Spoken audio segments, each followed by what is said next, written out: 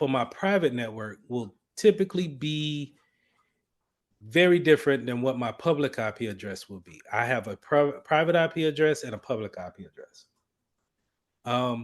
Everybody, if we were to do a command prompt and then open up our command prompt and look for our IP address, we typically might have something that looks similar to this, where it starts with 192.168.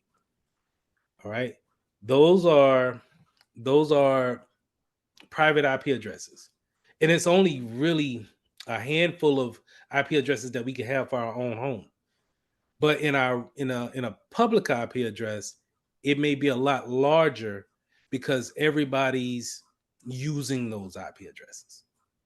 All right, we want to keep the private IP addresses private, but when it goes out to the public or it goes out to the cloud, it changes over into a public IP address. So real quick, what is my IP address? My public IP address, as you can see here, is very different than the 192.168. All right, I'm keeping it high level. Everybody still with me? All right. So it starts off, what you guys actually may see is the 208.104.49.72 coming to your to your computer. But when it comes into your router then changes it over until the 192.168 to send it directly to you. All right. And it needs to do that because you have other things connected to that router, and it doesn't need to send it to that. So that IP address will definitely set you apart from anything else on the network.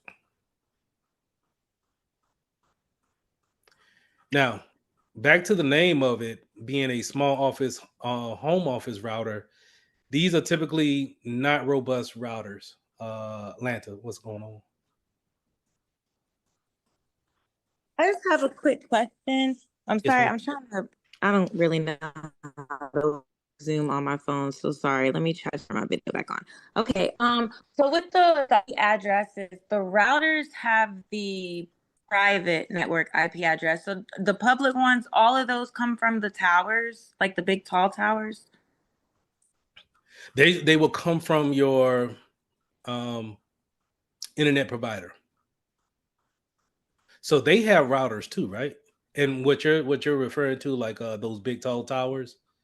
So those routers, those towers will have routers connected to them, and they all talk to each other.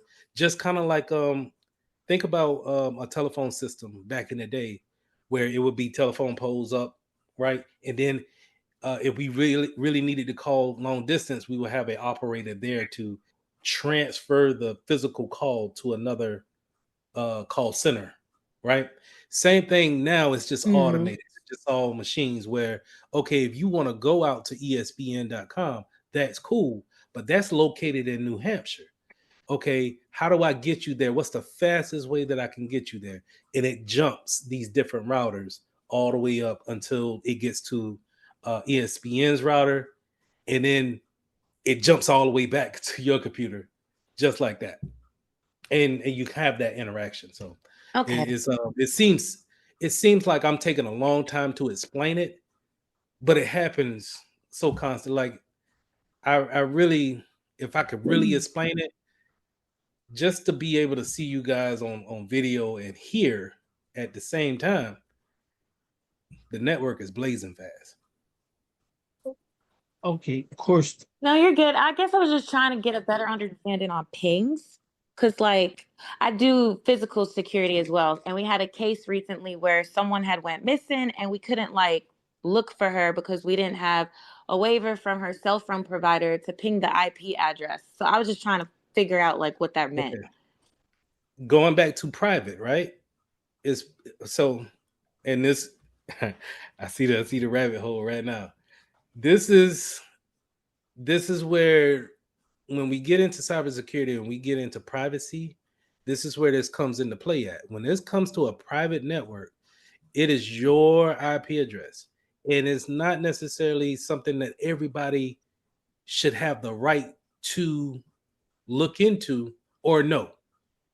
So it's illegal for me to hack into Anthony's network and to see his even his IP address or his IP address of his phone. Yeah, I'm that's the equivalent of me going into his house without me asking and just walking in there and sitting down. That's the equivalent of it. So to your point of saying we didn't have the private IP address in order to ping her address, that's a privacy type of statement that you're dealing with. If it's almost like you need consent to let that information Right. out. And so in order for that to happen, who will get in trouble? The ISP is going to get in trouble if they leak that information out. That's why I feel like it's a lot of it's you, I could bring up all these things of hey, somebody got ransomware, somebody did this hacking. People are always doing all this crime on the internet. Nobody's going to jail for it because if we really put the money and time and effort to try to retrace everything back, we will have a bunch of problems with our internet providers giving that information away. So only when we're talking about true forensic type of cybersecurity investigations, maybe you might can get that information like that. But you're gonna have tough cases like that where it's just the information is unattainable. We haven't figured that part out. It's kind of like the Wild Wild West, if, in a so many words of we haven't created a standard yet. That's Thank that was you. gonna, that was gonna be my question too. Is that like she was just saying, it should be some type of standard procedure to whereas in the event of an emergency that you're able to tap into a person's what's called because see and I know that I don't know if if y'all had to do it what is it, Iana, where they had I've seen people they've had to get court orders to break into these people's phones, but Mhm. there should be something that says okay, like she said, if we got a senior citizen or elderly person who may have a health issue uh, or a medical issue that they have to be found within a certain time frame, uh, and I've seen it happen a lot of times. We get the reports of missing elderly people who have medical conditions. So, I mean, I don't understand why is it that you have to go through all of this unnecessary stuff just to try to find an individual who uh, may or may not, you know, may or may not be where knowing where they are or anything. It is you heard the term can of worms, Yeah. opening a can of worms, and that's where you're getting at. Where it may sound like a good idea in this scenario, but there are scenarios where it's just like, all right, okay, if we could do this for the senior citizens, can we do this for people under 18? Do we really want to, I mean, we all, I'm assuming everybody in this class has been past 18 for a while now, right? So we know what type of teenagers we were. And I don't even know what type of teenagers we would have been with the internet, but we didn't have it like that. But what I'm getting at is that do you take away that privacy piece of it and say, you know what, I have suspicions of this, that, and the third. I'm going to open your phone and see what's in there.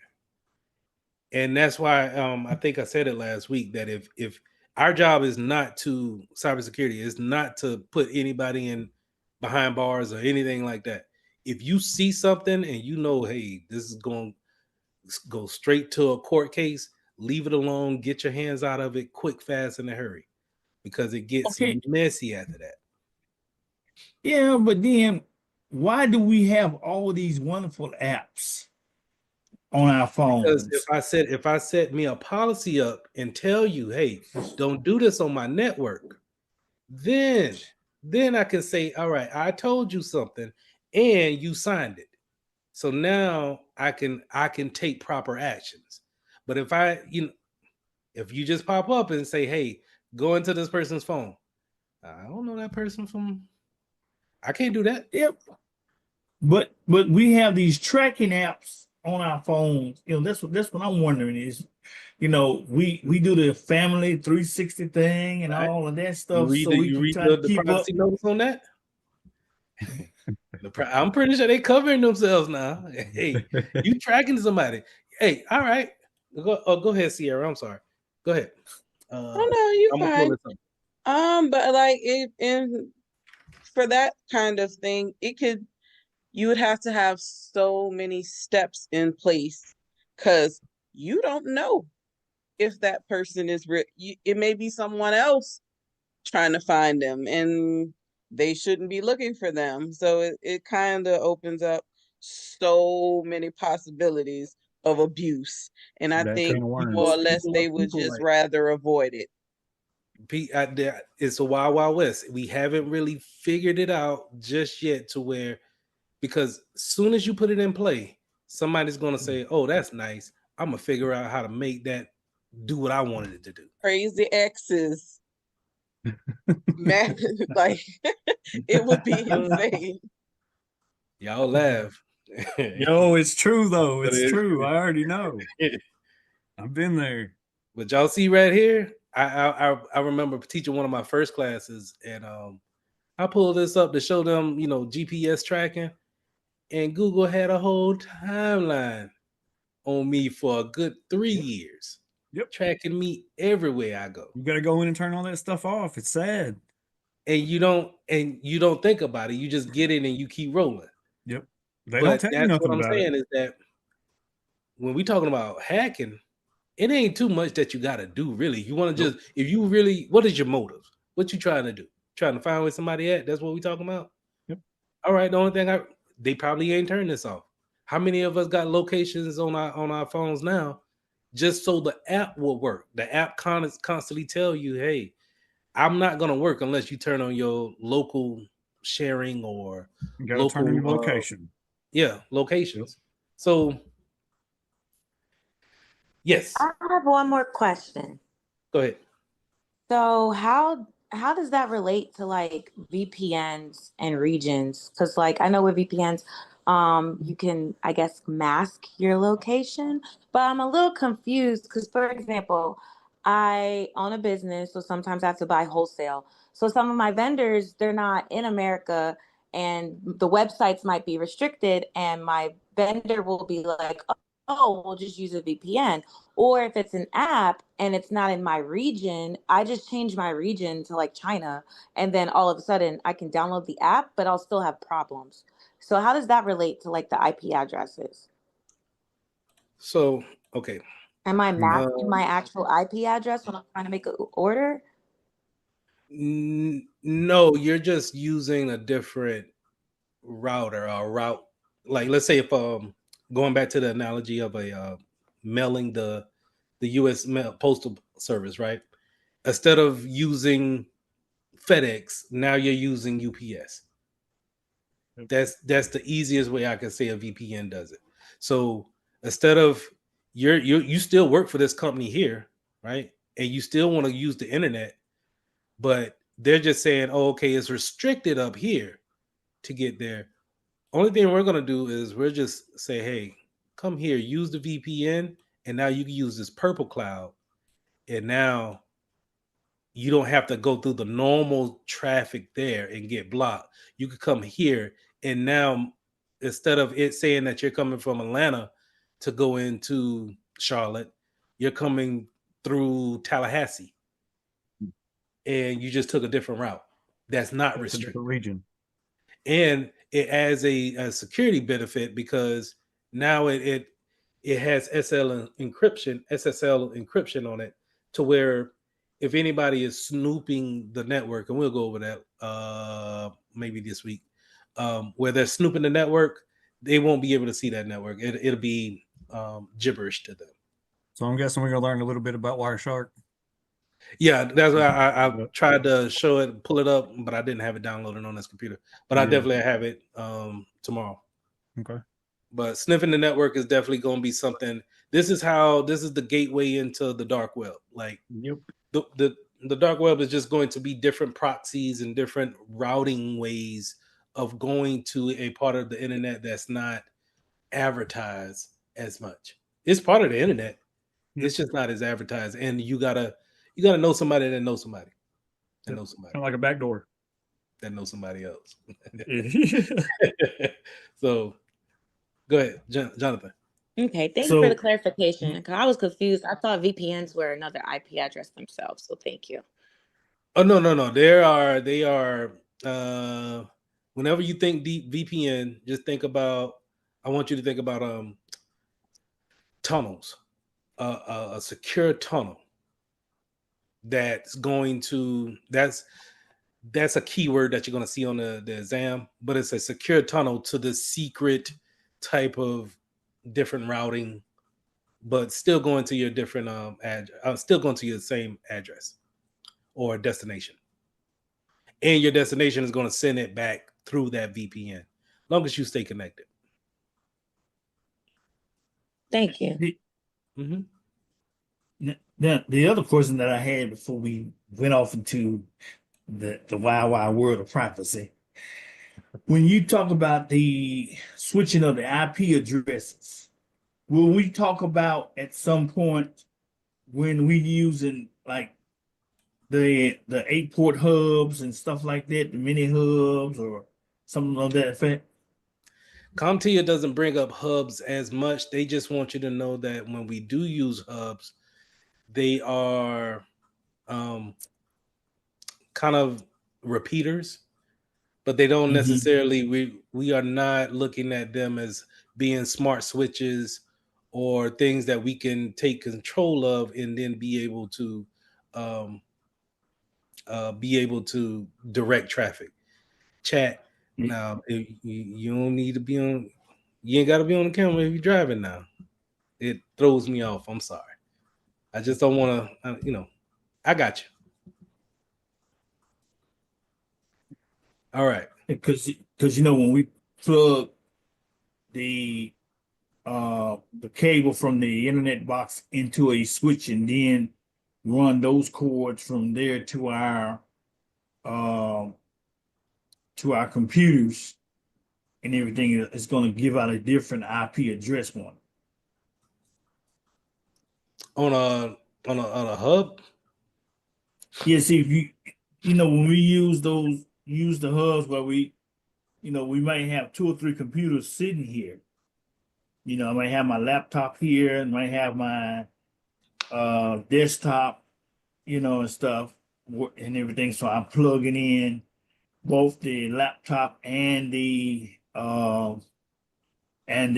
computer into the hub rather than directly into the uh box, because the box may or may not have more than one port.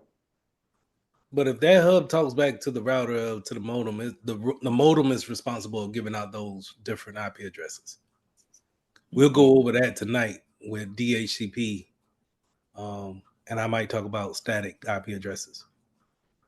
But all right, let's keep it moving. Good conversation though. This is a topology of a business setup where we have our internet providers, right? Um, we just talked about VPNs, right? A lot of times, these big businesses, we all seen it with COVID, right? Everybody had to go home, and then they had to get right with their VPN and remote access to bring people from home back into the office virtually. So this is where we want to set up our VPNs, right? Now, going back to what we was talking about, it's not necessarily saying that it's a bad way of doing anything, but business wise, we can set up our VPN and keep our workers home, but yet we're just making them be anywhere that they want to be because this VPN sits directly on their PCs. But we also have kind of like what we call a VPN concentrator here at the business that talks to each other. So whenever someone is working from home, they connect in with the VPN, has that secure tunnel, and they go and talk directly to the VPN concentrator here at work. And now they can access the things that they would if they were in the office. It doesn't matter where they're at in the world, long as they have some type of internet connection, they can always seem as if they're on the network at the building. So that's a great thing to have. But things coming in from the internet, you got your internet service providers, and then we could go out into a DMZ or a VPN. A DMZ is more of a public facing entity, so something that maybe our customers need to get in contact directly to us, but not necessarily into our internal network. So we may give them a DMZ to actually talk to. An example of that would be if you're ever dealing with a bank and you got to give them some paperwork and you need to fax it in or email it to them directly.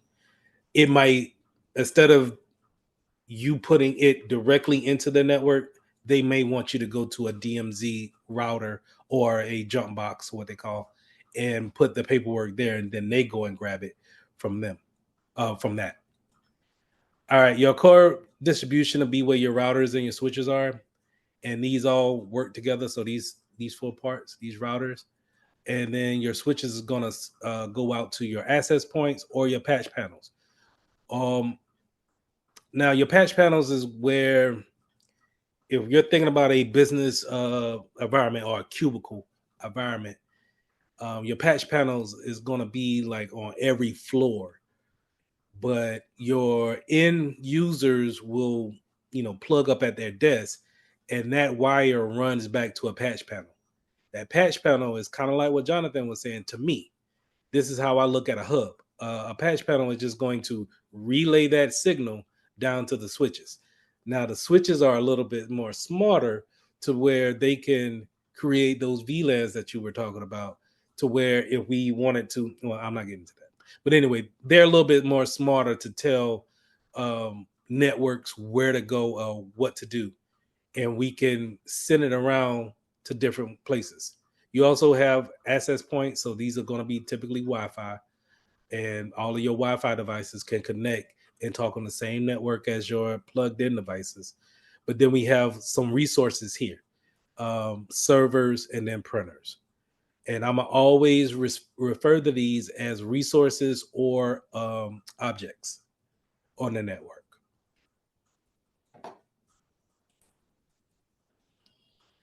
Data centers are we familiar with data centers, or have we seen data centers before, like a legit data center?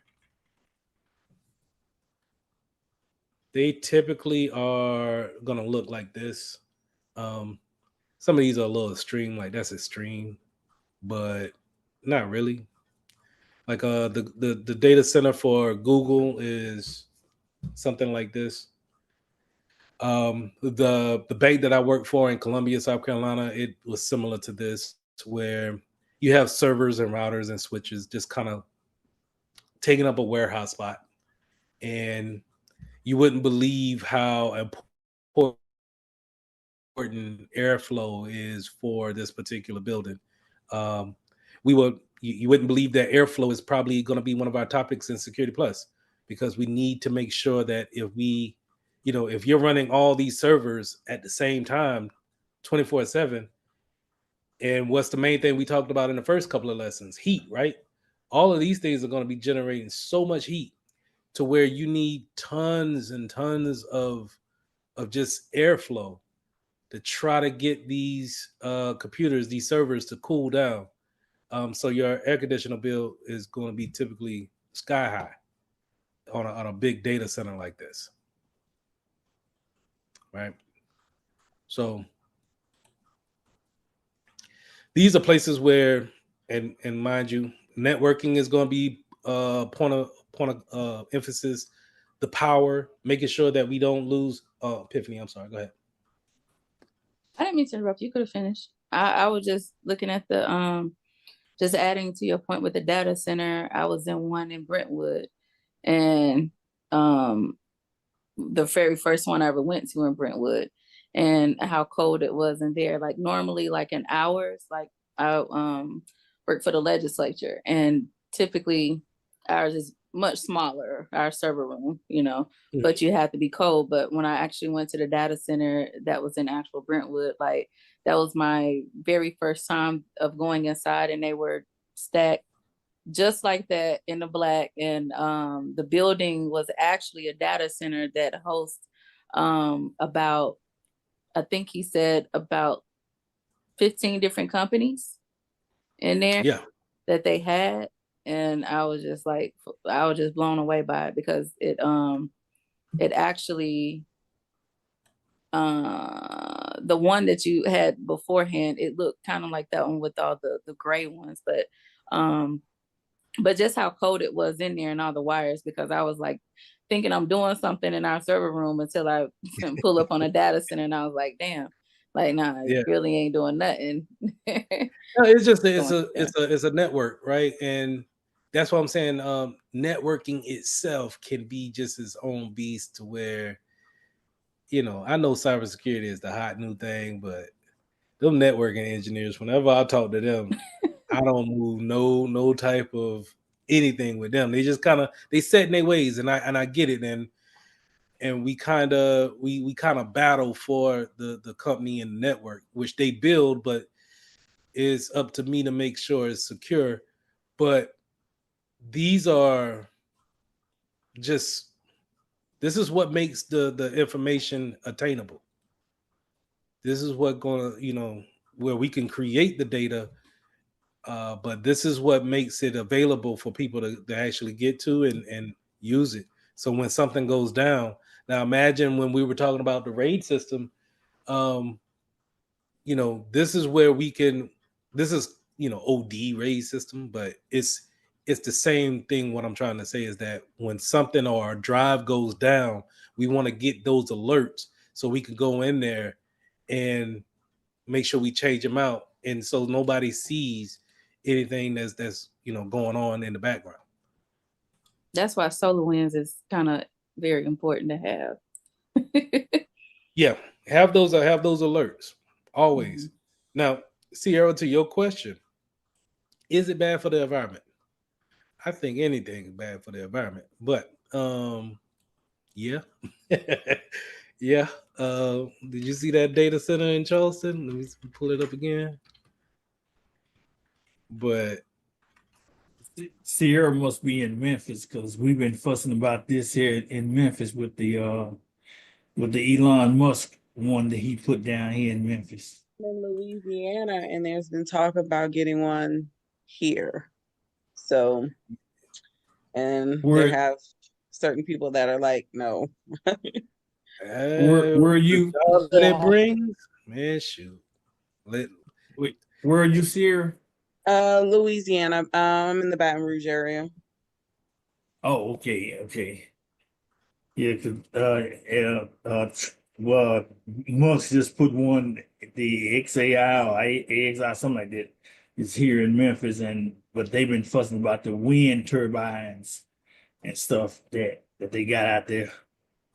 that's why I harp on the data center. I mean the cloud, and we haven't got on the cloud, but the cloud being a great backup could be the end all be all to RAID and any type of on-premise backup systems that you may have, because this is not just in South Carolina. This is all over America, in different continents. All these data centers are everywhere. And just to back up, like if they were to get hit by, let's say, a major storm, I'm gonna imagine the backup systems on these things is massive. Just because you don't want Netflix to go down. But But but now when you talk about data backup and stuff like that, when we're constantly telling them to have offsite servers and everything. You know, I can't understand the problem of having these data centers if we're training everybody to say, okay, you got an office here in Memphis. Well, you need to have an offsite somewhere like Baton Rouge or like Mississippi or Arkansas, so anywhere away from your actual location, just in case something does happen. Because you know, especially now, like now we getting ready to go into storm seasons, and um we had a period where we had like 3 to 4 weeks of tornadoes coming Yeah. through that have just done destructions to a lot of places and everything. So, you know, I mean, these places are down, but they got to keep that data stored somewhere. Right. And it's easy to, not put it in the same region that you got. Like you see these right here, those are air conditioners, man. Keeping that place cool. Like it's just when I think about the jobs, like you can imagine being an air conditioner mechanic and you got a contract with Google to just that would be my only contract. But anyway, all right. So networking, the power that goes into those type of centers have to be on point because again, you got to keep all of those machines up and running. Again, we talked about climate control, physical assets. So whenever you go into a data center, when it comes to the cybersecurity part of it, when it comes to physical security of that type of data center, you want to make sure that you have people sign in, sign out, and maybe one or two people go in to the data center at a time. It doesn't need to be a team of people that goes in. Um, Only because when we're talking about where's my picture? When we're talking about So, all these servers, it's easy for me to just plug in a USB stick and just leave. so And you're talking DoD security clearance on. no, no, no, no. It ain't got to be that serious. Not for, let's say if you're working for um, Bank of America again, and their data center looks like this. You don't have to just make sure we got one vendor that's coming in. You pair up with that vendor. You go into the data center. You make sure that they don't do anything that they shouldn't be doing, and then they leave because it's easy to just plug in a USB stick that's going to then run a code later, and nobody's checking for it because it's such a large space. Who's really going to go and check these every night? So the the the the, the physical assets control of it is very important. We kind of hinted at the SAN area network where we're talking about storage, where we're talking about backups and being able to. This is literally what the cloud is. It's just data centers. So wonderful places to keep those types of backups that we need. All right. Now I hinted at personal area networks back up in slide 3, where we're talking about local area networks, but personal area networks, PAN, is where we have very close networks to ourselves, our persons. So think of this as a hotspot on your phone. Um, they're typically going to be just networks that we probably can't connect to outside of 3 to 5 feet, right? Then it kind of degrades the connection, and we're not able to get that type of connection. Internet of things could be in that type of category, but I'm looking at Internet of Things as probably being something that can connect to a personal network, and be able to be something great to wear. Then we all know what Internet of Things could be: smartwatches, um, the smart stove that we got, or the doorbell, the smart doorbell, or I seen a smart washing machine. All of those things, pretty much anything that can talk to the internet, but it's not necessarily. It doesn't have a full motherboard like a computer would, and it's limited to only certain type of features.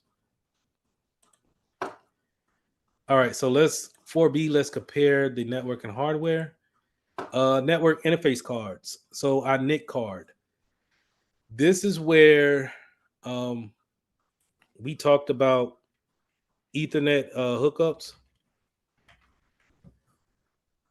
This is where we talked about that Ethernet cable is going to plug into here. They're not becoming a thing of the past, but I've seen a lot of new laptops. They don't come with an Ethernet hookup, or they're trying to get to a slimmer look, and so they're cutting out this NIC card face because it needs to have that box for the cable pins to make that connection. Now, going back to this slide here, and it says MAC address, media access control. So when we go to our, first of all, when you guys see me pull up the CMD, I'm going to pull up my CMD a lot, my command prompt. You can pull up yours too if you want. That's going to your start menu, typing in CMD, and the application that comes up should be command prompt. Now, in your command prompt, this is typically, and I'm gonna give away some hints right now. This is typically where I want you to go at to find your IP address. And how you find your IP address is by typing in the command ipconfig and hitting enter. Hold on, because my drive is gonna pop up in a minute. Oh, all right, popped over there. Now, when it pops, when you hit enter, it's going to come back with some information. And this is where we could see our IP address that's going to be under IP version 4 address. This is typically where we're going to see our 192.168 address. Now, if we go back to our command and type in ipconfig space /all, we will get a lot more information. So let's go back up here, right?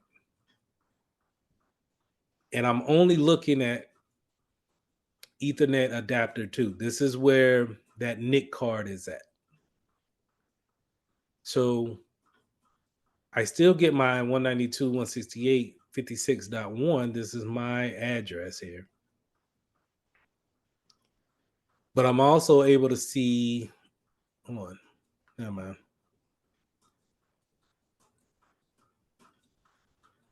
No, I'm here. Yeah. Make sure. No, 56.1.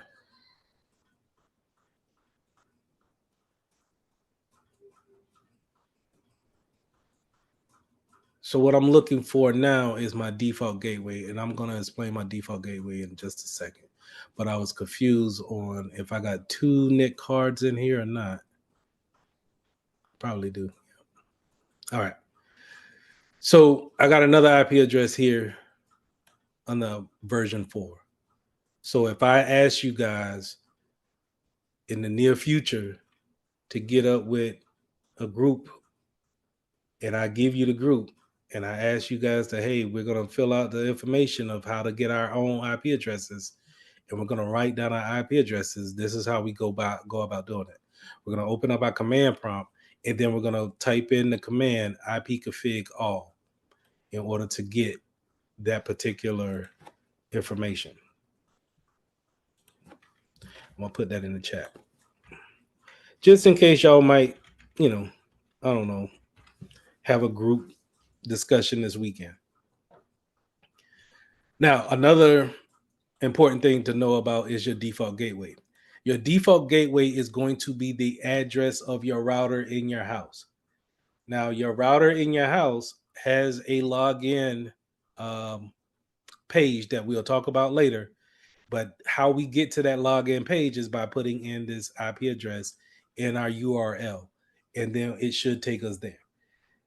If you haven't been there, don't do it yet, because it may throw you off and throw you out of the class. Let me do that, and then y'all can try it on your own.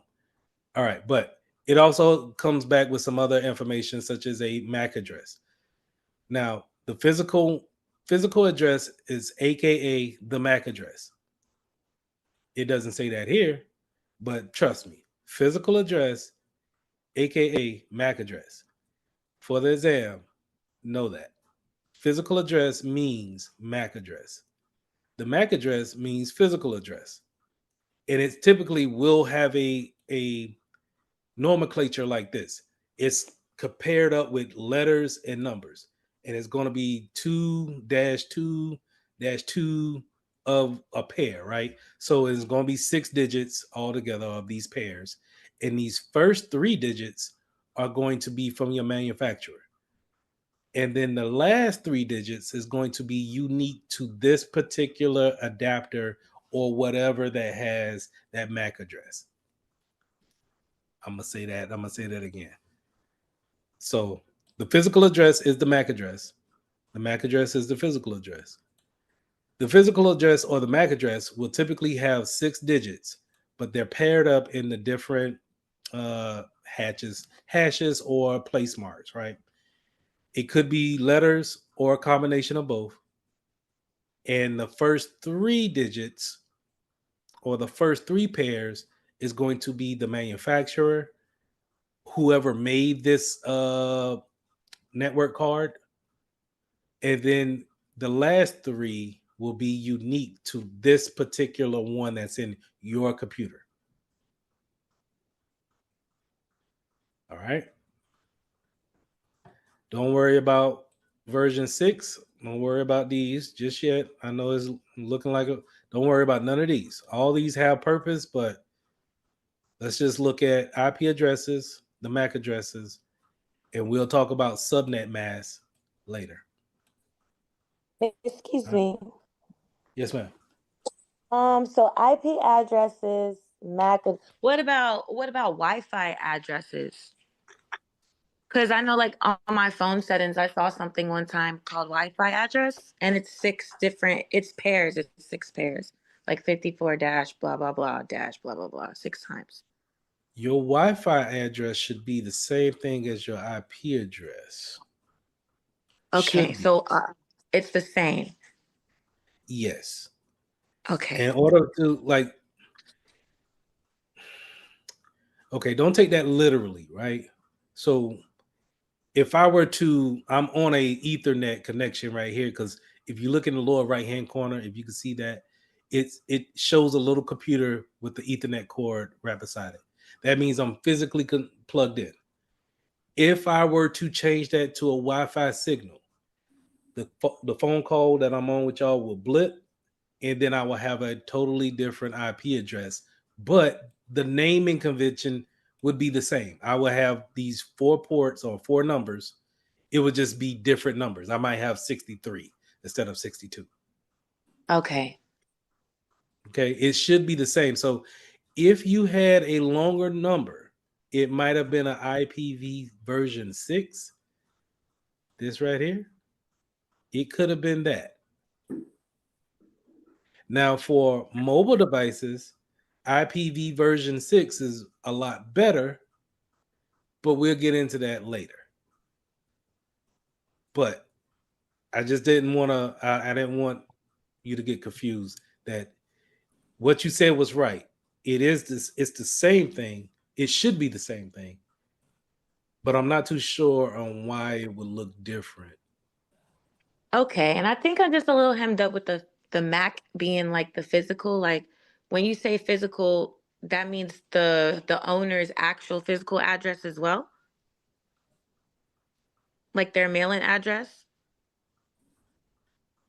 Don't get confused with that analogy in that. Okay. So when I say physical, when I say the physical card, I mean this particular card that I could buy from Amazon right here and throw it in a computer. I mean Okay. that physical.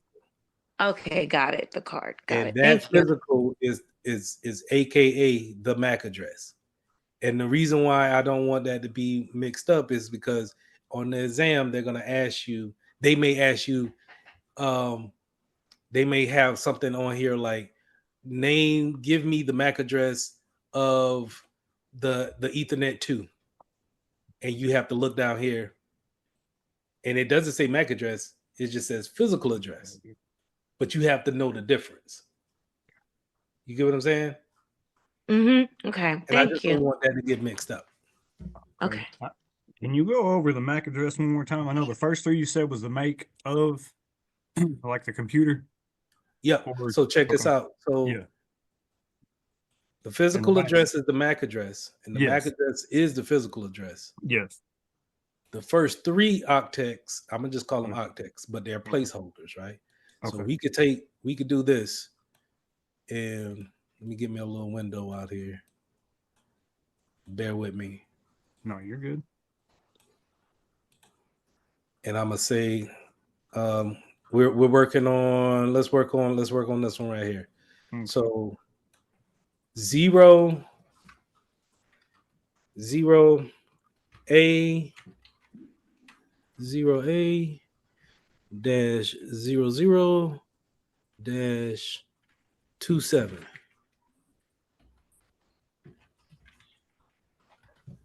Type that in, and let's go to the first one.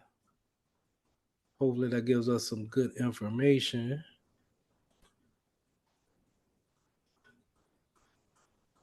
So this is a unicast product. Okay. Unicast might be a company that makes, oh, hold on. They might make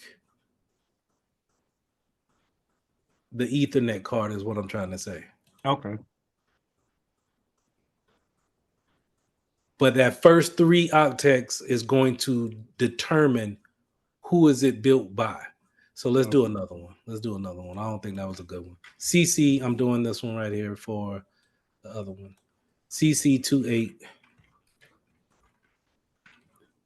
My numbers ain't working, man. 28.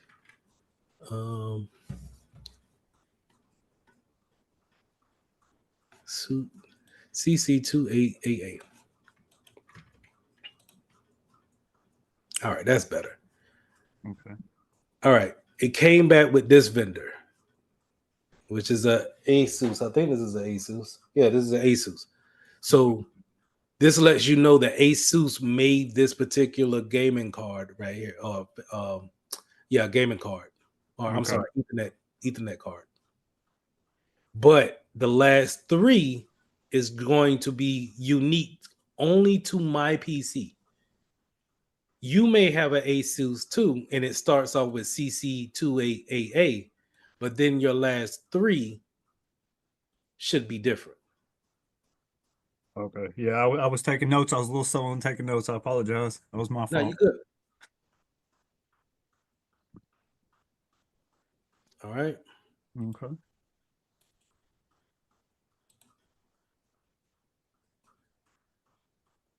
Now, when we look at Wireshark on Tuesday, we'll go over source and destination. But source and destination from here, this is a packet, right? When we download Wireshark, I'll show you how. Matter of fact, I'll just do it now. Will we go through how to download Wireshark, or do we need to go ahead and download Wireshark? This is not required. Oh, okay. But if Okay. you want to be high speed, Wireshark is definitely going to be one of those things that you use in your career. Okay. But you go to their website, it's free for download, and we're just gonna go to their download site. Now we need to know what type of computer that we have in order to download the right installer. I got a 64-bit computer, so I'm gonna install the first one.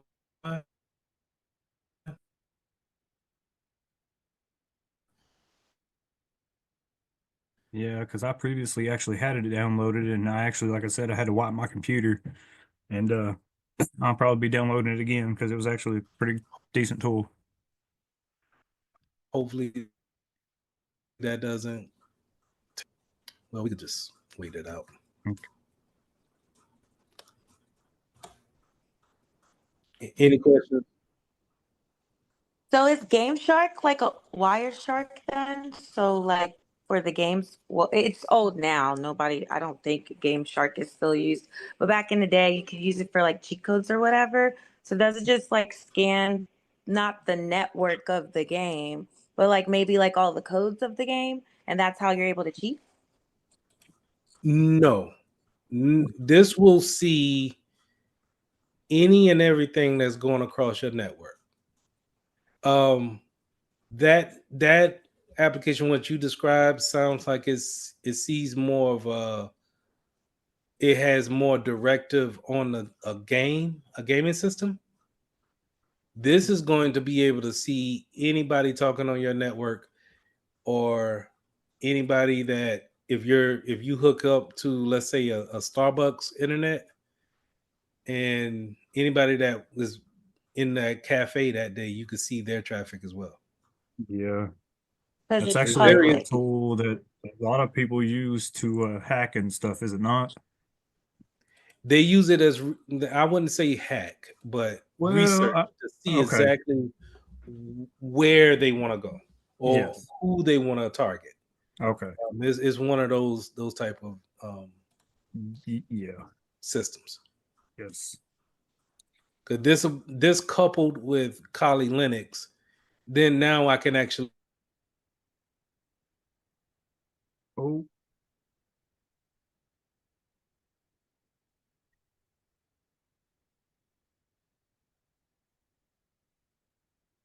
Yeah, you might have fritzed out there for a second.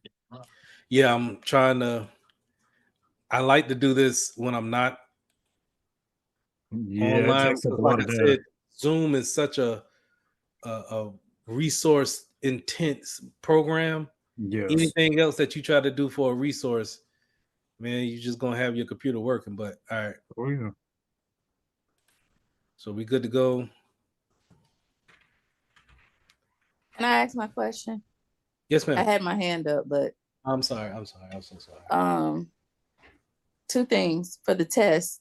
When you came up with the IP config all, is that something like, are they going to look for that as far as the IP config space / all, or for the IP or I guess y'all could say for the IP address, or could we just run the actual IP config, or did you want all because it shows everything like the MAC and everything else? Like, is that going to be something for test purposes? And why not use the get MAC in order to look at, I mean, I know IP config all will list the MAC, but the other version is just to say get MAC. Like, is it going to ask any of those type questions? Possible. And the reason why I say that is that, so IP config will just show you the basics, Right. right? But they may ask the question like, we need to know the subnet mask of the network. What command would you put in the command prompt in order to see that? And then that will, if I just taught you on just IP config, you Okay. you might not see that information, but it is listed there. But what I'm saying is that they may try to throw a curveball in there to where we need to see more information, default gateways, IPv version 6, just giving more information for that. And quite frankly, this is all that I try to tell people. I always was taught like that. That's just me personally. So, do they have simulations on there? Will we have simulations on this test? Like, No, not no like a walkthrough lab. yeah. No, Okay. Okay. no. But you would have kind of like drag and drops. Um, they may show you a picture and then ask you to click on certain things to um, identify, but they won't ask you to configure a router. So it's not like packet tracer. No, you won't Okay. get that. Jonathan.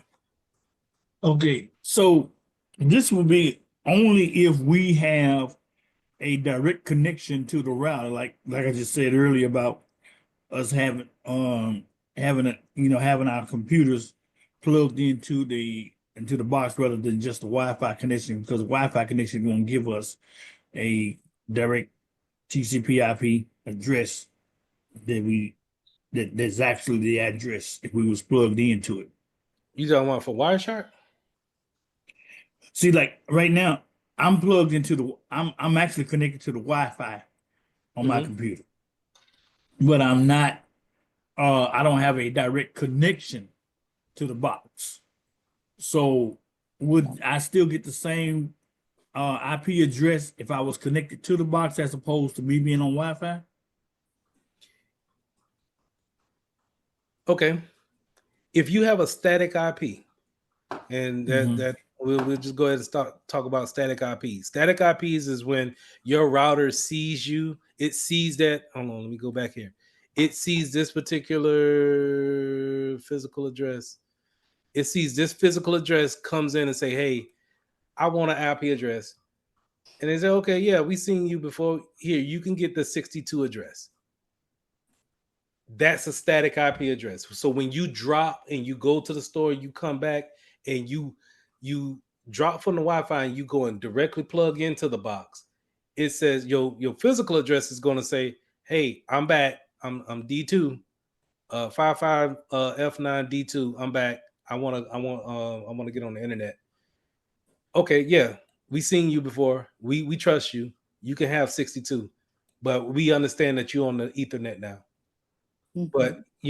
you don't necessarily have to get a whole new address just because you're on a wireless. Remember, going back to our slides here, Jesus Christ, going back to our slides that here, just because you can plug in with your laptop here, but you also have the opportunity to go over here and be on the same network. It just be on Wi-Fi.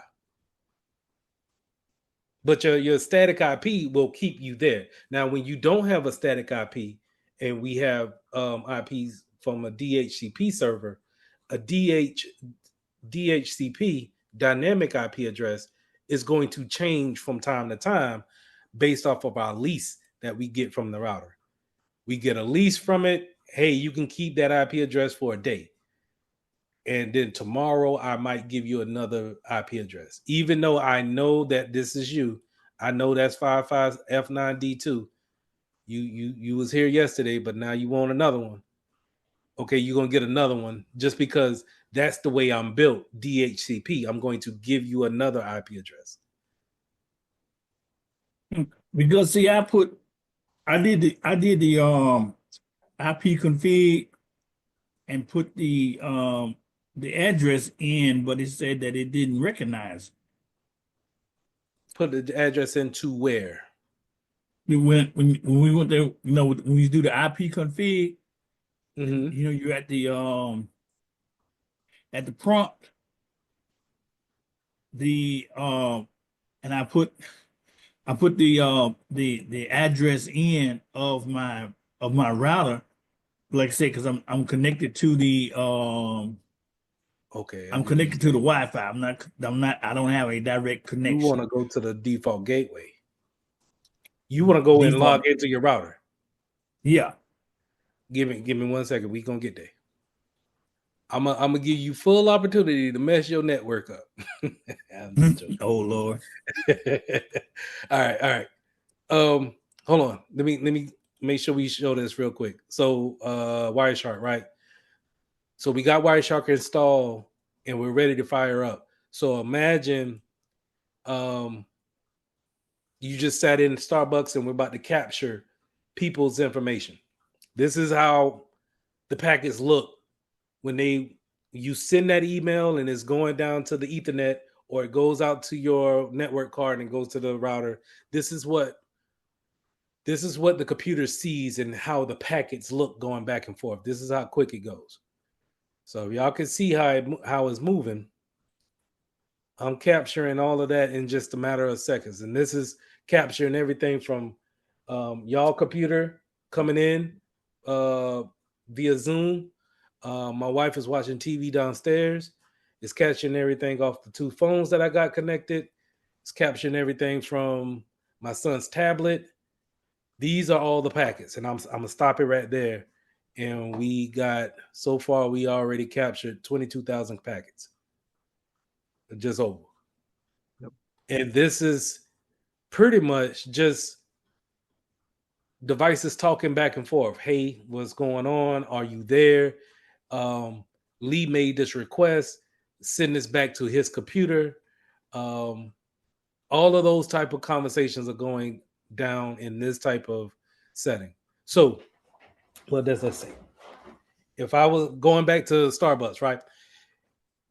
If I'm just sitting in Starbucks at the corner, or I'm at McDonald's and they got free Wi-Fi and people just connecting, if you're doing anything insecure or not, in that tunnel that we talked about with the VPN, I could just double click on this, and yeah, it looks like gibberish now, but I can look at the different frames and try to figure out what things are we talking about. Who is that talking? Is there any kind of sensitive information I can get from it? Going back to what Daniel was saying, that this is how we can decide if somebody is worthy of further investigation or not. But Wireshark is definitely one of those intrusive type of systems. It's all in Fair how you warning use it. now. If y'all have a job and they give you a computer, if you don't need to have Wireshark on your computer, do not put Wireshark on your computer. You're gonna stand out like a sore thumb. Yep. So it's one of these, if you can put it on your house computer and snoop all you want, that's your network. Yep. But see, going back to what we were saying, where's the privacy at if I take this to Starbucks and I don't tell anybody at, and I'm just gathering information? Yeah, because I know there's a lot of add-ons that you can do with Wireshark. They actually have a lot of add-ons, and you can learn about it. It's not a good thing, but it adds to the snoop. You know what I'm talking about? Right. Keystrokes It and all that other stuff. take out a lot of work that you may have to do on your own. Yes. But this is what's going across the network. Now, Yep. going back to our slide here, our slide wanted us to talk about destinations and source addressing. Where were we here? Source and destination. So going back to Wireshark here, our source, remember, has a public IP address. That's why it has that 200 something, right? Is communicating outside like that, but our destination changes into a private IP address. So how can I tell? I can look at my destinations, or I can look at anything that has a 192 address and now kind of look to see, okay, who's on my network? Who has that address assigned to them? I pulled my address all before, so we seen that .62. We know that that's me right here on this computer, and I'm constantly talking something, and I'm talking to 206, whoever's out there at 206, 247, constantly having a lot of conversations with them. And these are what we call TCP packets, where we see an acknowledgement from my computer or their computer. And that acknowledgement says that I'm going to make a secure transfer from me to you, and I want you to make sure that you receive it. So whenever you receive it, tell me that you received it, and then we can stop talking about that. Nope. But all in all, I just wanted you to see just how much information is going on in real time. Now, when we see these different colors right here, these are packets dropped. Or they may need to be reset and resent.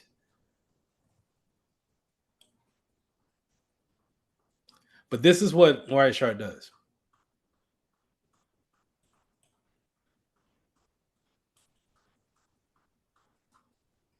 All right, we may need to open that back up. Let's keep moving. We talked about patch panels. Patch panels are going to be typically looking like this. Remember, if we're talking about cubicles, those cubicles going to plug into the Ethernet cabling at the bottom of the floor, but then they're ran back to the closet, the data closet, and this is probably where your patch panel is going to be at. That's then ran back to your router or your switch, mainly your switch. You also see these up here for your uh, patches for your landlines for your telephone system. Um, A plus doesn't talk about punch downs for telephone systems anymore. I think it did, but nowadays we use cell phones or IP phones, um, where we can get a phone number based off our IP address.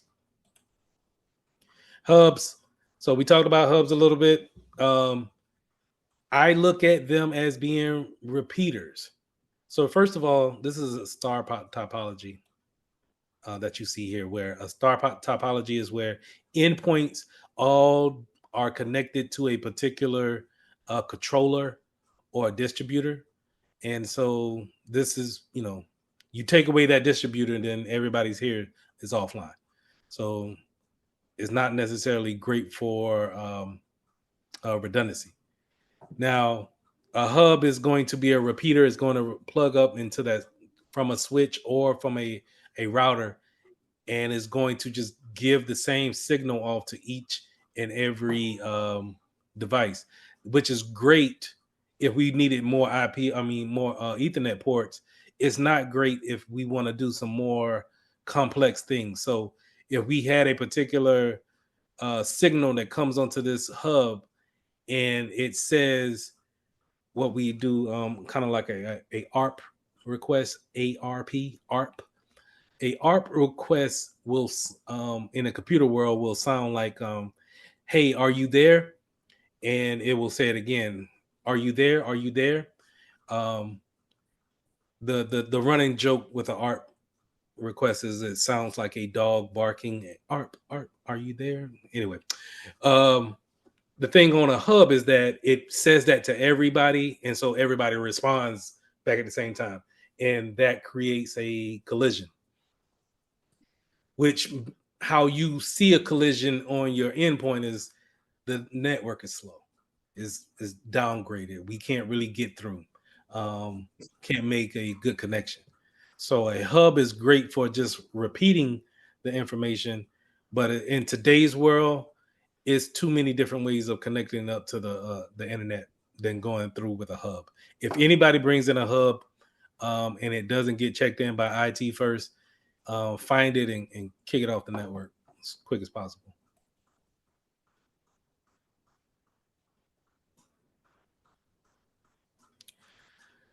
All right, so we talked about MAC addresses and those different. We talked about um, destinations and source address. These are typically going to be directed by switches. Switches are a lot more smarter than hubs because they can be configured to do different things, such as VLANs.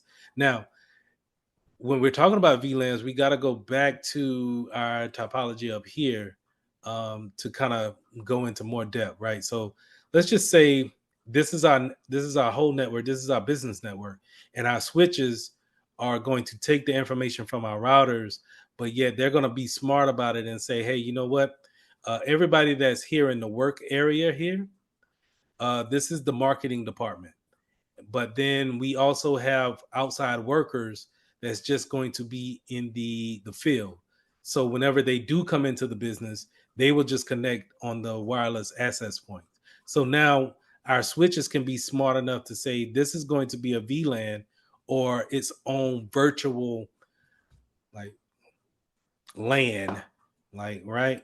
But what it's going to do is just add a V for virtual, and it's going to be its own thing that we know about, but we're not putting it out there for everybody to know. So whenever the traffic comes in from the router, we can look at that particular traffic and say, oh, this traffic is designed to go over here to the VLAN for our outside workers or our road warriors that's constantly on a move. It's not designed to go over here to the marketing team. We know that by how we created that VLAN. Okay. And we could create VLANs over and over and over again without separating them with another switch or another router. We could just put the VLAN in on our ports and now we can have a VLAN for our legal department, marketing, our vendor, whatever we want to make a separate segmentation to, a VLAN can come in handy and do that for us. Security wise, we always want to segment the network as much as, I wouldn't say as much as possible, but it will never hurt to always segment the network. So switches can do that. They can be a lot more smarter than our typical hub that's just going to spew out any type of information.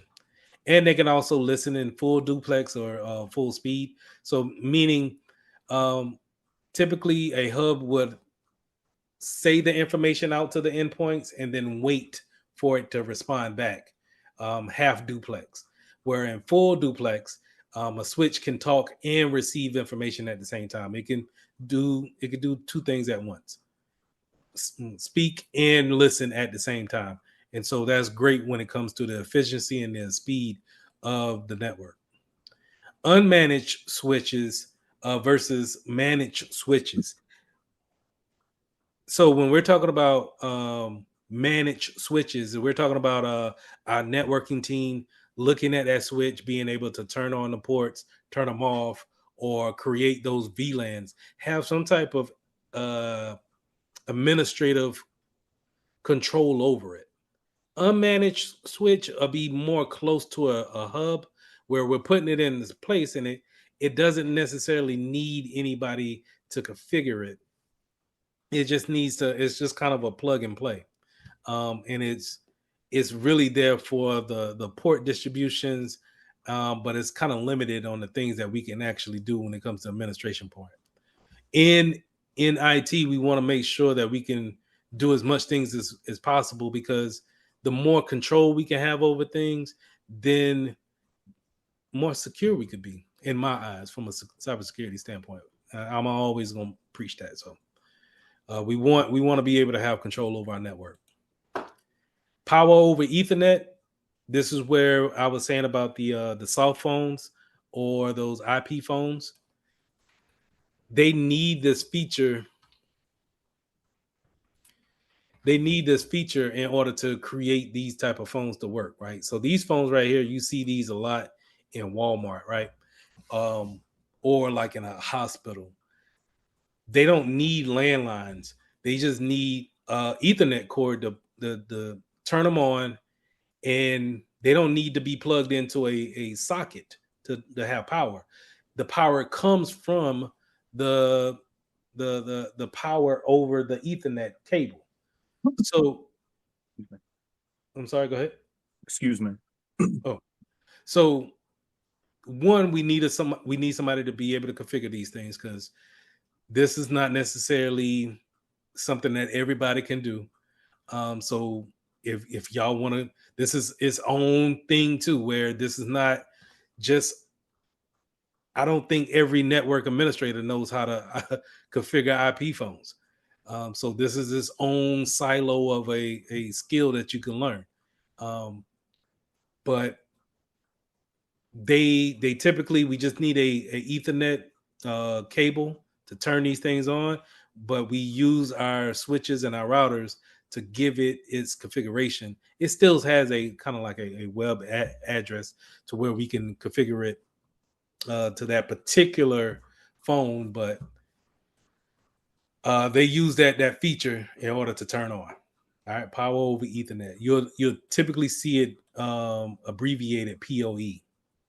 That O will always be lowercase from what I've been seeing. So keep that in mind. If you just see a capital P and a capital E, they're talking about power over Ethernet.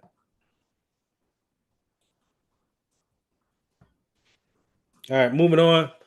We got explaining the network cables. So we're talking about the Ethernet cables, unshielded twisted pair. And then we're going to talk about the shielded twisted pair. So you can make these Ethernet cables. You don't necessarily have to go and buy them all the time. But You don't have to. I would advise not to if you don't have to. I mean, you want to. I've learned how to do it only because I was in the army and they made me do it. And but at the same time, the internet wasn't as robust as it is now. So when we were in Iraq, we had to learn how to make cables all day long. So it's a particular way that you make these cables. Now, unshielded twisted pair means that these little cables that's run in the big cable are unshielded, while of course the shielded one has a metal coating around it. This means that if there's any type of feedback that goes off of that cable, then I'm able to receive that off of unshielded twisted pair. Okay. If any feedback, I can get it. Is it necessary? I think it's a little bit OD. We even went to the point of burning these after um, we used them in Iraq because somebody said that there was data that they could just steal off of the copper at the end. So that ended up being a claim for the VA, but never mind. I digress. Jonathan. Well, I've had to. I'm like you. I've had to make those cables, and you got to make sure that you put the colors in there right on the end pieces, because if you don't, It ain't gonna work. uh, they ain't gonna work at all. You're gonna be catching it the whole time. And I've had to. I've always kept the color schematic thing, Mm-hmm. the chart with me at all times when I had to go out on sites and do that. Because and when you start doing that, it's a headache. Yeah. We do. The We'll the see. add to that, um, 100 Mhm. meters is going to be the maximum that we want to put on a cable. After 100 meters, performance starts to degrade. You're not getting that signal to the endpoint properly. Right, and then on top of that, as a matter of fact, I tried to explain that to a client who decided that they was going to run 300 foot transmission line from the server in one building over to the other building and Mm-hmm. not use the boosters or nothing like that in between. And they were upstairs in their other building working on a major project, Mm-hmm. and the signal dropped, and they come running downstairs screaming and hollering, wondering what had happened. And I explained it to them again. I said, "Do you remember those wonderful signal boosters I tried to tell you about? That's what you needed." Yep. It a lot of times you can't. Well, every situation is different. Yeah. Shielded pair. Um, Obvious the difference is going to be that metal coating that goes around it. Um, but to make the actual cable, which we'll get to in just a second, will be the same. I really never worked with shielded pair, even when Afghanistan, we never really worked with shielded pair. We just always had unshielded. It's a lot cheaper and it's a lot easier to cut and make. Um, I will put this in the classroom, this chart, but it's going to be pretty much the same when it comes to Cat 5 and Cat 5e and 6, where we're running it at 100 meters, right? Now, Cat 6 will be able to get you a gig over the network up to 10 gigs. So if our network is really running, it can really be a boost in performance. Now, to the configurations that Jonathan was alluding to, this is the port that it will go into. Don't familiarize yourself with that shape. It could now when you see something that has four little metal pieces, these yellow pieces are um, metal connectors. If you just see four of them, then it's a RJ11. That's for a telephone port. But if it has eight of them, then this is for an Ethernet cable. That telephone port is a lot smaller in size with the width of it, but the RJ45 is going to be 8 prongs long. So, in is there which standard should you go with? Either one will work, right? But the main thing that I would tell you in order to remember this, if you're going to be making cables, is that it doesn't really matter. Well, the main thing is that you match up your colors, and you match up your colors with the stripe and a solid color. So white and green, green. And then you want to keep your brown and white and brown on the opposite side. The way we learned it in the Army is that blue will always go in the middle, and then something will surround it. So orange, and then your solid orange will go on the sides, but your blue will always be in the middle. Same thing over here. This is more of my style, where I got white, orange, orange, white, green, and then green on the outside of the blue, and then white, brown, brown. And the reason why I will remember this a lot better is because the green is always around the water, which is the blue, right?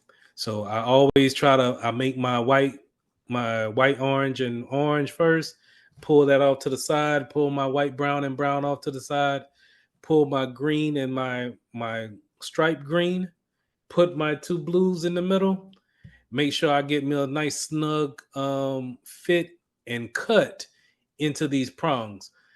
If it doesn't have a nice cut, and that goes into this picture, if it doesn't have a nice cut with these scrippers here, or crimpers, the scrippers will be able to take that plastic piece off of the copper, but then these crimpers will be able to put that RJ45 on there and clamp it in real good. That's going to make sure that it has a good connection at the end. So you want to make sure you got you get a good connection, and you hear kind of like a pop on that RJ45 with these crimpers. If you mess up and you already crimped it down, just cut it off and script it again and try it again. All right, cable testers. If you had a long cable to run, let's say if it was 50 meters long and you wanted to test it out before you actually run it, and then you realize you ain't got no connection, you can always have a cable tester right here that can allow you to test your cable to make sure that it has a good connection on both ends, and it can actually go back and forth. Okay. That's a lifesaver. Yes. If you can get your hands on them, please do. Network taps. So going back to our logical, well, we can go here. Network taps are where we could put in vulnerability scanners. And they sit in the middle of the network, looking at the traffic, kind of like what Wireshark does. And what we call this in the cybersecurity world is man in the middle.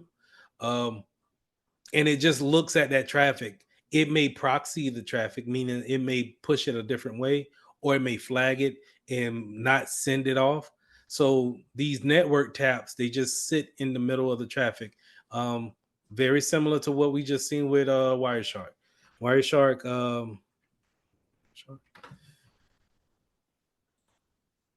Wireshark just really, only thing it's doing is just doing the same thing. It's just sitting in the middle of the traffic, looking at the traffic, showing you the traffic as it goes by. Another way that they're going to try to trick you, another word for Wireshark is a packet sniffer. It's sniffing the traffic. So if you see something it refers to it as a packet sniffer, they're more likely talking about Wireshark. Okay.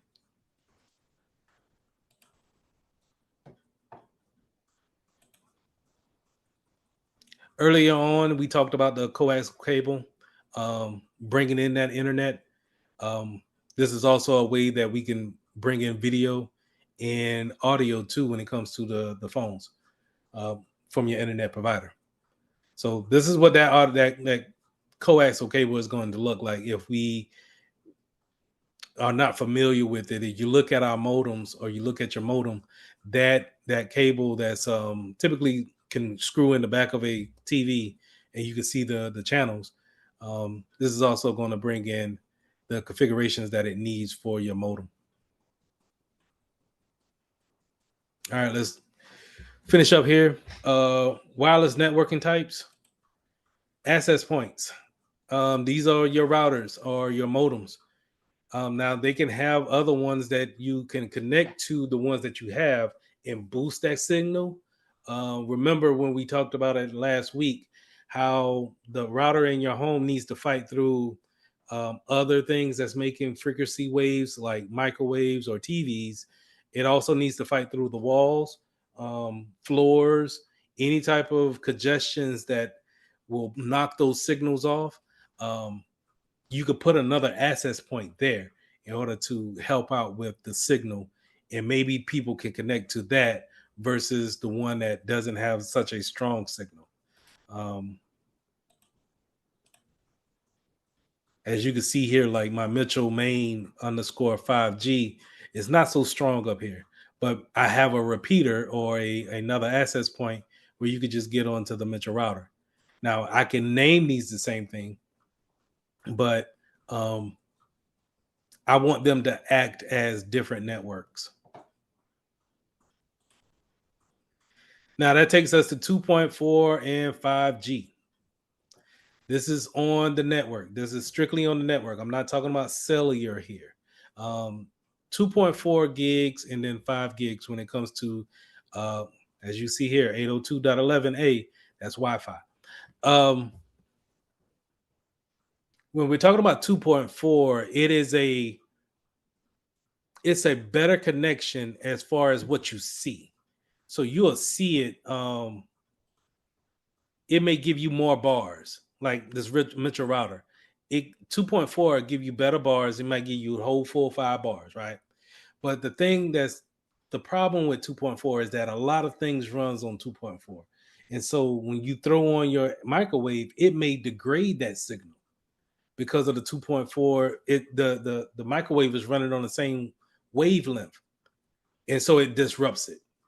5G, on the other hand, it's not as wide as a 2.4 reach. So you probably won't be able to go outside the house and still be connected to 2.5 because it's just kind of real short in width as far as what it can reach.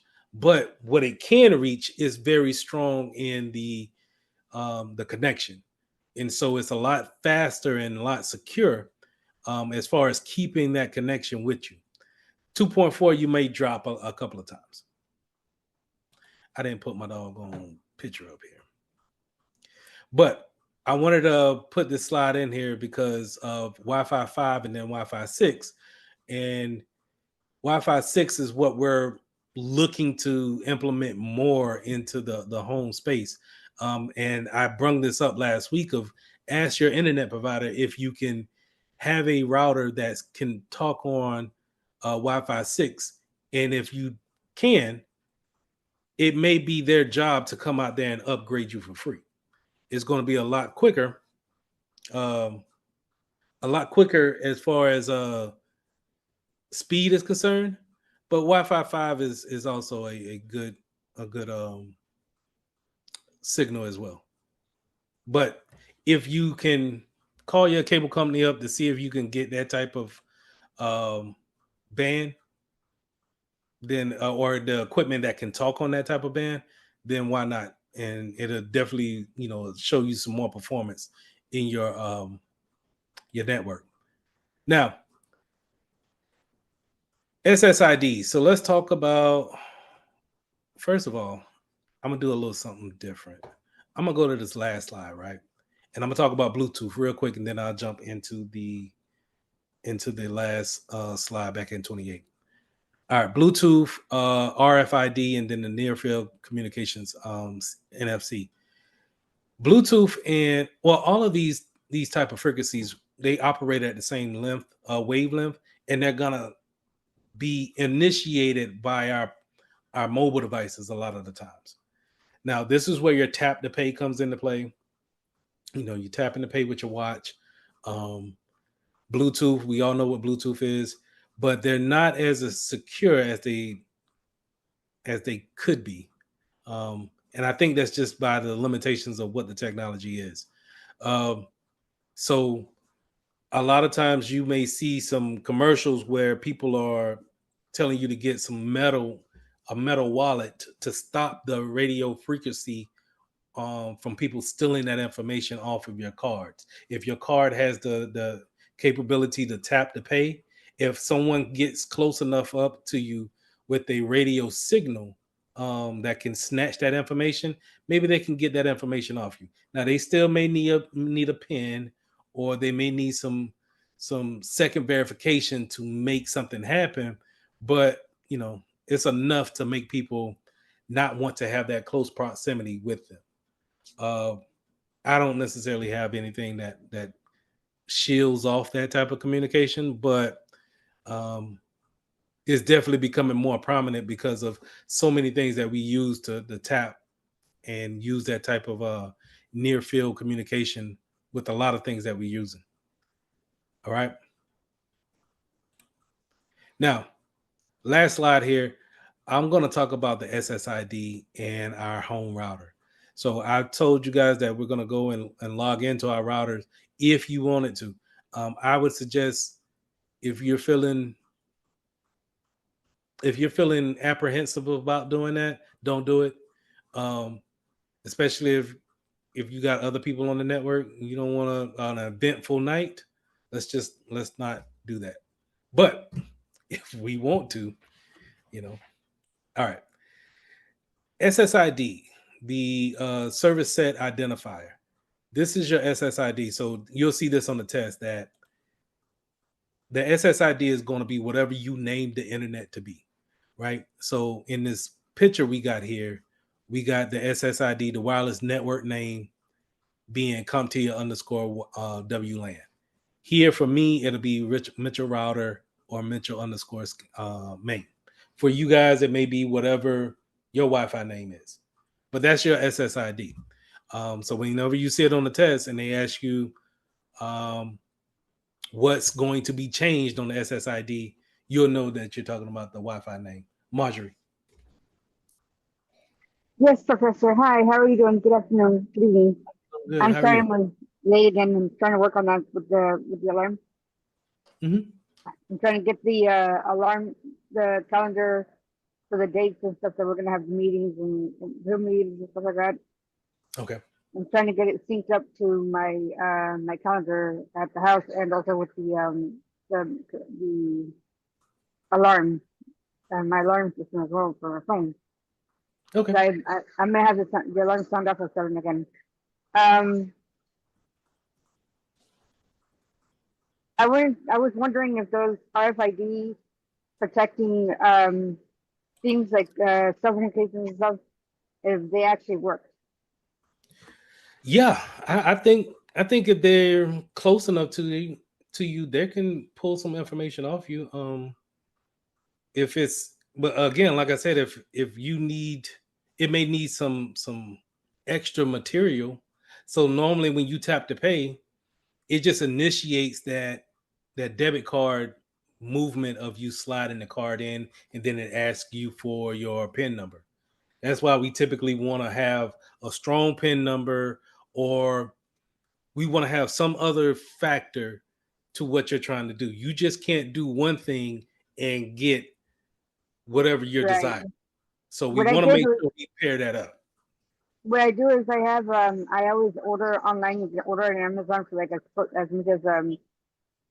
much um as much as like $10 give or take, and it's a phone case that's Mm-hmm. like a wallet, and it has RFID as well, and it protects the card. And I also don't. I prefer not. I prefer to turn off the tap um on all my cards and stuff like that. I turn off Mm-hmm. that option, but as to be safe. I don't blame you. Even though I don't have the RFID blocker.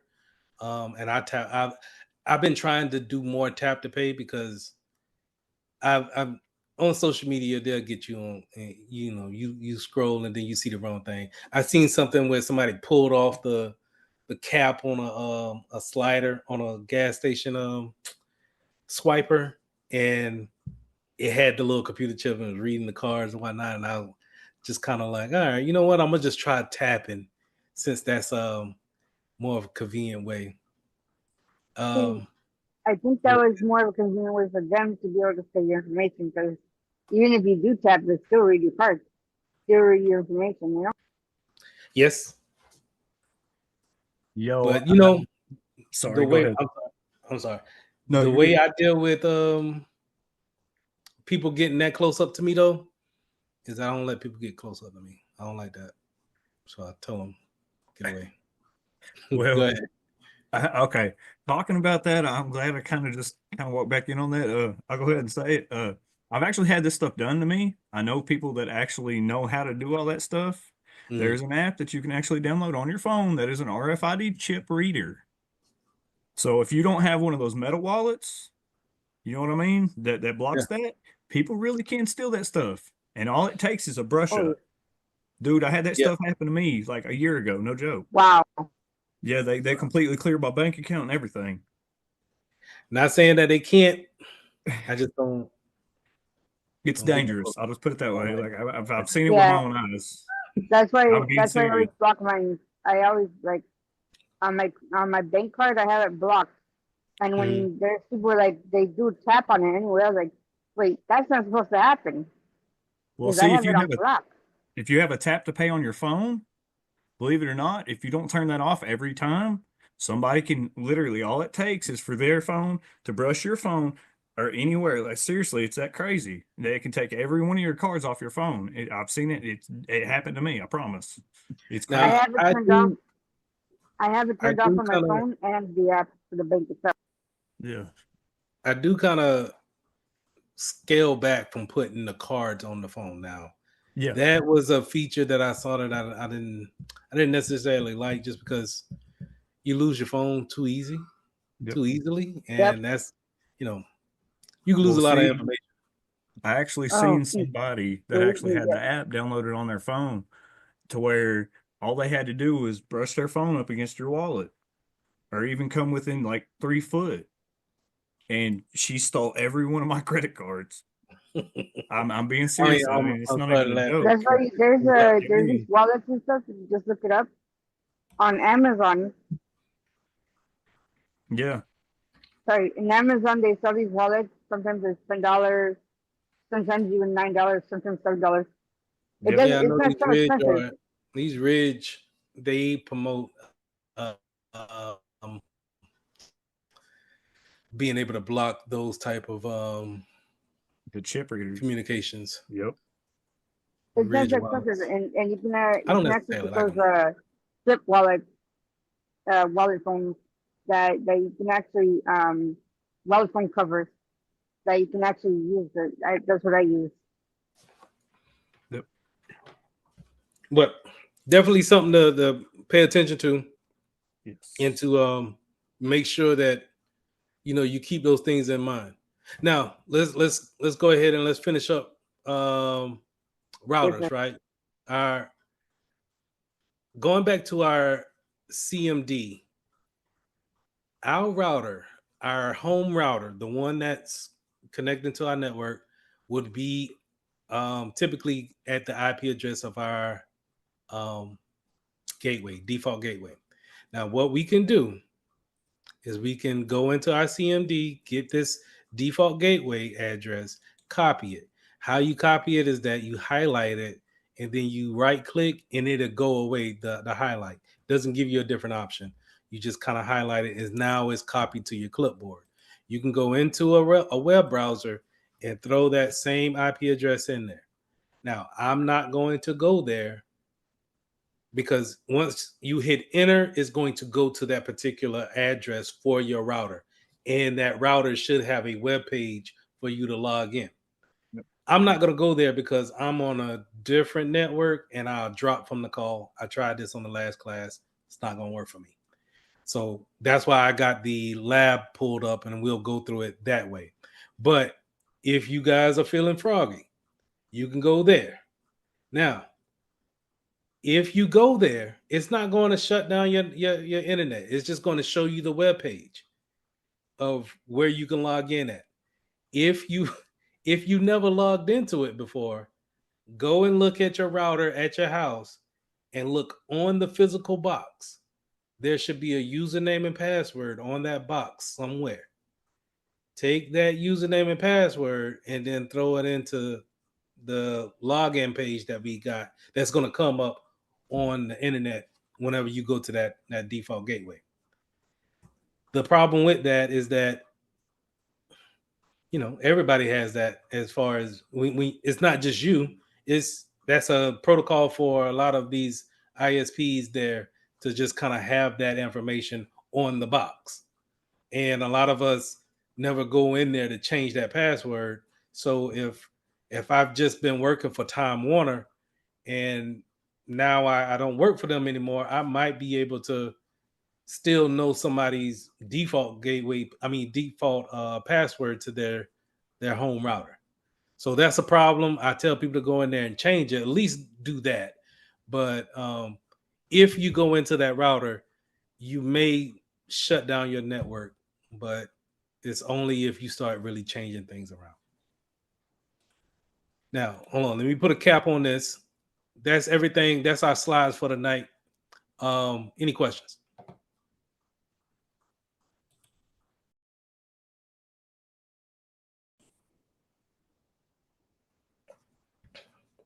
I thought that this was funny. Not necessarily talking about what we talked about yesterday, but just to kind of see this story and how hackers they're not just, doing anything extravagant. It's just really just pulling scams and tricks on people to lock it down. Remember that I said that a ransomware is going to be anything that's going to be your most likely attack that you'll come encounter with.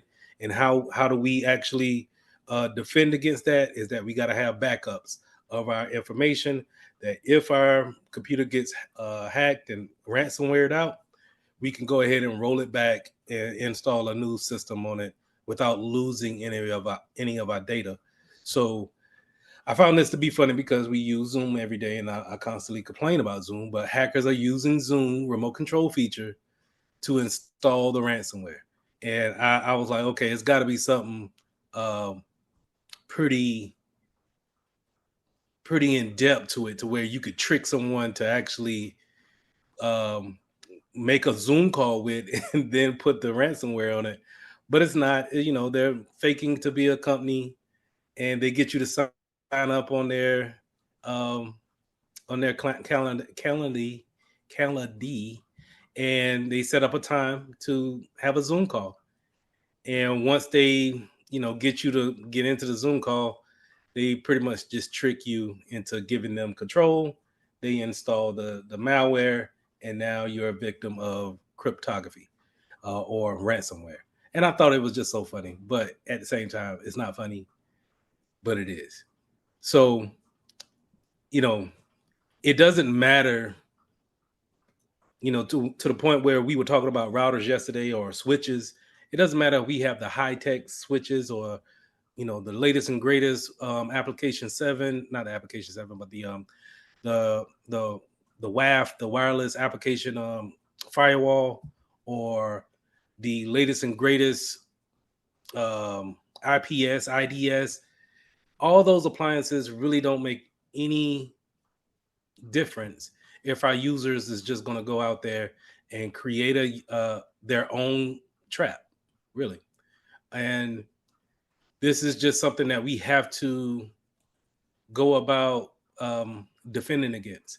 And how do you defend against this? How do you take your clients and you warn them about this? Well, you got to do that through training, and you got to let them know what to look for, how to verify these guys. If they have questions about it, make sure they go to the IT department and try to verify that.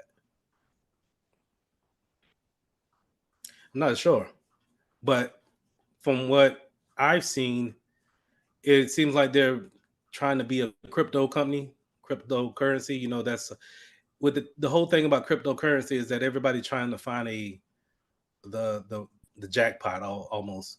You know, like they hear these stories about people getting uber rich off of crypto, and if they can find out more information about it, then they're willing to listen. And so it sounds like these hackers just took that identity and say, yeah, we'll give you some good information. And end up using cryptography uh, to actually locking down a computer and then asking for a ransom for, you know, to get back the information that they locked up. So any questions on that? I thought it was pretty funny. I wasn't really going to talk about anything. I was just going to jump right into the questions, but just to kind of see that, I thought that was funny. All right. Let's jump into our questions. I got 5 questions here, all based off what we learned yesterday. We got 30 seconds on the clock. Give me a second. Let me pull you guys back up. 30 seconds back up. Put your answers in the chat. Let me get my timer out. And time now.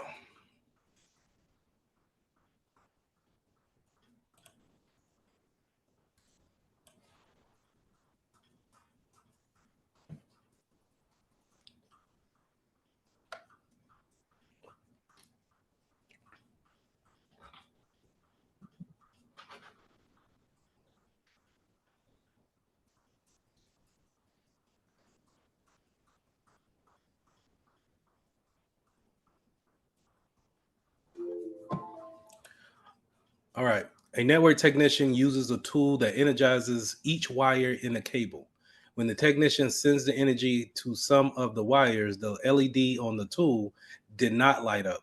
What tool is the technician using? Too easy for everybody. Cable tester is exactly that. Tone generator, we didn't go over that. But there's something called a fluke. And if you touch a hot wire or a wire that's sending data, it will make a sound. So that's what a tone generator would be in that type of field. Toner probe is still the same thing, but not necessarily what a cable tester is. And a loop back plug will be similar to a cable tester, but it's designed to show a loop or a circle of data going from one end back to the other end, right? And it constantly have a revolving end, but it doesn't perform the same test as a cable tester. So too easy for everybody. Let's move on to question 2. 30 seconds.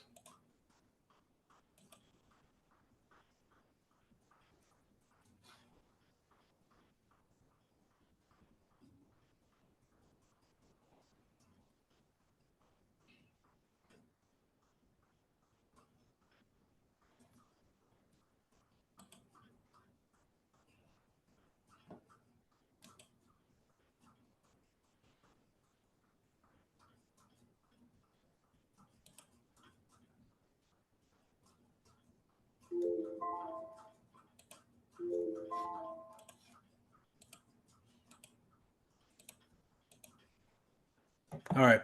All employees in the lawyer's office communicate on the internet and each other through and with each other through the same appliance. What kind of network is the office using? Sorry.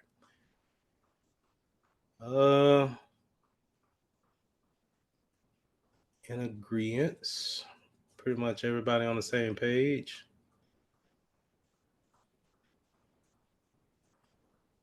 Yep. So I'm not too sure what a Zigbee is, but it's definitely not that, right? Let me see what a Zigbee is real quick.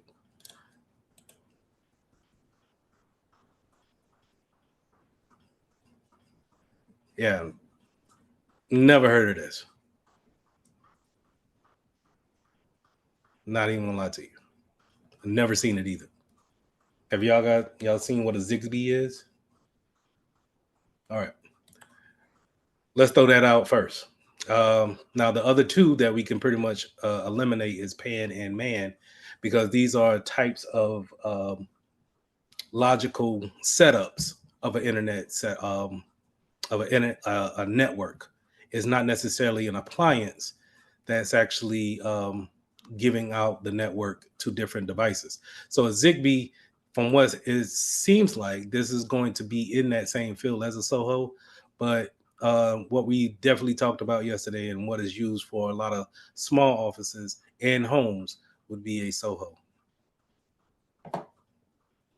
Um, Now, just to kind of make sure that we get a good understanding that pan and man for personal area network and metropolitan area network are ways that we can say that a pan is more of a personal area network where we may have like a hotspot. People have to get close to you in order to get onto that network. Metropolitan area network is going to be where we hook up multiple cities on the same network, right? So more of an expoundment on WAN, wide area network. All right, moving on. Number 3, 30 seconds.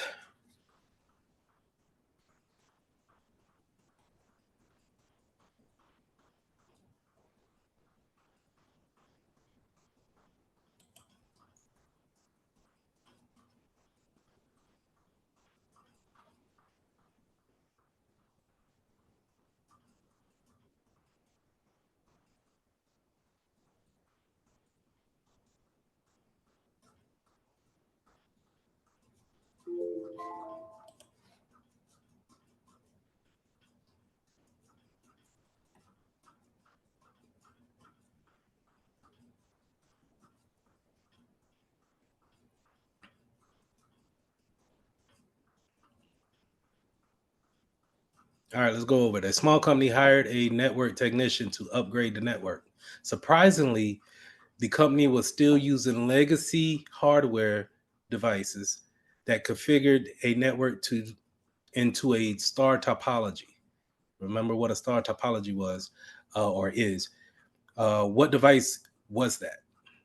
A managed switch, PoE enabled switch, a hub, or a patch panel.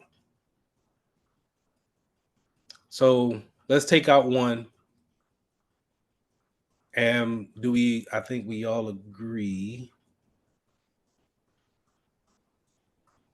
I don't think anybody said A.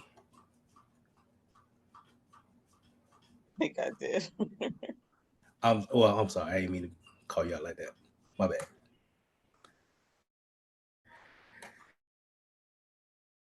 It's not A, only because legacy, right? But then again, a switch is not necessarily going to uh, give you a star topology either. A star topology is going to be, remember that device is going to be in the middle, and then we have different devices that connect to it, kind of creating everything that's coming off the extremities.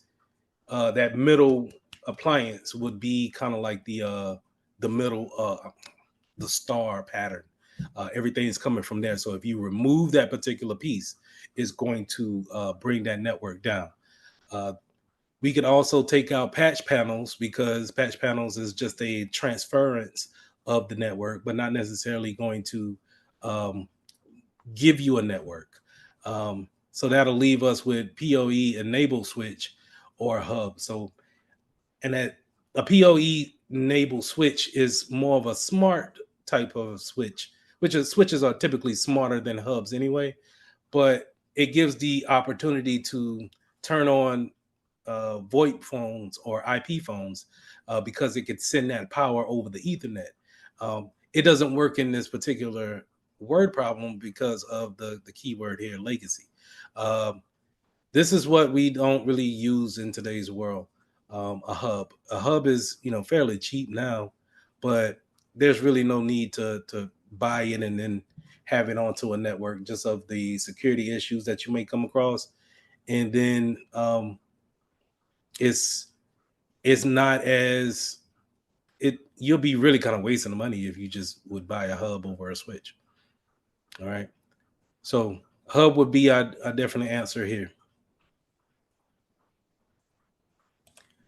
Question 4, 30 seconds.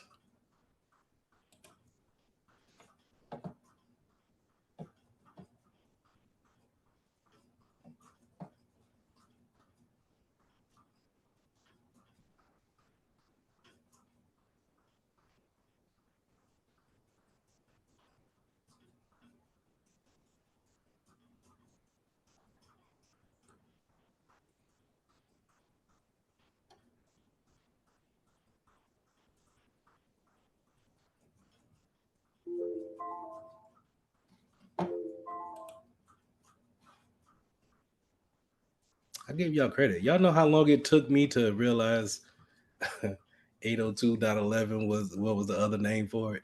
Took me a while for me to stuff it in my head anyway.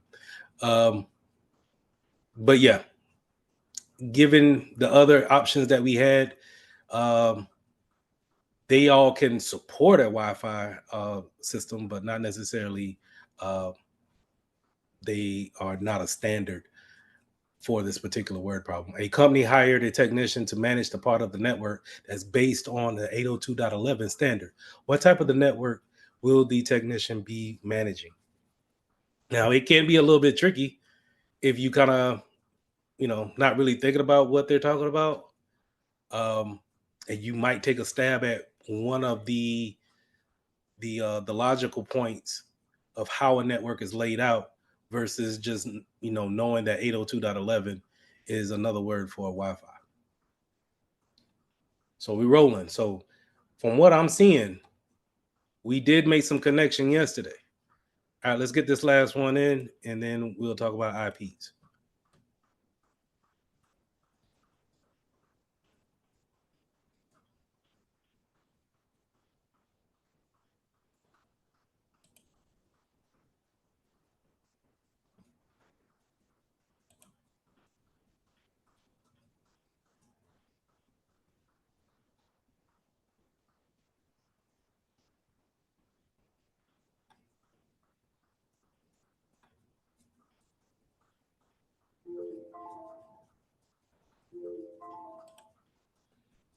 A technician is assisting a CISO in wirelessly transferring data from between their smartwatch and their corporate PC.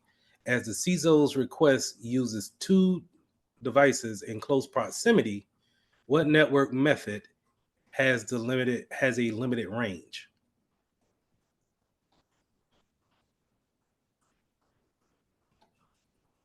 Anybody want to explain their answer?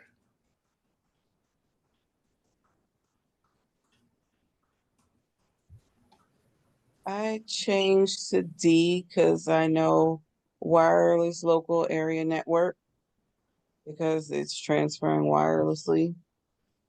And it's also changing within like the network. He's using his smartwatch and the corporate PC that's in similar proximity. So that was kind of my reasoning to change it. Keyword was, I'm sorry, keyword is, and I'm not trying to dog on, my bad. Let me zoom back out. I didn't think it was going to do that. Close proximity. So Wi-Fi can work throughout the distance, right? But in this particular word problem, um, they need to have close proximity with each other. So close proximity would be that 3 to 6 feet that I was talking about. Oh, personal. So now, So Wi-Fi that would be the pan, say it again, okay? the pan, Yes, ma'am. because it's a personal area. Yes. That would eliminate pretty much everybody else. Just because while they're great answers, and CompTIA is great for this, right? They don't necessarily are wrong. It's just not the best answer for this particular question. And for this particular question, a lot of this is fluff, fluff, fluff, fluff, fluff, fluff. this is the main point, what we need to know, and then this is the question that they actually ask. But that's the way I want you guys to kind of look at these questions, and this is where they'll try to trip you up. They'll give you 80 questions like this, and we're going on a time schedule trying to knock out these questions, and they'll start to give fluff like that. So you're reading constantly over and over and over, to where we may start mixing up things or overthinking it. But we want to look for our keywords and what they're really asking. So remember when we talked about the close proximity devices, or the technology that we're really talking about is like Bluetooth, or what were we talking about? Like RFIDs, where we were talking about that last night, stealing that information, being able to transfer that information from one device to the next. That would be an example of that. But overall, I think y'all did pretty good. I didn't, if you notice, I didn't ask any IP questions, because that's what I want to focus on next. And I want to get some of you guys' thoughts on IP addresses, or what questions we may have. So IP version 4. Do we feel comfortable with IP version 4? Yeah, somewhat. Anybody else want to comment on that? Yeah, somewhat. Can we have like a quick refresher? Sure. So every device is going to have an IP address, right? Every device that connects to your network is going to have an IP address. That's the way it determines who you are on the network. When it gives out a random IP address, that's called DHCP.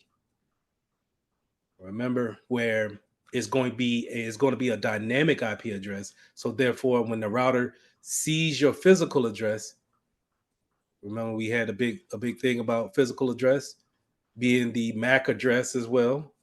It's going to give you an IP address to associate yourself with, and now you can go out here and talk on the internet. And if y'all remember my IP address from yesterday, you can see my IP changed on my desktop. I don't have it on the static. I just, whatever I get is what I get.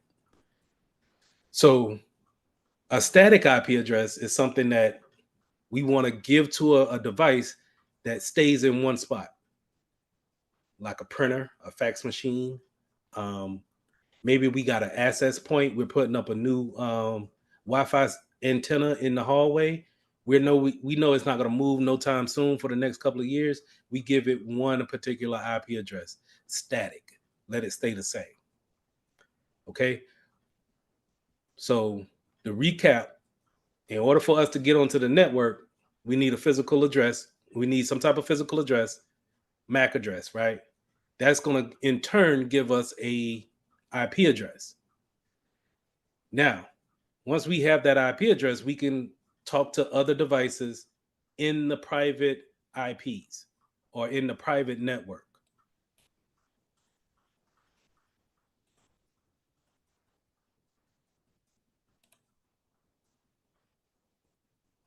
I'm looking for my picture. Remember, once we get that IP address, we can talk to everybody in this gray area here. Once we want to go to Atlanta, sorry. Oh no, you're fine. Thank you. Mm-hmm. Real quick, so the physical MAC, that's that number on the card, right? The network card. That's going to be your number on your card. Okay, that's all I need. Sometimes they may even identify the whole computer as that MAC address, but think of it as a hard-coded fingerprint. Only you have it. And the first three, remember, comes from the manufacturer. So if we're thinking about in the place we believe in, we come from whatever, that's our manufacturer. But then the last piece of it is unique to us. It's unique to that computer. This network card. It's unique to that. The MAC addresses never change. They will never change. It will never change. If you change out the NIC card, would it change? Yes. Okay. So it's attached to the NIC card. It is physically edged into the NIC card. Yes. Okay. Like you can open up the computer and see the it's almost like a serial number tattooed on Like a the VIN? Like, yeah, exactly like a VIN. So if we change it out, we can have a different ID, or we can have a different MAC address, and we could be a different computer on the network. Um, if from a security standpoint, if you see someone with the same IP address, that might not raise flags. But if someone has the same physical address, a MAC address, red flags go off everywhere. That's a known thing of, no, we don't share MAC addresses. That should be unique to everybody. Okay? So in order to get that IP address, I need a MAC address to show that router. That router is going to give me one. And when it gives me one, it's leasing it out to me. It's going to say, hey, you can have this IP address for 72 hours. If I see you go to the store with your phone, and then that phone comes back to the home network, I recognize the MAC address on the phone, you can have your same IP address back. Kind of think about it for you guys that got Apple phones. You remember when you log into a Wi-Fi network on an iPhone, it remembers that. And then whenever you go back to that place, it automatically connects back up. You don't have to necessarily go through that process again. But if you have been gone for a while, or if it kind of you erase that cache from that phone, you will need to authenticate yourself again, and it gives out another IP address. It's kind of like that when it comes to those leases. Okay. So Lee, let me ask you this. So IPv4 and IPv6, is the difference between them that one is 32-bit and the other one's 128-bit? Those are going back to the size of the IP addresses. That 128-bit allows us to have more range on that address versus what 4 has. So I'm sorry, the range on IPv6, since it's 128 bits, it allows us to have more IP addresses like this. And I'm thinking it's upward of trillions, if not quintillions or something like that. Something with a Q, of how many IP addresses we can have. But with the IPv version 4, we can only have maybe, I want to say, a certain amount of billions of IP addresses. So therefore, it's going to, with more devices coming onto a network, being made every year, iPhones being made every year, there's a new tablet being made every year. The more they get out here in this in the world, it's going to eventually run out of IP addresses to give everybody. And so we need to start converting a lot of our users over to an IPv6 to actually communicate. And so that's why you see those things there. But to answer your question, to go back to it and answer it, the IPv4, by it being a 64-bit, is only limited to so many different addresses. That 128 sends it out of this world. And you'll see that as we get into Security Plus, the more numbers you could put onto something, the more value you can give it, the harder it is to actually break into. You can go into breaking into cracking a password in a matter of seconds to adding 4 more digits onto a password, and now you can't crack it for the next 500 years if you brute force it. But I'm getting off track. Okay. So we won't really worry about IPv6 right now, especially for this exam. Just know that it looks like this. And remember, it has 8 different segments, and the first 4 are manufacturer driven. The last 4 are unique to that particular device.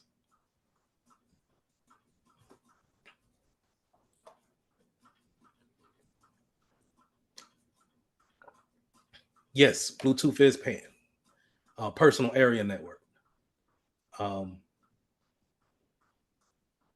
Bluetooth can only work if you have like wireless headphones or any type of AirPods or anything like that.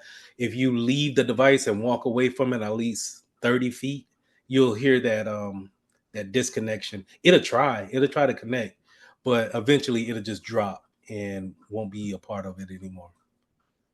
Same thing if you if you pay attention to the Bluetooth in your car and it connects to your phone, but then the car drives off and you still have the phone in the house, it'll try to keep connection, but then eventually it'll drop. So for that Cisco technician, was he just swapping over from Wi-Fi to Bluetooth then? In the question, Mm-hmm. so in order to in what the question was asking, when they was transferring that data over, I was looking at it more of using a personal hotspot. Okay. To have close proximity, or we could use Bluetooth to transfer that data over too. But I'm thinking he probably had a personal hotspot to keep it nice and close to that person and transfer that data over. So AirDrop is like the same thing too then, right? Yeah, there we go. Okay. All right. Sorry, I'm trying to make all the connections in my head. That's good to know. Thank you. There we go. All right. Now we talking that. All right.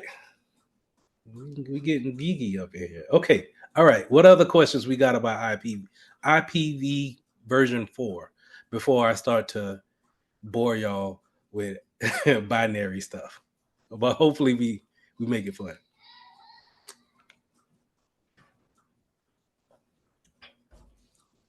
All right. Let's get this out of here. Well, I have a quick question. Yes. So Okay. if, and not to muddy the water, but on the A+, do they delve more into the IP config commands? Because, we have flush DNS, release, renew.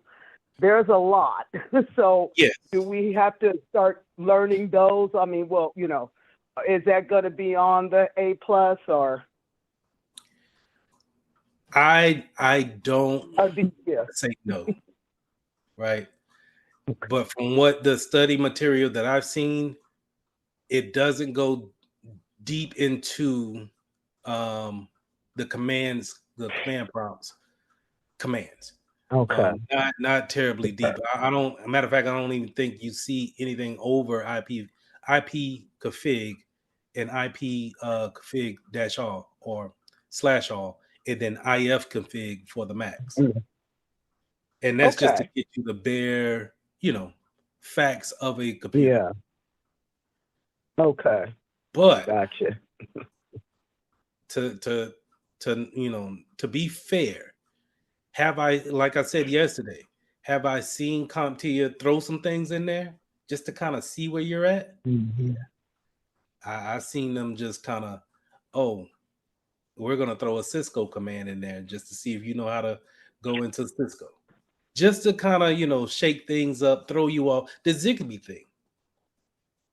I didn't see Zigbee in none of my notes, my study teacher notes. They had that in as a answer, just to kind of, hey, you're not sure about the answer? Pick this. Because it's built like this. If you don't answer a question, it counts against you. So they encourage you to answer every question, whether right or wrong. You just may get it right, and it's weighted like that. But like I said, if we're totally off the mark, then they're going to start peppering you with that particular question or those type of questions. Okay. All right. They just want to play a trick bag on you, huh? Hey, CompTIA is a business too, and they give out one of the most prestigious certifications in the industry. So I can't say that, I think they try to make it to where everybody, you need to really work for the certification. And so employers have to look at that too. Like, oh, this is not just anything that somebody can get. They actually put effort in. Employers are going to go, they're going to look at that. Like, not everybody that I work with is not CompTIA certified or CISSP certified or have bachelors. Don't get me started. But when you do got it, it speaks volumes because you took it upon yourself to not only learn it, but you paid your money to go and take it and pass it.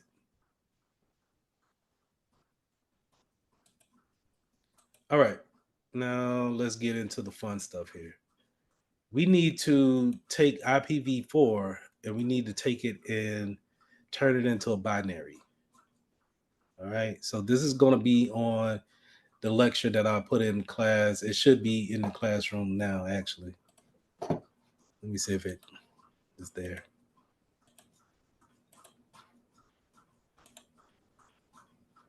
Yeah. So I recorded this earlier today, lesson 5, only because I knew when we start talking about this tonight, I want to make sure that we get everything that we need to get and we understand 4 going into 5, and we'll pull it all together on Thursday. All right. So the main thing, like I said, we need to understand how do we take the 192.168.0.1 and then turn it into a language that the computer can understand. Remember, computers understands binaries. So they only understand those ones and zeros. So they can look at this and say, you know what? Oh, that's a gateway, a default gateway. That's 192.168.0.1. How do we do that? Because CompTIA is going to ask you to take a look at this and convert it into an IP address. So let's do that. Let's go to my trusty old whiteboard here and use this chart. So when you get let me set myself up so I can write. When you go and take your test, they're going to give you a whiteboard and a marker. So you can, or like a dry erase board, and you can make notes on it and write down anything that you want to write down before the actual test, which is good, right? I would suggest go ahead and writing down this chart here. And this is how we're going to determine the bits in each octet. Now, I had Canva installed on my phone. Give me 1 second to find it.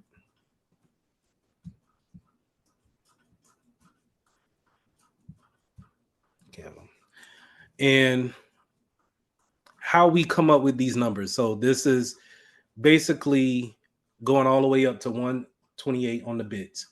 But how do we actually get there? We do that by starting with 1 and timing itself by 2. So 1 times 1 is 1, but 2 times itself, or times 1 is 2, right? Then 2 times itself is 4, times itself is 8, right? Follow me? Times itself is 16, or times 2. 8 times 2 is 16. 16 times 2 is 32. 32, Jesus. 32 times 2 is 64. 64 times 2 is 128. Let's check our trusty little calculator on that. So we're going to start at 4, right? Because why not? Times 2, it's going to be 8. 8 times 2 is going to be 16.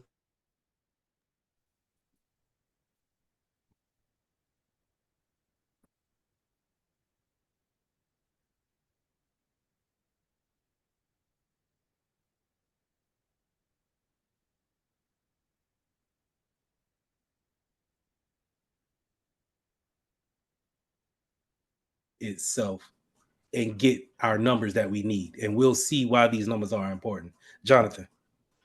So that's like when we go get our cell phones, and we get the memory chips in there. The memory chip is on that same note because it asks you, do you want some? Now most of the new phones are coming with 128 gigabyte of memory, but some go up as far as 512 and then 1024. Yes, but you're talking about size of storage. Mm-hmm. This is talking about the bits that for networking. Okay. So it's going to stop. It's going to stop at 128 because we can only put 200 0 to 255 in our octet, right? It can only go up that far. Now, it can go up to 256, but we use 256 for broadcast. Okay. So we don't use that. We use that for a broadcast. That's just for ARP. You remember I made the corny joke yesterday of ARP, and it's asking, "Hey, I'm here. Does anybody see me or hear me? Please come back. Call back to me." That's ARP. So that's what the. I'm sorry. Go ahead. So the 255 is that what we always see the 255 in the subnet mask? We'll get there. Yep, but that you're on the right track. In order to get to 255, we say all the bits are turned on. So remember, right? One is on, 0 is off. So if I turn all of these bits on, then let's add them. Let's add them up. 128 plus 64 plus 32 plus 16 plus 8 plus 4 plus 2 plus 1. Following me? Okay. All right. Oh, hey, don't get me to cheesing. Flattery will get you nowhere. All right. I'm learning something. I'm learning. All right, Pete. So let's make this a little bit more neater. So if that's going to be, if we see 255, that means in that particular octet, all the bits are turned on. We can fit no more address in here. It's done. Right? So for example, if we have 192.255.255.255, we cannot put any more, we can't put anything else on this network because we'll have to change this to 193, and we'll get to that in a minute. And we're not going to change it to 193. All right, because that's our network. But that means that everything here, Jesus, undo. Everything here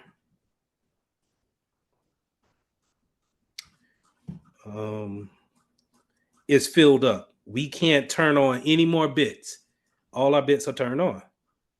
Following me? So it's good to see it in the binary ways, because hopefully by the time we finish with this part, we can understand why we see the 255s there. So we understand that 256 is there, but it's not used. It's used for broadcasting. They probably, I'm going to go on a limb and say they're not going to ask you that. Now, let's go ahead and let's get our ones out of here. Create our lines once again. So let's convert some different numbers, right? So if we got a 10 network, right? So we seen that with our lectures here. Where was it?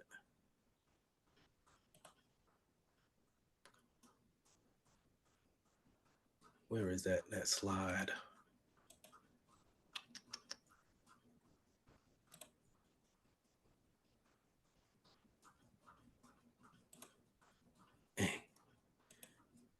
Give me a second. I seen it.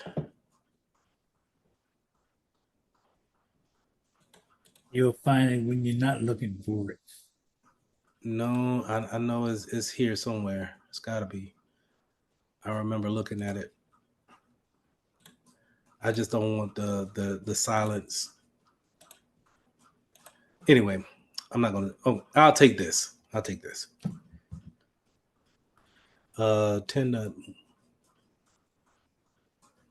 All right, go back here.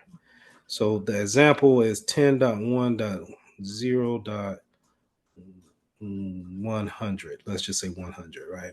So how do we get 10? So if we're going to get 10 in binary, how do we go about doing that? If 0 is 1, when you're saying broadcasting, you're referring to. Oh, let me go, address that. Broadcast. So when you're doing a broadcasting, let me bring up my elements here. A broadcast will look like this. You have this computer here, right? And you'll have a server over here. And let's put a router out here.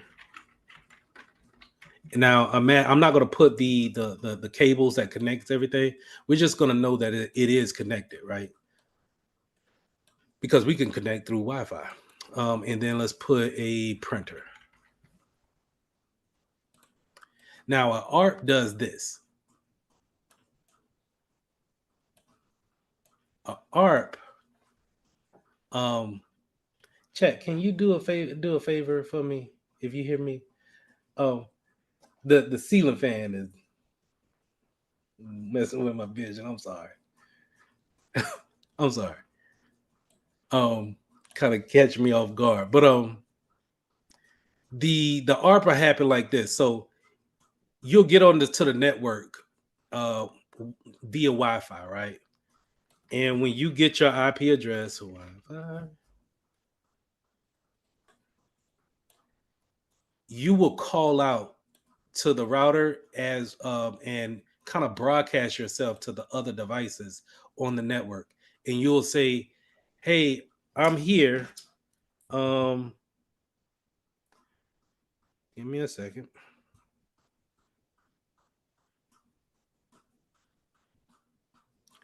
I'm here. My IP address is 192.168.0.3. And you're broadcasting to these other devices and you're saying, does anybody hear me? If you do, just acknowledge that you see me. And when you acknowledge that, it's not necessarily a big thing. It's just the fact that they know that, okay, we have dot three on the network. It's saying that it's there. And that's the only thing it wants to do is just kind of acknowledge that it's there. Now, an art may happen every now and again. It may happen every 10 minutes, 20 minutes. It may just call out and say, hey, I'm still here. If y'all want to communicate, just know that I'm here. It doesn't, because these particular devices, these are not going to check in with the router and say, hey, is there anybody new on the network that we should be contacting to? They're going to be listening for a broadcast, and that broadcast lets them know that, oh, we have somebody new on the network. We could talk to them whenever they ask us anything. But for right now, we'll just know that they're there. Okay, so that's a broadcast. That's what that ARP is. That ARP is going to just be kind of like a dog, and it's just ARP, constantly barking or calling out to the network. Hey, I'm here. If anybody want to talk, I'm here. And the same thing is that they will do ARPs too. That printer that we need to connect to, that server that we want to connect to, they'll let everybody know that they're on the network as well.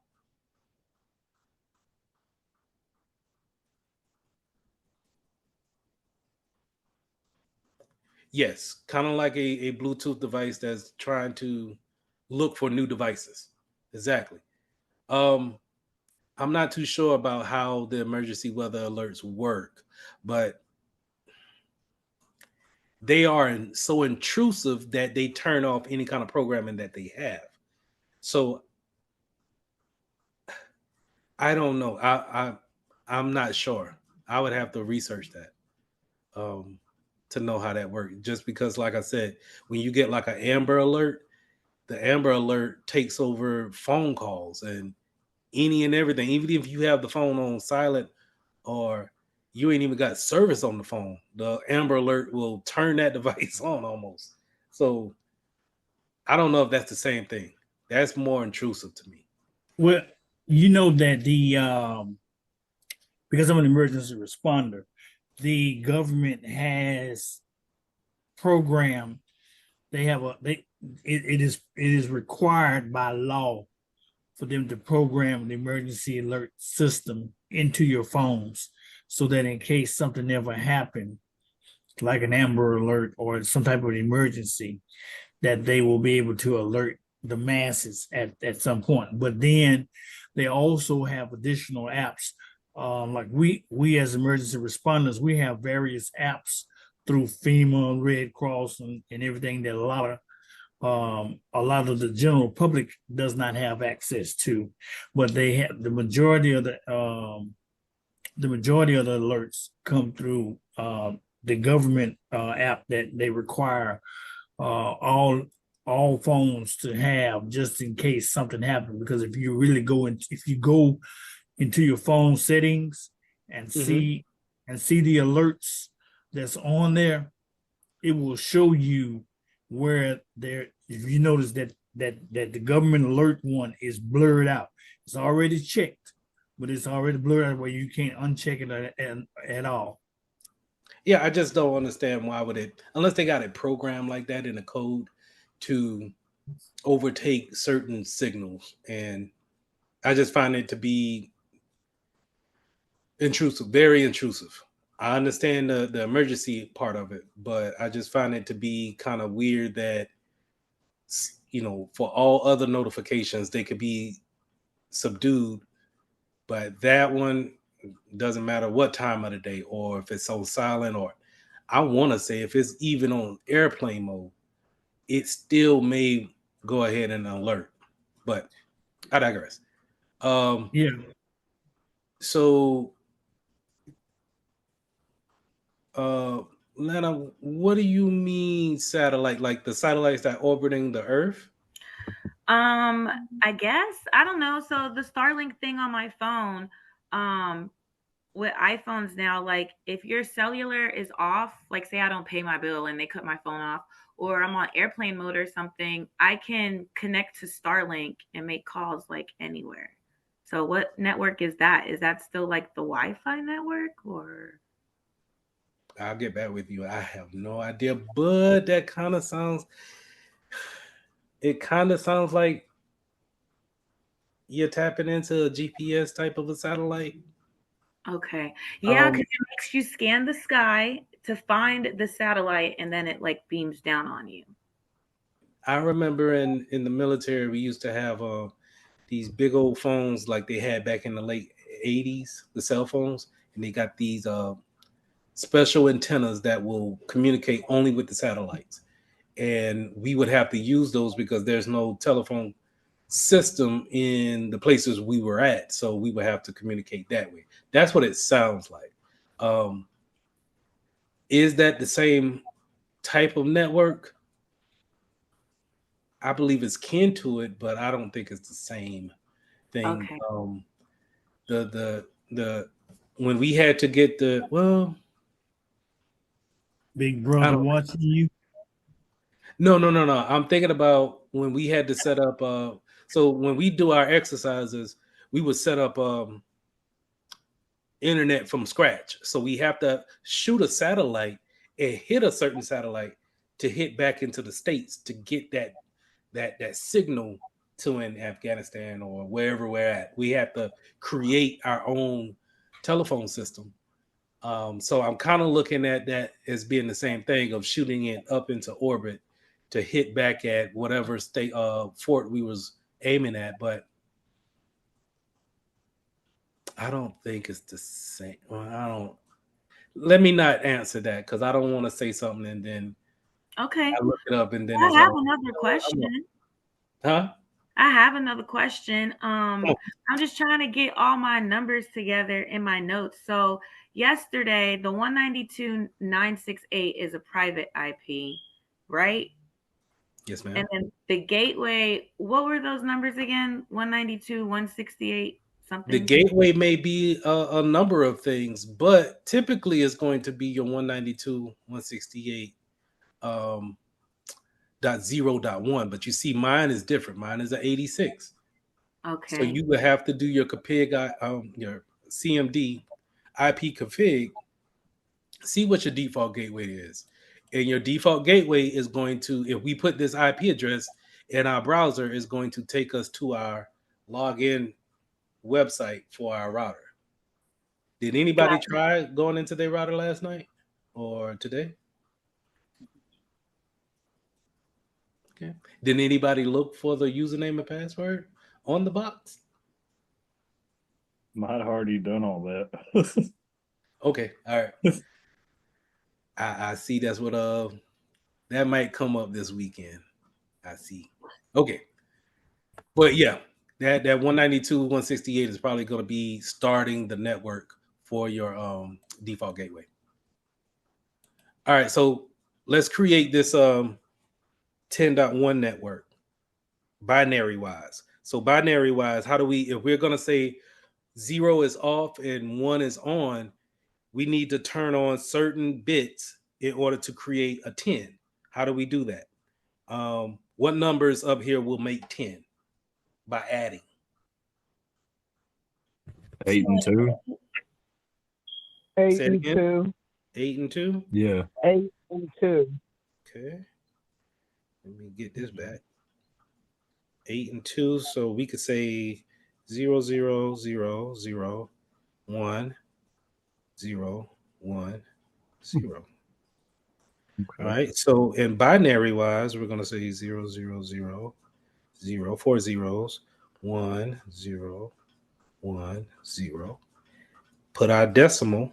That's our binary. That's our first octet. Now, what do we do for 1? Right. The obvious will be shutting everything down and saying, okay, we're going to say 1 for that. So what does that mean for the rest of these? 0, 0, 0. 0. All right. Okay. 4, 7, and 1, right? Mind you too, these are 8 bits, right? 1, 2, 3, 4, 5, 6, 7, 8. So 8 bits for each octet. Remember that. Okay. So now let's make 0.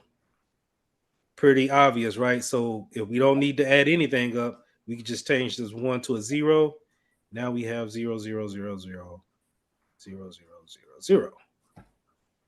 Following me? All right. Now let's make 100. How do we make 100? 64, 32, and 4. Hold on, man. My bad. Own it. All right. Let me get my bits out of here. Dang, Lee. All right. Is this where you were saying earlier where 1 is on and 0 is off? Correct. When I'm Okay. putting a 1 or 0, the computer, the machine language, remember that's how computers are talking with that CPU. They're looking at it as 1s and 0s. Is it off? Is it on? That's it. So It's let's good make to 100. do this by ourselves, but like, is there like a calculator or converter that can do this for us? The computer, yeah, the computer's gonna do it. You as a professional will never have to do this. Oh, okay, great. We just have For to know. the exam, they're gonna wanna. This is where they get kind of stickler and just like, hey, we know you know what an IP address looks like, but do you really know how it's made? And we're getting into the weeds of it. Okay. Do I do this on an everyday? No, I don't do this ever. Only when I'm teaching the class. But we could practice this. Like, you'll give us more questions to convert over. Say that one more time. The equation, whatever, however you want to call this, we'll have more of these to do on our own. Yeah. Okay. Mm-hmm. So let's make that 100 again. So let's start with how y'all want to do, left to right or right to left? Or no, Daniel, you answered, right? Yeah. It So was a 64, 32, and the 4. 32 and a 4. You got to calculate out over there. Nah, no calculator, no joke. Yeah. So now that binary octet, right? Because we got 3 of them already. The rest of it is going to be all right. So let's double check that. That's 64 plus 32 plus 4. Yep, all day. Now, All day. this is going to be our binary IP address, right? Going back to our slide here, that's exactly what you see there. Now, when we divide it up here in these 4 octets, this looks decent now. We see what we're looking at, right? And then now we could put it all together and say, oh, okay, 192 needs to be these first 2 octets turned on, or these first 2 bits turned on. So 128 and 64 will be turned on here. So you see that. And then So we could you cut the saying rest of them off. you say octet, that's 8 numbers, right? 8 digits. 8. Correct. Right. Octo mean 8, right? Mhm. But we are saying that in those, for that octet, we have 8 bits in each octet, 8 bits. And we turn some of them on to get the particular number that we want. If we don't turn any of them on, it's 0, right? And we know why this one is there. We know why this one is in the middle, why this one is in the front, because we have our trusty little guide here of 128, 64, 32, 16, 8, 4, 2, and 1. We know how to get these numbers by doing what? By turning on certain octets. No. Multiplying by 2. Say it again. Who said it? Multiplying by 2. Multiplying by 2. Okay. That's how we get these numbers. So if we go into our test and they give us a blank sheet, we can say, all right, 1, 2, 4, 8, 16, right? Let me space it out a little bit. 1, 2, 4, 8. 8 times 2 is 16. 16 times 2 is 30. 30. 32. 32. 32 times 2 is 64. 64.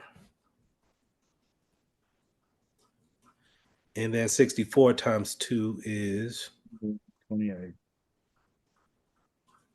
So now we have our table. Now they can't trick us.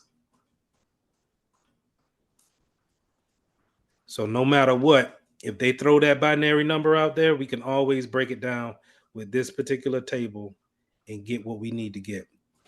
So let's go back.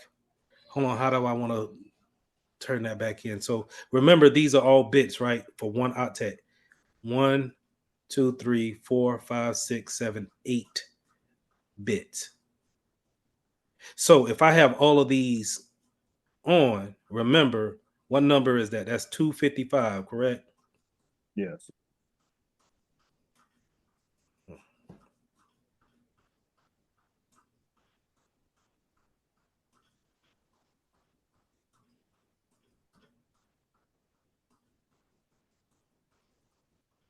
Following me. Follow me real quick.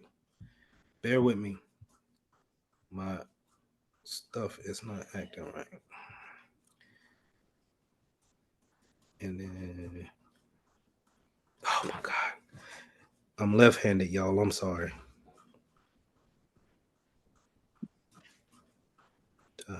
Hey, Lee. Yeah. Question. So what is a bit again? A bit is how a computer is going to see how to read that information that you put in. So it reads a bit as either being on or off. I got you. Simply that. For this particular exam, that's simply what a bit is going to be. It's either going to be on or off. If I can get this doggone thing to give me a 0, I'll be all right. So we got a subnet mask here, right? Because we see this all the time when I do my IP config. The subnet is 255, 255, 255, 0.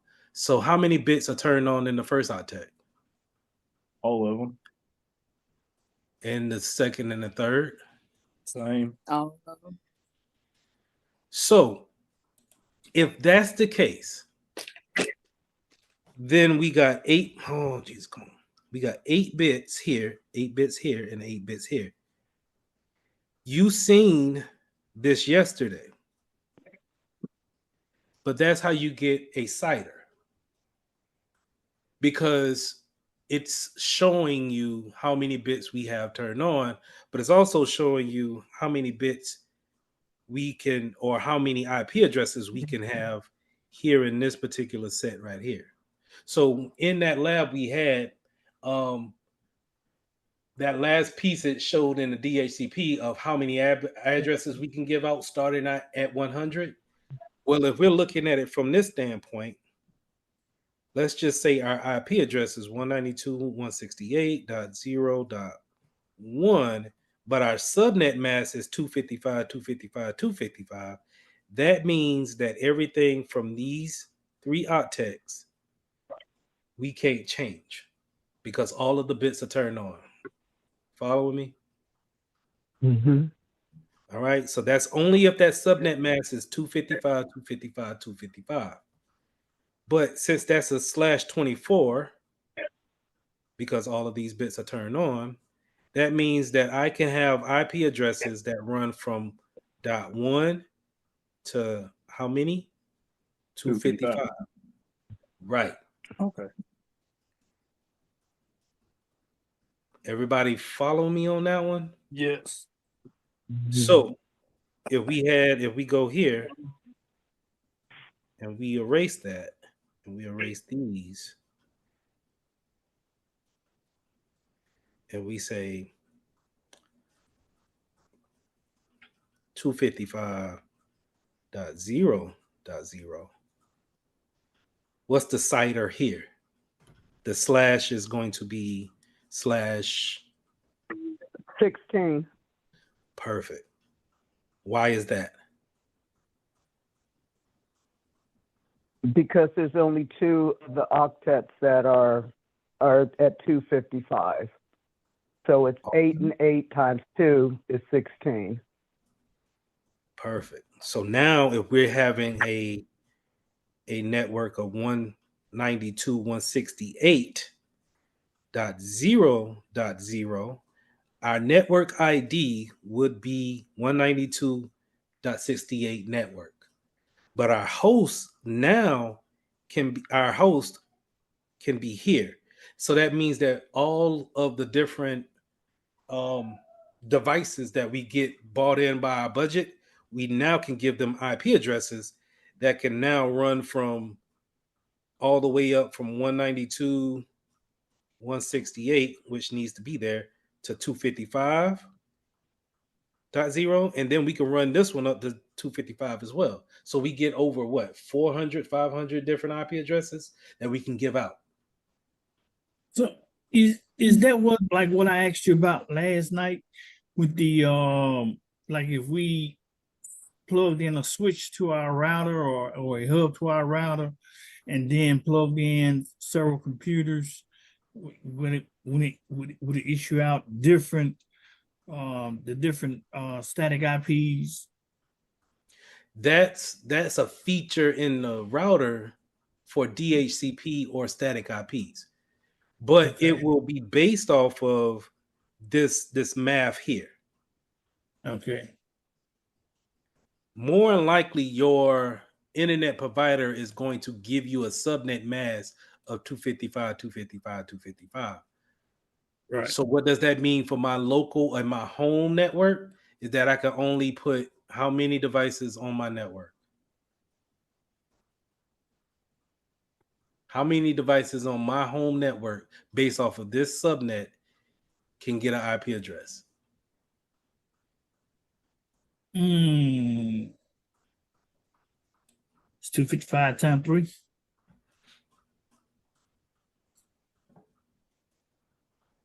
Let me. 24 is the 24 would be the cider. So okay, 8, so let me. I'm sorry. Say 8. Is that not right? Let's do that again. Okay. All right, let's stay with me. No. All right. So we got, remember, up here, that subnet mask, we turning on all the bits here. So it would be in this 255. case, That's say it again. 255, because if it starts at 0 on the very last, the 255, 255, 255 would come out to the 24, and you can have the 32. So that would leave, if it starts at 0, it would leave 255 that you can put on your network, right? Perfect. That's exactly what I'm talking about. Okay. So it's 8 for each one of the 255s. Hold on. What? 8? Because you had the 8 at the bottom of each of the 255. Because of the bits. The bits are turned on. Remember, these bits are represented here. This is an octet. Okay. 128, 64, all of these are octets. That's how we got the binary numbers. But each binary number is represented by a bit, 1 bit. Question again? Could you say it one more time? Because I'm trying to rationalize what Daniel just said. Okay. All right. So the question was, how many devices can I put on my network if I have a subnet mask right here of 255, 255, 255?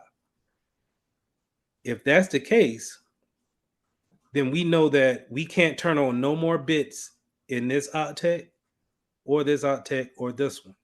So now that leaves us with just trying to fill up this octet here with the 0. That's going to give us a CIDR of 24. Because why do we say that? Is because of the 8 bits that we already turned on. We turned on all those bits for each octet, right? So that's a 24. So meaning I can start at 0 in my network that we see here going into my CMD. We can see that. And let's just say my network will be 192.168.0. That is my network. I cannot change these numbers because my subnet mask won't allow me to change those numbers. They are set. We already turned those bits on. But I have one more octet that I can fill up, and I can start with the number 0, and I can go all the way up to 255. Right? And just to kind of throw a curveball back in there to see how we listening, we're not going to use 256 because 256 is a Broadcasting. Yes. Broadcast. All right. Okay, so just for me to clarify for myself. So the first 2 decimal places that's exactly what you have, that it's not going to change. And the additional, because this is a 255 too, I don't know. Yeah. So the additional ones would be, you can do 255 for the 3rd decimal place and 255 for the 4th decimal place. Not in this example. That was the example before, but okay. This But one, for it was the extra 255 if you already had 255 in the first 3. Yes, ma'am. There can only be another additional 255. Hold on. Before I say yes to that, Let's say that again. Let's get this out of here. Okay, so you have 255 in the first three decimal places, correct? Yes. Okay, so if you already have, those are already full. So those are going to be the 8 bits. So you're going to have a 24 cider, and you can only go from 1 to 255 in the last decimal place. So it'll be another 255 IP addresses that you would be able to have. Correct. Okay. Okay. All right. Now, stay with me. Stay with me. Only you, Sierra. Only you.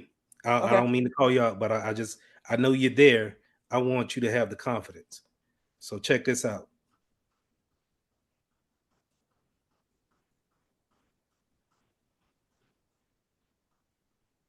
Only you.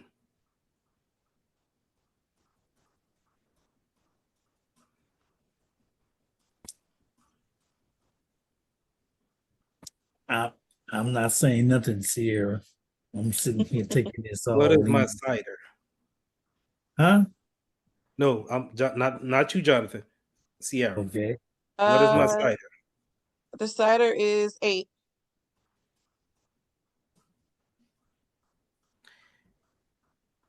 Just you don't have to get the number right, but just give me a rough estimate.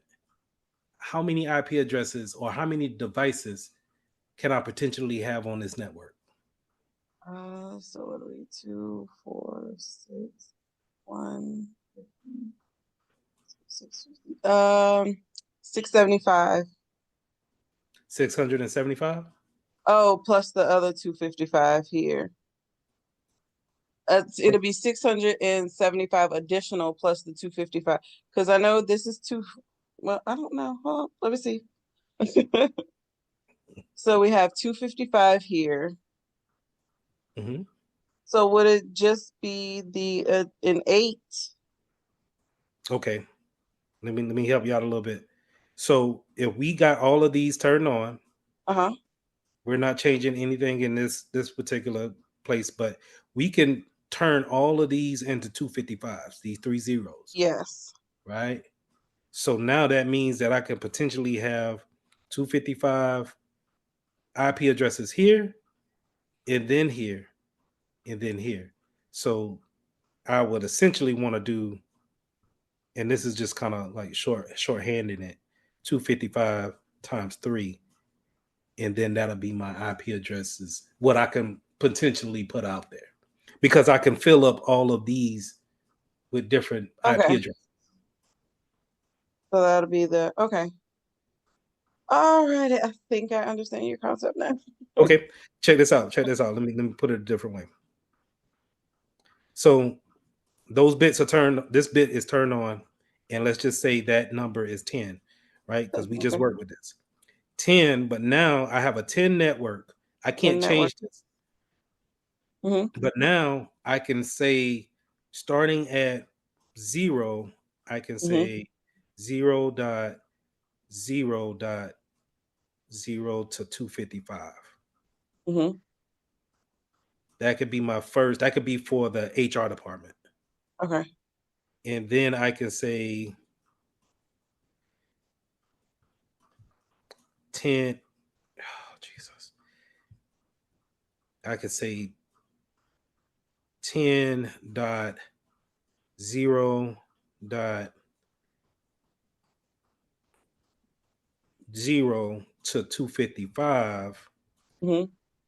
dot to 255 again. Okay. You get what I'm saying? Mm-hmm. And I could fill up that third octet. But then I could turn right back around and say 0 to 255 in my second octet and fill that up to 255 in my third octet as well as my fourth. Okay, so I think I get what you're saying now. Each decimal point can be up to 250. 255. Yes, ma'am. Going back, if we go back to the how we started. Hold on for a second. I hear my son crying. I want to see if everything's cool.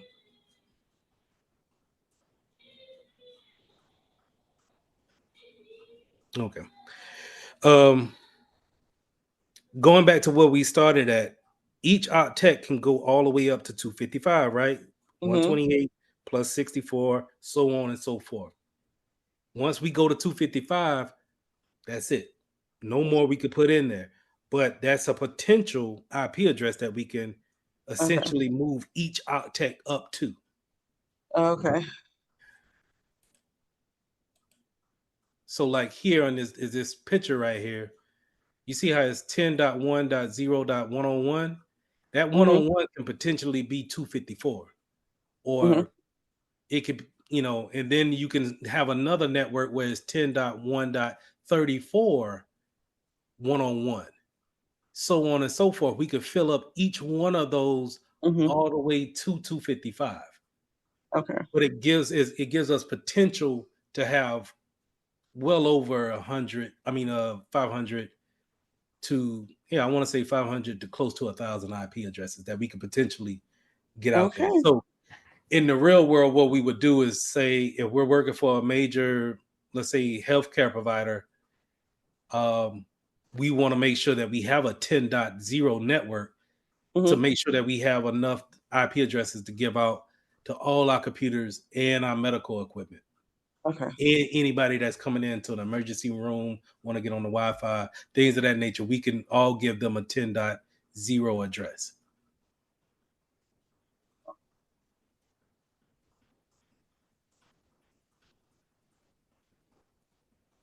Eyes glazing over. We good? I got people dropping. People I'm turning all off the right. cameras I on got me. it out. Y'all ain't trying to mess with me tonight. Yeah. I get it. I think I got the concept of it.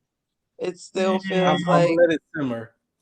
I'm gonna let it simmer. And when y'all watch the lecture tomorrow, hopefully it'll make a little bit more sense. But that's why I didn't want to do the lecture tonight on my slides, just because of this right here.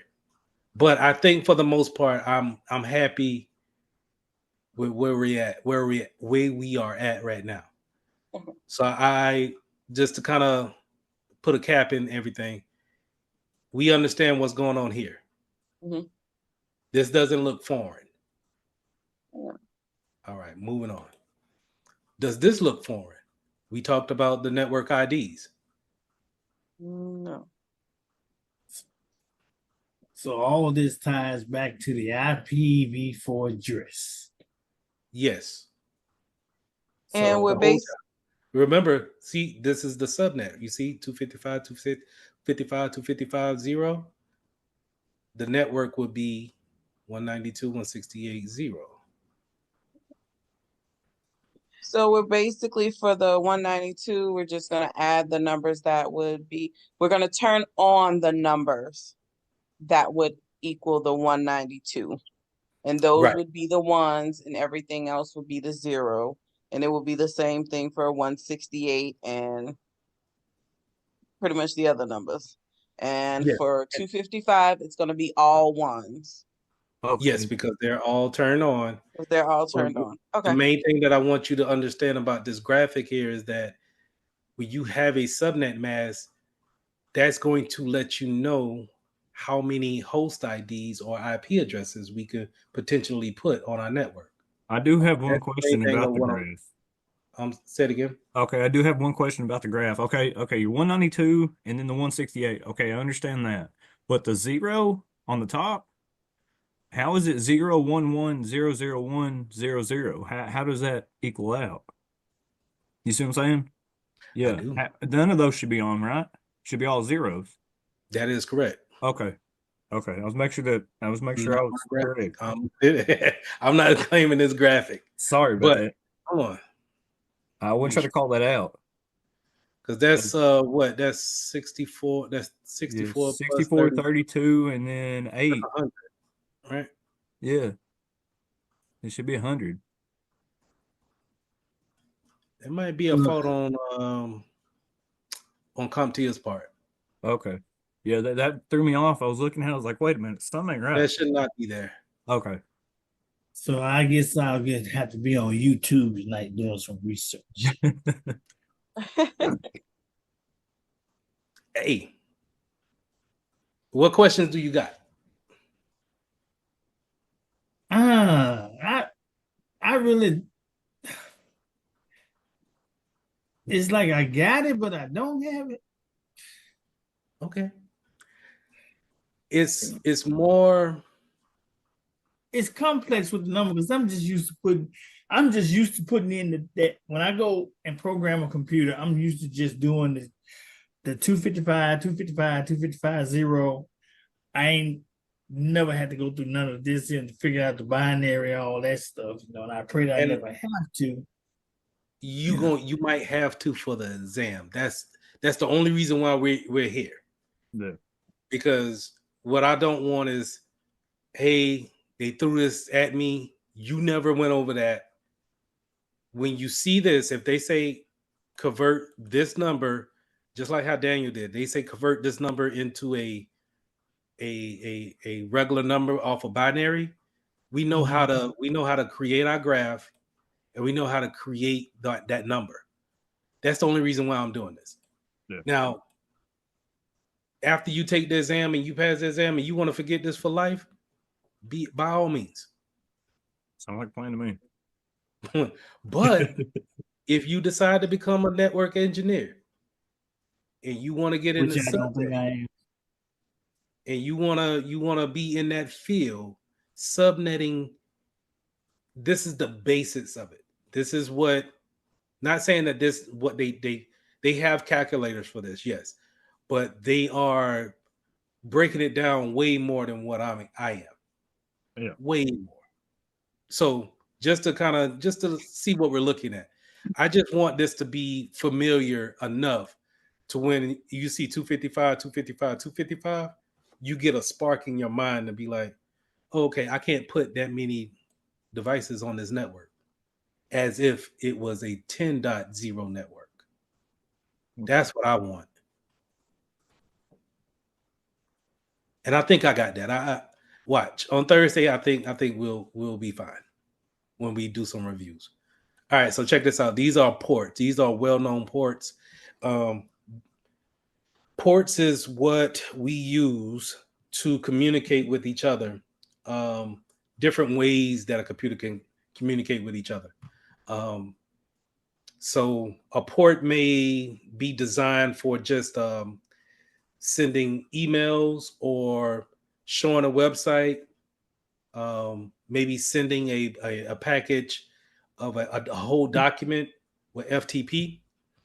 It can do a number of things. The best analogy that I can give is that there's a number of ways that I can communicate with you. I can call you on your phone. I can IM you on your social media platform. I can text you. There's different types of ways of communicating to you and getting my message across. The same thing when it comes to ports.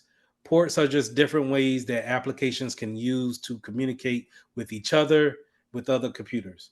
Now, overall, you have they're designed to be matched up with a number. So port 25 is always going to be SMTP, and that's going to be simple mail transfer protocol. It's going to always be that. No matter what the platform is, it's going to be that. So if you don't have port 25 turned on, or if it's blocked at the firewall, you won't receive any emails on your PC. That's how that works. Quick I question. Go Okay, ahead. so if you go in like you was talking about going into your router, right? It Mhm. shows it shows all the ports, right? You can actually Mm, go in and test the ports, if I'm not mistaken. I'm pretty you're sure. talking about the ports that's physically on your router? I'm talking. Well, yeah, the ports that you're showing there, like you can go in and test the firewall and all that stuff on the ports, if I'm not Okay, mistaken. you can't block it at the firewall. Go ahead. But that's what I was wondering. I was wondering if that's what you're talking about. It's same thing, right? Oh yeah. Okay. Okay. So our firewalls, and that's in the lecture as well. Firewalls are designed to block IP addresses as well as we can block ports. So Okay. for those who don't know, a firewall is going to sit at the edge of a network, and it's going to be a bouncer at a club. It's going to have its list, and if you're not on the list, it kicks you out. If you're on the list, you can go past the firewall and head to the router. The router will tell you where to go next. But a firewall is just going to check its list from top to bottom, always. As you can see here, this is the list, and you see my allows or it will deny. Right? So, I just want to make sure that's what you was talking about on the ports, because I mean, and it's when the it same comes to the thing. ports, if I wanted to do a new rule, I can block the program or port or make it custom. But this is Okay. typically where I'm going to block it at.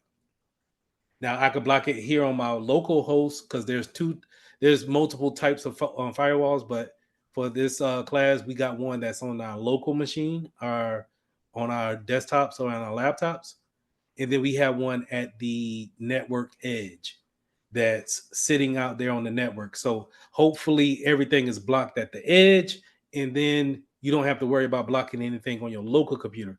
But it's not perfect. Sometimes people do slip by the firewall at the edge of the network, and then we need our local firewall to be able to block those communications. So going back to ports in this list here, overall there's about 65,000 ports on a computer. You're not required to know all of them, but you are required to learn some of the common ones, such as Telnet, uh, SMT, SMTP, DNS, HTTP, HTTPS. Those are typically the common ones, and I have a slide showing that here. So I would remember This will be now. What say it again. you'll be sending this one to us, right? Yeah, this is already in the classroom. It's already posted in the cohort. Those slides are already up. I would definitely remember this by heart. Okay. But I'm also going to put this list in here for career journey if you wanted that. Just to kind of, some cool stuff to have, I guess. I always keep this. I've been having the same list since 2018, so I guess it's just kind of sentimental to me. All right, last thing, and then I'm gonna let y'all go. The OSI model. Now, this is not on the exam, but I think this is important to understand when it comes to the communications from one device to the next, and we understand when they're talking about different layers, what happens at a particular layer. So, starting from the lower level to the top layer, it should be 7 layers. And it starts off at the physical layer. This is where we have the Ethernet cord that plugs into our network card. And then you heard me talk about it yesterday, where it turns that piece of data that we're having into packets. This is typically going to happen at the second layer of the data link layer, and it turns the things that we've been working on into frames and packets and move it across the network in the third layer. So a lot of times what you'll hear people say in the IT realm is that at the third layer, this is where we're having issues. They're really meaning that we have issues at the networking layer. Okay. Transport layer, that's where we just talked about ports and how it's actually going to be transmitted. Is it going to be TCP or UDP? Remember, TCP is going to ask for an acknowledgement. UDP doesn't really care if you drop some packets along the way.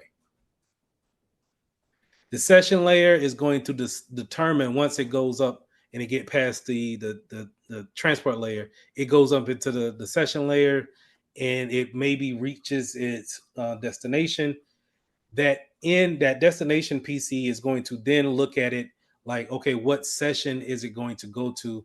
Have I closed it down? Is it still open? I'm going to determine where it needs to go. Then it goes into the presentation layer. How is that person going to see it or receive it? Is it going to be secure? Is it going to be encrypted with TLS and SSL? And then the application layer. Is it going to be in a website, in Microsoft Word? This is where we see it again. So it starts off here if we create a document. And then once we create that document and want to send it in an email, it goes through the process going down. Presentation layer, down the session, transport over the network, gets to its destination. The destination receives it at the physical layer and moves it back up all the way to your computer back at the application layer. Now, again, not needed to know for the A+ exam, but it is I think is good to know when it comes to if they're throwing layers out there and what is it actually talking about. All right. Any questions?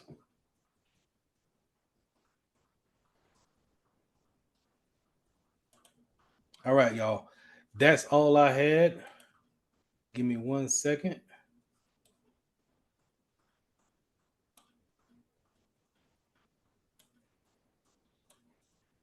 So don't If forget, y'all don't have it, I don't know what is going on with my video, but I'm gonna uninstall Zoom and reinstall it here when we get off. okay. If we don't have any more questions, I'm gonna go ahead and let y'all sit with that. Remember, in the cohort, in the classrooms, we already got lesson 5 out, but I'm going to put this recording up tomorrow, along with our slides the small slides that we had here today with the questions. If y'all don't have any questions for me, I'll go ahead and let y'all go, and we'll talk again on Thursday. All right. Thank you. All right. Good night. But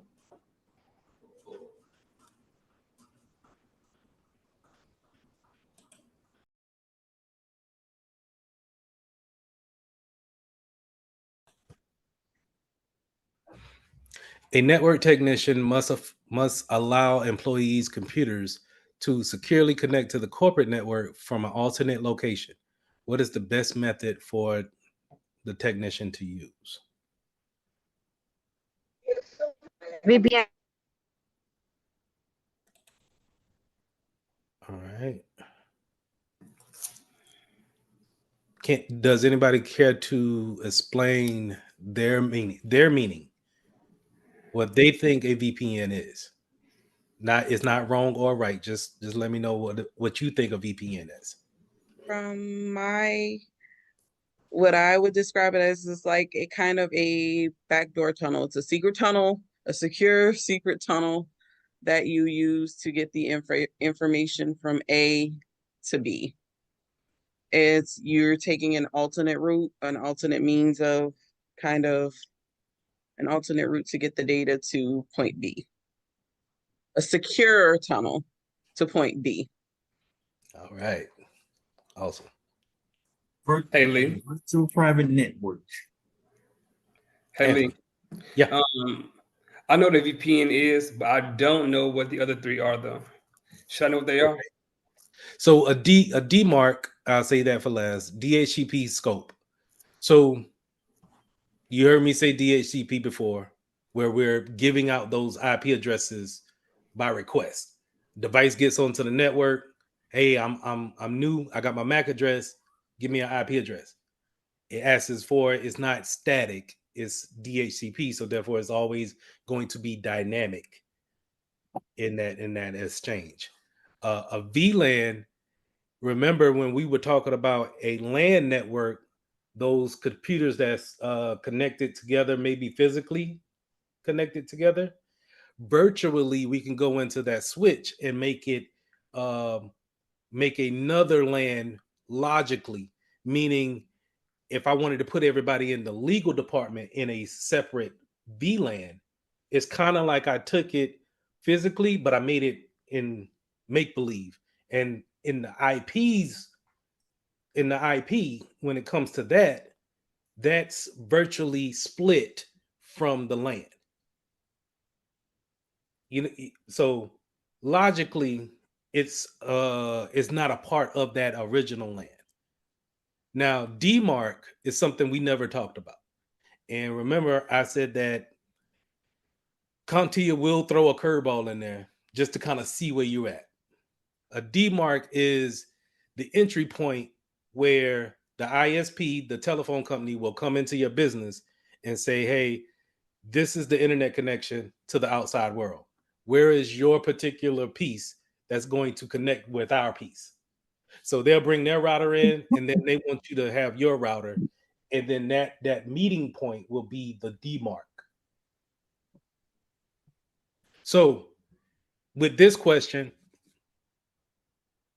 I looked at it more of, y'all know what a VPN is. I think everybody will know that a VPN will securely be an alternate way of communicating back and forth, virtual private network. But to your point, if you don't feel too strong about the other three, it may throw a different type of curveball to you and say, well, why wouldn't it be a DMARC? He never talked about it. It might just be that. So that's why I kind of throw these questions in here, because you're going to see things like that. And what I'm trying to say is be confident in what you know it to be. Sorry. What you know it to be. So that's what those other three are. Well, I was comfortable with that one because of the fact that I had done it before. Because we had to go in when IBM was Service Master. They when they bought out several companies, and they all came under one umbrella.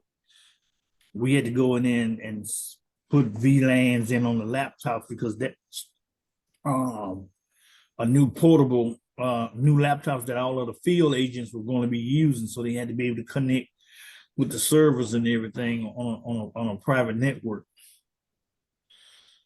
Yeah, and that's, it's always going to be, if we're using a public network, but yet we want to have access back to our private network in some case, a VPN is always going to be our number one go-to appliance.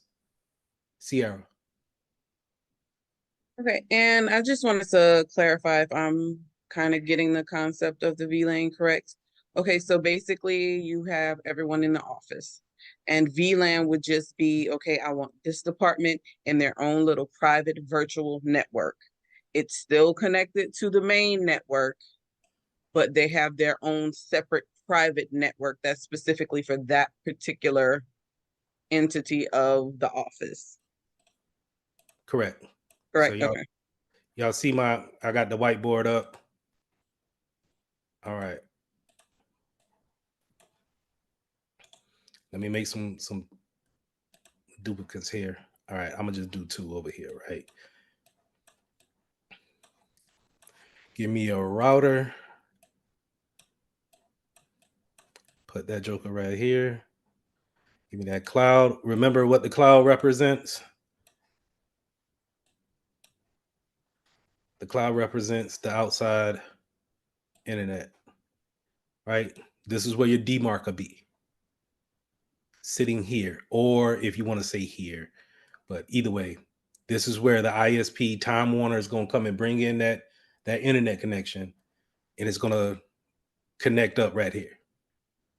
All right, now the LAN, physically, I might say, hey, everybody connect up to the router.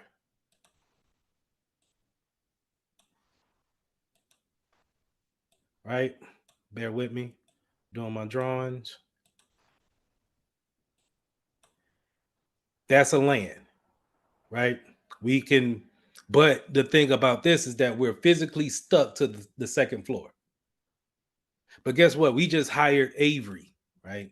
Avery just came to the office and we ain't got no room for him on the third floor or the fourth floor. But guess what? We're going to put him, well, hold on. This is the legal department. This is the legal department right here, right? So text.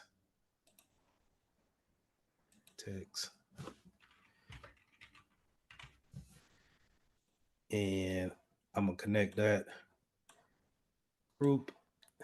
That's the legal department on the second floor. Avery just joined the company. We don't have no room for him anywhere, so we have to put him on the second floor as well. But guess what? Avery's part of the marketing department.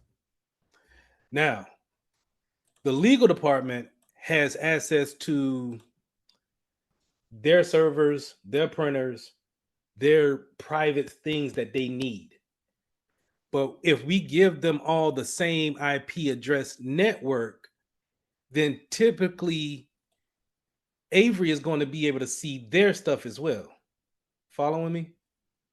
So what we do is we'll have Avery have a VLAN.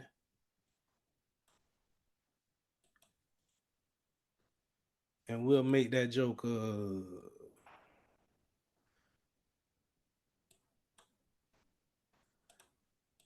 gonna put him over here. We'll give him a VLAN, but he's still on the second floor. Just better if it's over there. But we'll give him a VLAN of a different IP network. So I wanted to color this a different color so it can stand out. Yes. We'll give him a red line. Now, get my text. The subnet or the network ID for the legal department would be 192.168.0. Starting at 100, right? So this computer I have 100, this computer I have 101, 102, 103. Cool. Avery comes in, and if he gets 105, he's able to see their network. He could see their stuff. But if I give him 102.168.1.100, I put him on a different network. VLAN wise. He's still on the second floor. But I separated him logically. Or with the IPs, I grouped him in a different way. So if he hires 2 more people, I could put them on the second floor too. But guess what I'm going to give them? I'm going to give them red lines as well. Following me? Makes sense. So we can have all it, and then once we move them, if let's say if we got them on the third floor now, we can move them and keep their VLAN. That's fine. Because we'll just let the router and the switch do all of the sorting out. But if we had to keep you physically in a LAN, we could still separate you out. We're separating the network this way. This is basic security when it comes to networking anyway. We separated the network. So if a hacker gets in here, the hacker can't get to the marketing department. Or better yet, if they get into the marketing department, then they're not able to get to the legal documents because they can't jump. They just can't jump from this network, the 168.1 to the 168.0. We separated that. All right.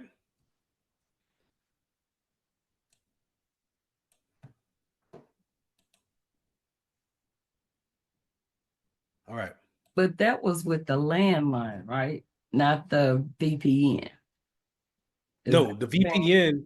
Okay. So if we keep You want me to go into the VPN or if in this scenario? Yeah, because I'm Okay. kind of confused. Because they're not using the VPN right now, right? No, we're in the Wait. building. Let me throw the Okay, building right. over there. Okay, okay. We on Okay. the second floor. Okay. I just wanted to be sure. Now, if we were home,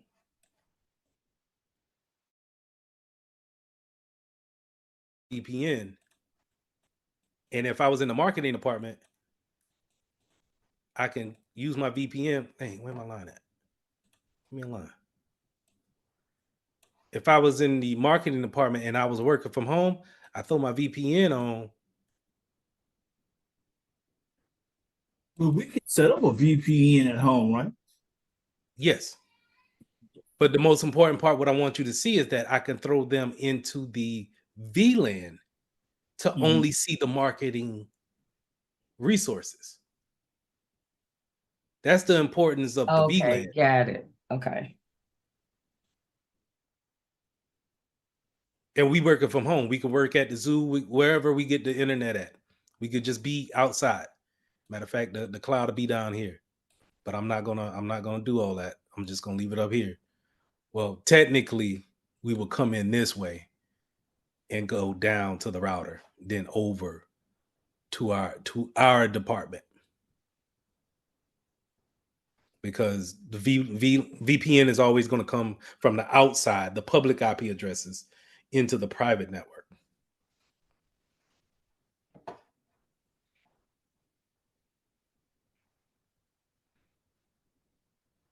Okay.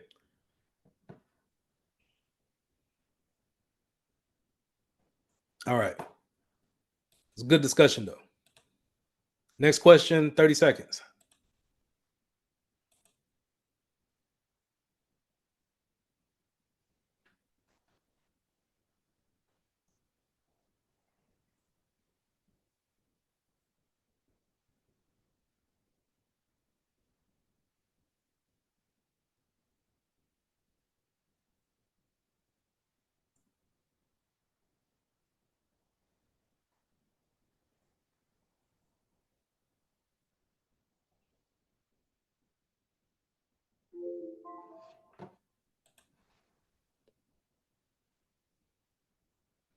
Anybody care to read and answer?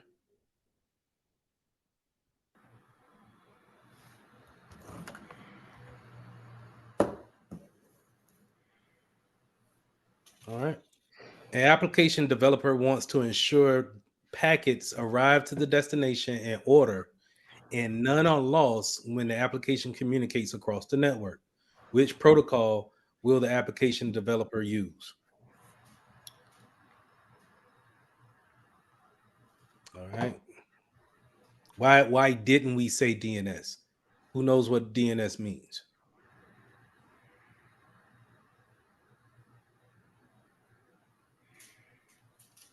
Denial of service. No. Direct network. Domain name server. Domain name service. Domain name server. Oh, Remember, way up. DNS will be one that we have to know, and we'll dedicate time to really going over our ports. Remember, we went over ports last time, but I think we were kind of drained from the IP subnetting, but we went over ports a little bit. DNS is going to take that IP address for every website and turn it into the actual name that humans know. Google is at the IP address 8.8.8.8. If I were to type in 8.8.8.8, that IP address, hit enter, takes me to Google DNS, where I can look up other DNSs or other domains. All right.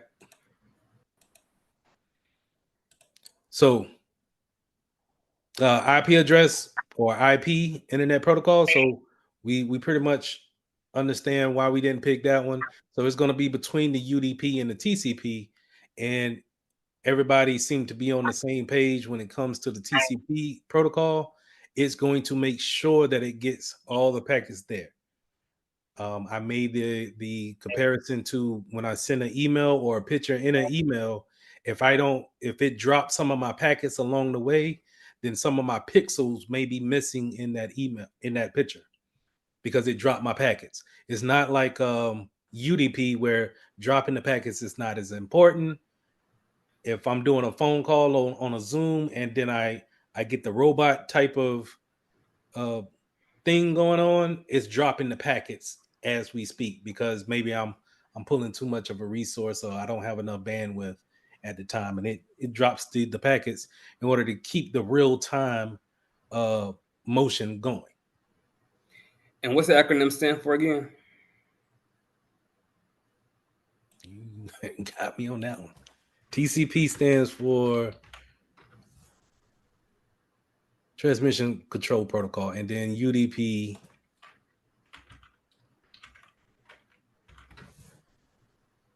is User Datagram Protocol. Thank you. I actually have the list from CompTIA in a PDF if y'all want. It has like all the acronyms on it. Yes, please. I didn't even answer that one because I didn't know. Yes. I don't know. I guess that was Thank from the you. last class or I missed or something. I didn't even know what that was. I remember you discussing it, but I forgot what it was. But now you said you explained it. I remember what it was now. Oh, my bad. I feel bad on that. But no, they will definitely, they will either, they'll do one of the two things. They'll ask you give you the actual full name, and then a spec for you, especially if you know it for its acronym, such as DNS, SMTP, a lot of the ports. And I put that in the classroom, right? A lot of the ports they'll either spell it all the way out, or if you know it by the acronym, if you know it by the name, they'll just put the acronym. Or they may just come up with an acronym and we never really talked about it. I didn't put that in there. All right, so I need to put that. No, I put it in the slides right here. The common ports.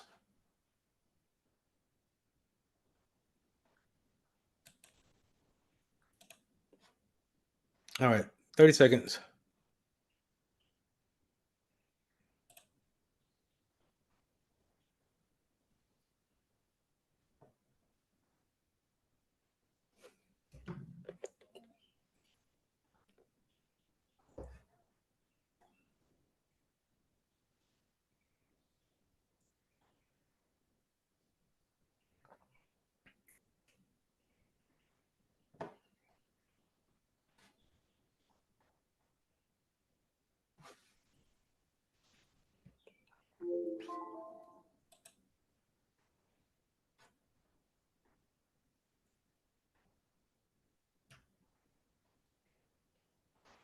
All right. A network technician is configuring host to request IP configurations from a server.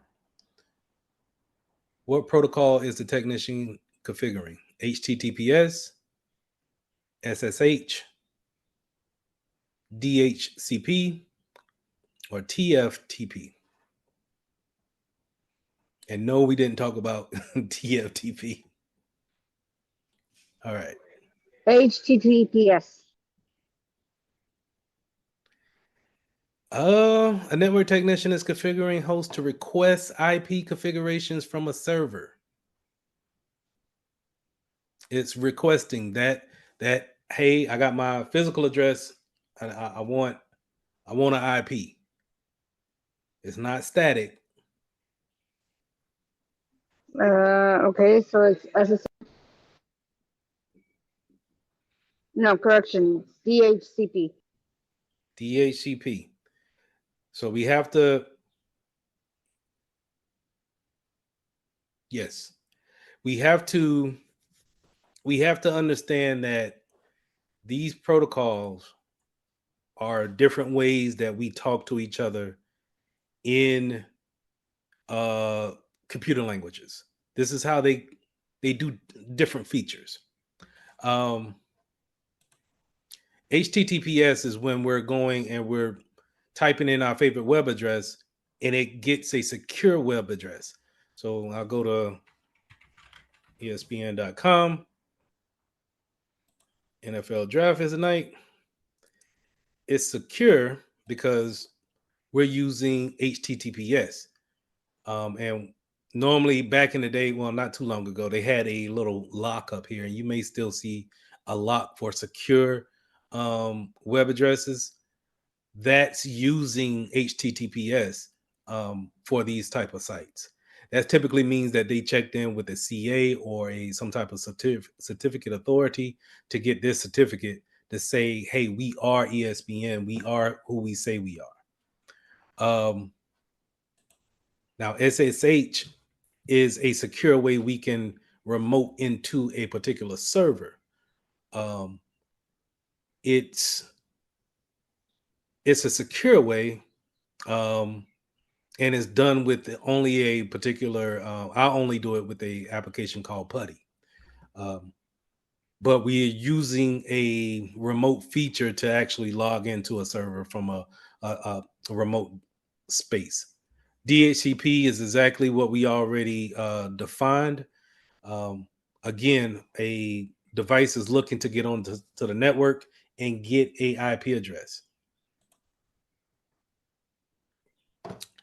FTP or TFTP is Trivial File Transfer Protocol.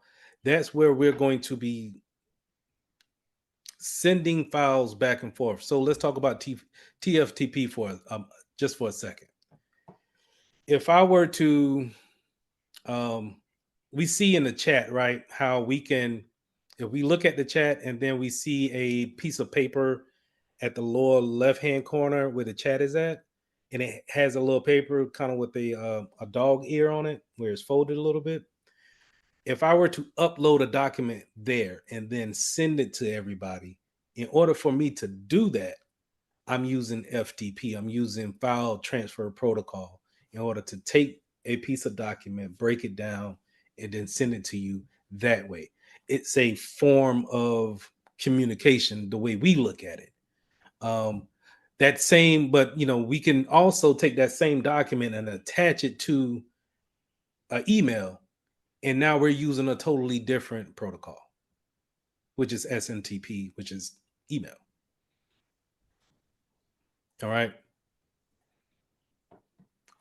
I'm thinking we're gonna have to dedicate some time to the protocols and really, really go and commit that to memory. All right, last question. 30 seconds.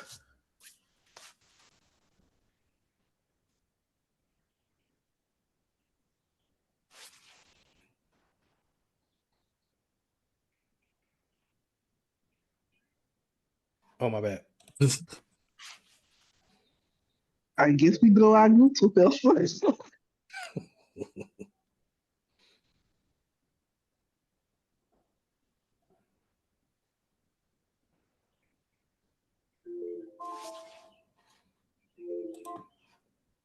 All right. A network technician is setting a static IP version 4 address on server boxes in a sandbox environment. Which setting would consider optional for ensuring proper communication within the local area network? Select all that apply.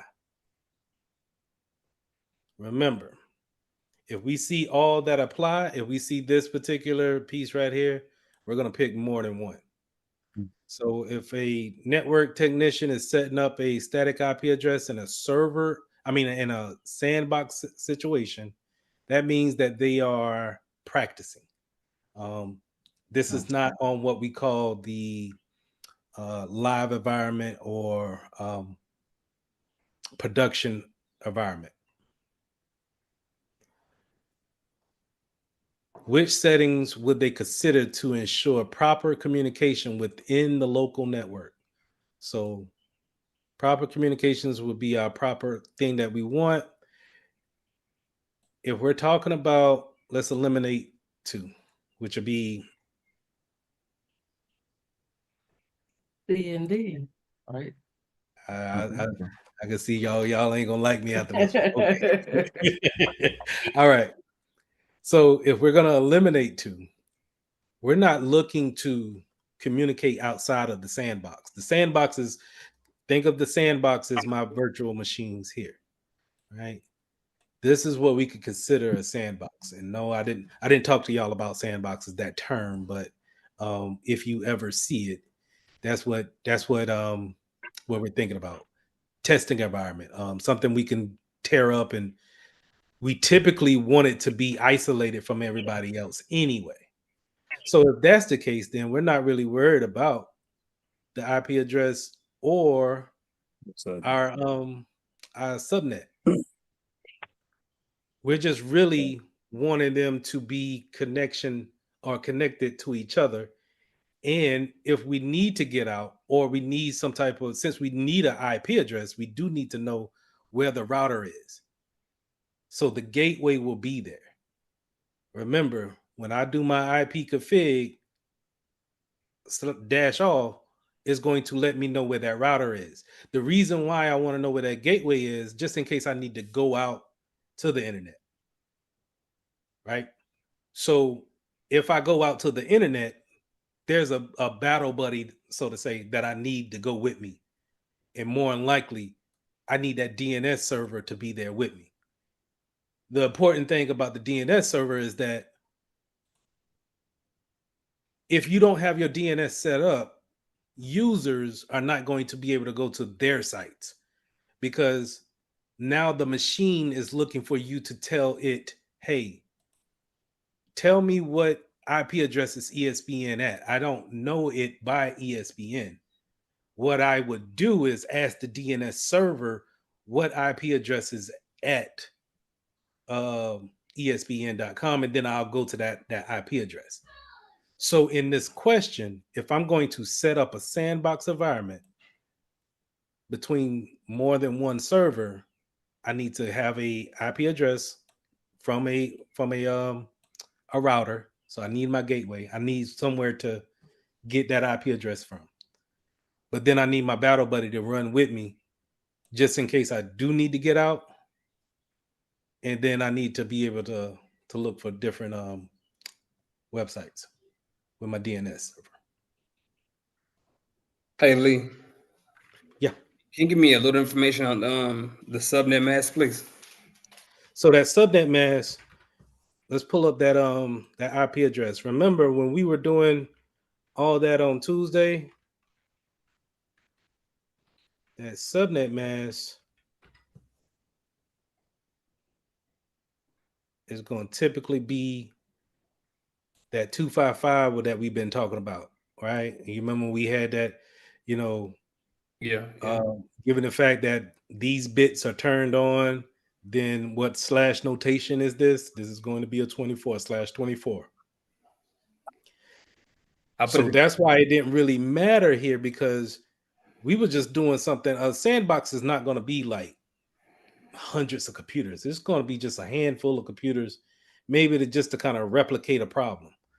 So I didn't really need to care about the subnet mask. If anything, the router would probably take care of it for me. But I just really need to be able to. Anyway, let me get back on the subnet. The subnet mask is going to let me know how many IP addresses I can put in this network. And in this case of my computer, is going to be the 192.168.86 network. All right. And the reason why it's 86, these 3 are my network ID, is because all of these bits are turned on and I can't put no more into these octets. So I can use up 255 different spots in my last octet.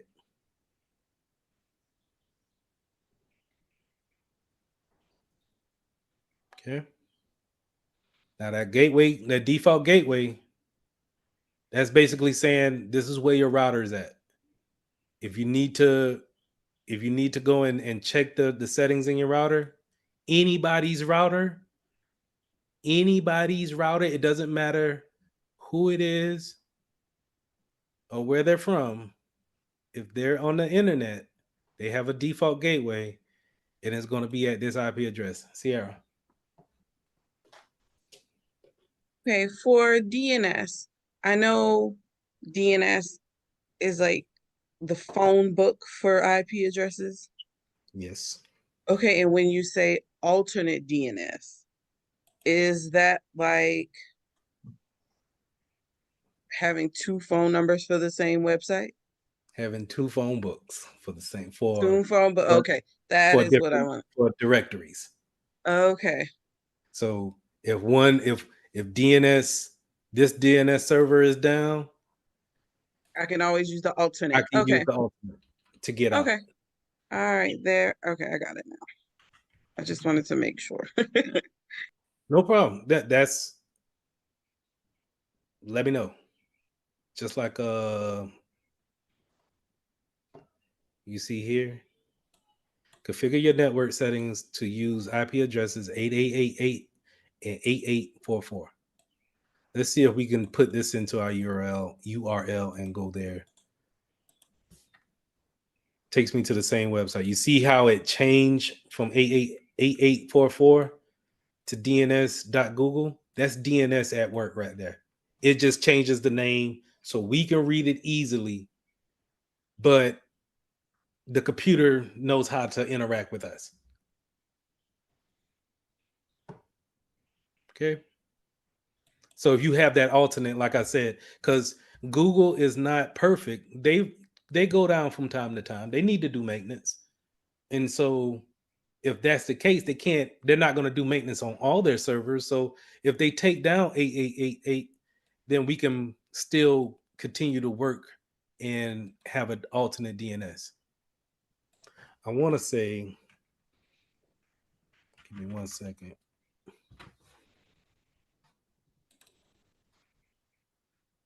No, I don't want to do that. I want to go to the properties. I want to go here to IPv4. You see here, I have two different spots to where I could put my DNS server in. Now, typically, you don't have to fill these out. But if your network team ain't on it that day and you really need to, put things out there, you can go in here and put in your alternate DNSs and your preferred DNS. I would tell you to always go with the preferred Google DNS. Is everybody should be able to reach that, ping that. If you're ever working with someone and you're not sure if they're on the internet, tell them to go to 8888 and see if they can ping that, or not ping it, but actually, go to the website. That can tell you if a lot of things are working.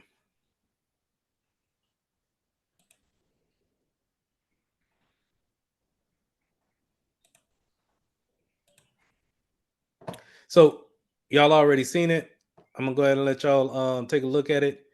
These are the groups that I split y'all in. Y'all let me know if your name is not on here, which I think I just looked at Jamie and I don't have you on here.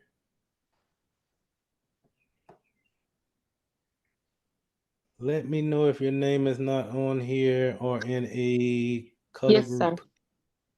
sir. Jamie, I need to put you on here. So I'm Yes, going sir. to put you in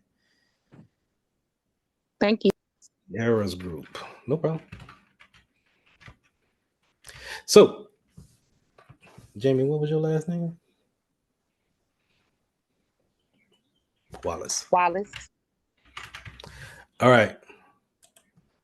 So at the top, I got team leads.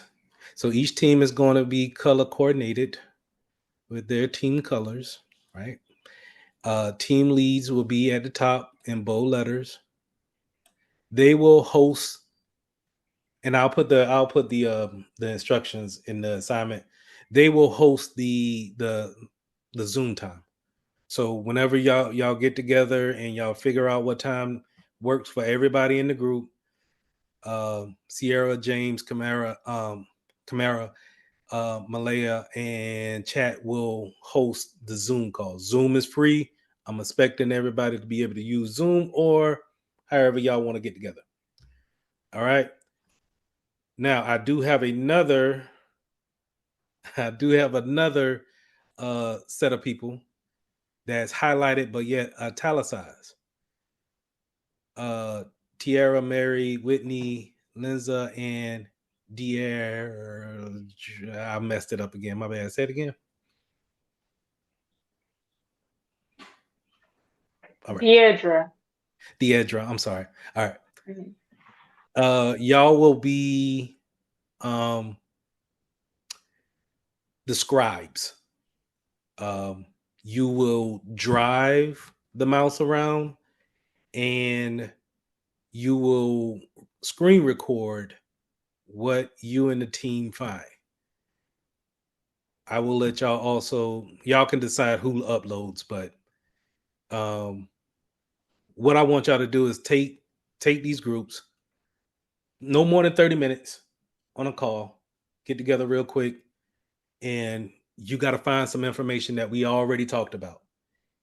I have full confidence that everybody knows where the information at, but just in case the pressure's on you, then I want everybody to help each other. Team leads, I just want you to keep everybody straight. Now, I'm going to put maybe 5 to 6 different tasks, but I want it to be screen recorded and I would prefer everybody be on the recording, because what I want to do is take the recording and we're going to put it on our LinkedIn accounts that we need to go ahead and set up. And that's going to be our first kind of like a live training that we can go ahead and start building our skill levels for whoever to see. Okay. So it's not going to take no more than 30 minutes. I promise you. At the end of this 20 weeks, you'll probably look back at this first one and say, oh, yeah, Mr. Lee he didn't want us to do nothing. Just kind of, introducing ourselves to each other. And I'm thinking about maybe changing the groups up every time we have an event. But I'll put this in the classroom and you'll get your assignment tonight. I'll post it tonight so y'all can decide if you want to meet up on a Friday, Saturday, or Sunday. And it'll be due on Monday. Okay, so LinkedIn has a separate account or something that we have, or you're talking about on the Pivot Technology School website on LinkedIn? No, it'll be, I think, well, I know Pivot sent something out in the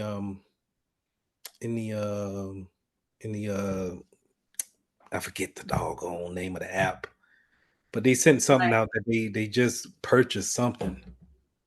Okay. But I'm thinking about just Slack? taking Slack. I'm thinking that if they're not, creating you guys' account, it's easy to just go in and LinkedIn and set up an account. It's free. And I would prefer you set it up just because after Pivot, you still want to kind of keep those things up to par and dressed up with the things that you want, because when you start filling out these applications, that's what these employers are going to do. They're just going to throw your name into Google, and what we want to show up is that LinkedIn account. So I think it'll be nice if, when they look at the LinkedIn account, they can say, oh, okay, y'all looking for this, that, and the third on people's different PCs. And I have a vision. I just Got it. It just makes sense. I understand. Okay. Thank you. No problem. Any other questions about groups?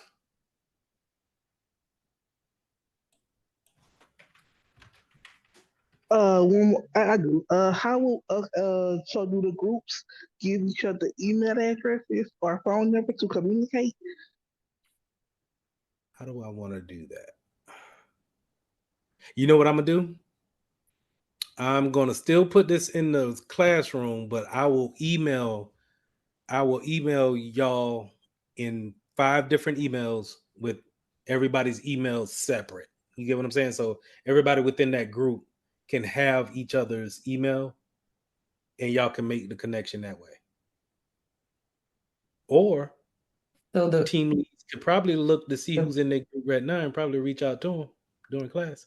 well, the groups that you have us in now, those are going to be our breakout groups as well, because we could all link then too if we're all going to be in breakout groups. But unless you plan not to do the breakout groups like that, the way you have it. Yeah, I wasn't doing the breakout groups doing like class or anything. I was going to let y'all get with each other outside of class because you would still have to. I want you to go to a Zoom call on your own. What basically what I'm trying to get you to do is not be afraid of the technology. I want to show you exactly what I want you to do and just find a way of making it happen because that's the best way to learn it. Because everybody's network is going to be different than what mine is going to show you. And you're going to run into some issues just because it's just different across the board. But I think if we all work together and if y'all need to call me in and we can work some things out. But I think the more we start to move the mouse around and make the applications do what we wanted it to do, it'll be easier. then I think it'll help us with learning a lot instead of doing the death by PowerPoints.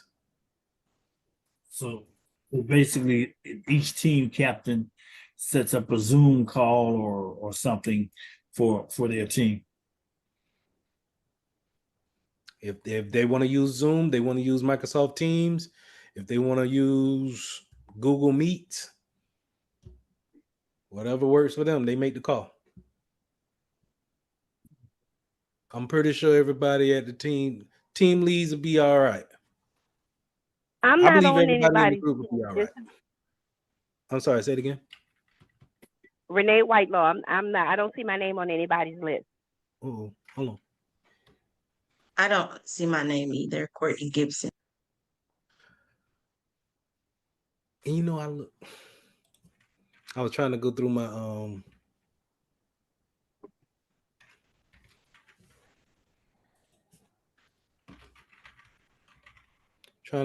screenshots.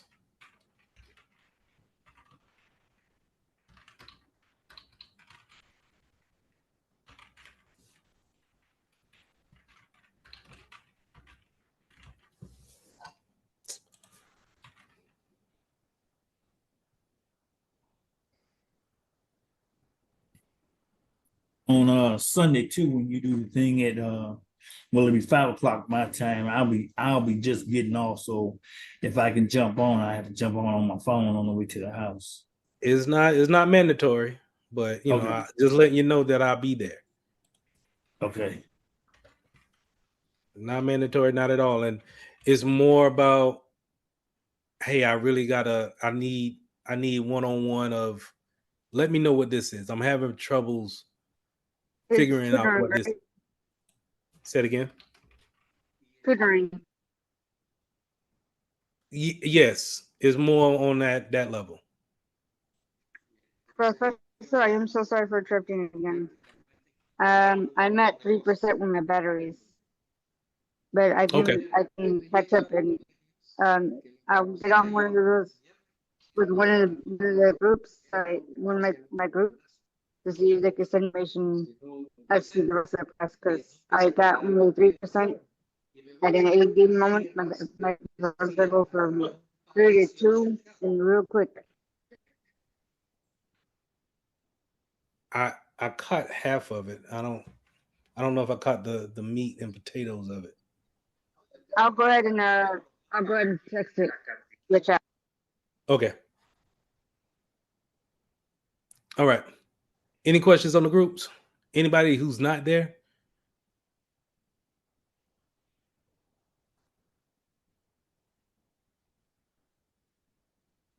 All right. Wonderful. So it's what, 26 of us here? Give or take. I think this is the most I've seen in one setting. I think pretty much everybody is here tonight.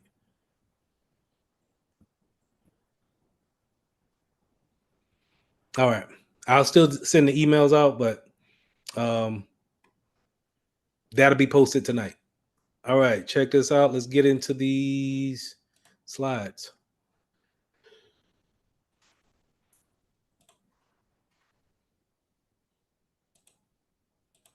And so on Monday, well, on Sunday, I'll go ahead and post these. I'll post these on Sundays for 7, and then on 7 on that Monday evening, we'll have a recap. This will be the last class where I hit y'all with just the slides and then say, okay, we good. But the good thing about 6A or the lesson 6 is that we're still in that learning about networks. And so the only thing we're going to do is talk about the things that goes onto the network to make us be able to have communication more smoother. A lot of these appliances that I'm talking about tonight will be in conjunction with those protocols. So let's jump right into it. Lesson 6, supporting network services. 6A, summarizing services provided by the network host. First thing that I wanted to talk about was the file servers and the print servers in the SMB. SMB is on port 445, and what this does is that it allows devices to see different printers and different file servers on the network.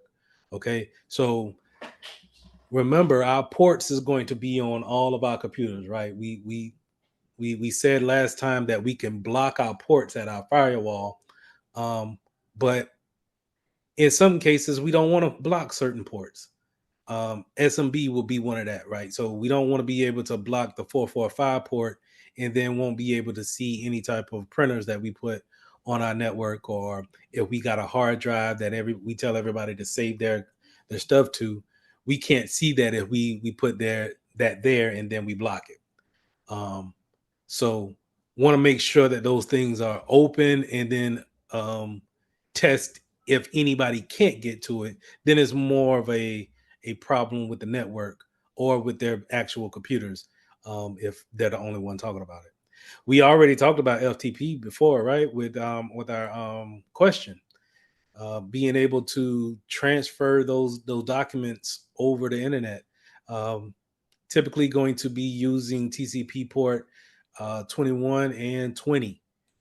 Guaranteed to probably see that. So file transfer protocol FTP is going to probably be on somebody's questions. I can almost guarantee that. Also, the secure way of doing that is SFTP, and it's going to use SSH or TLS for the encryption. And whenever we say secure versions in this realm, we're talking about encryption. Now, I'm not getting into encryption until cybersecurity. Security Plus, and I'm going to take the same approach that we did with IPs when it comes to encryption, because a lot of people can tap out at encryption because it gets real granular with encryption. Web servers. So anytime we go to a website, we're typically tapping into someone's web server and being able to see what they're hosting on that web server, and interact with it. This is typically on port 80 if it's going to be unsecure. But if it's on port 80, then we can use something like Wireshark and be able to see that traffic across the network. We typically want to use HTTPS so it's encrypted. Going back to encryption from the last slide, encryption just means that it has an algorithm put onto that server, and when someone's trying to sniff this network, they can't see me put this information in to these fields. But if it was unencrypted, if it was on port 80, then they could see all of this information um, that I'm putting in to this field. And whenever I hit send, I'll be able to grab that information with Wireshark because it's unencrypted. Encryption is going to put that tunnel that we talked about with VPN across the whole network and keep it away from prying eyes.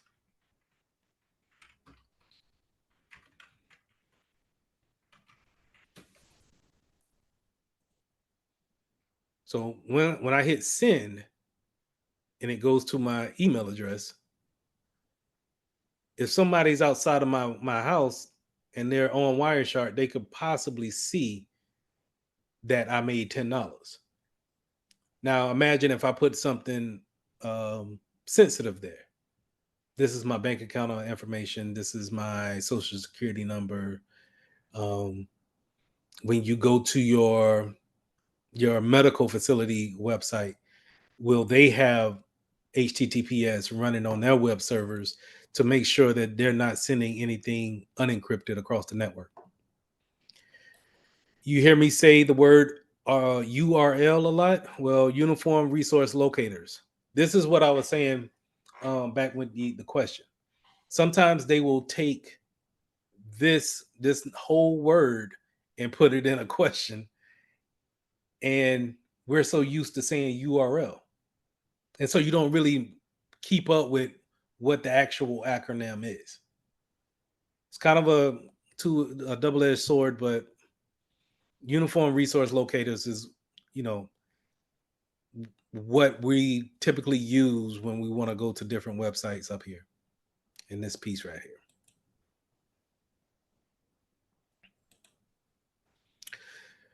Now we talked about port 80, right? We talked about HTTP. Now HTTPS is going to be the secure version of that, and that's going to be on port 443. TCP, of course, but typically, in order to use HTTPS, we're going to get a digital certificate from a certificate authority. To explain this is kind of like, so when I go up here, I click on these little dots, I can go to this connection is secure. That means I have a certificate, a valid certificate. My certificate came from my CA is GoDaddy.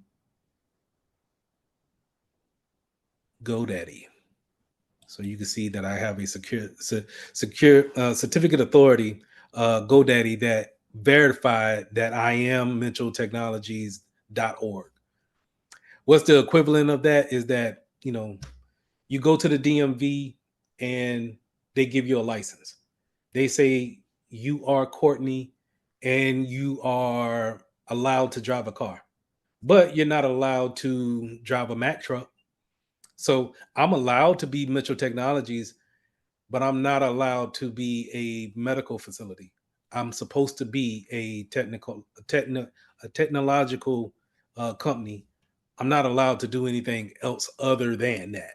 So this is important when you got phishing campaigns out there, or bad actors throwing up these websites that's not who they say they are, but they still get a certificate from an authority to say this is a secure site.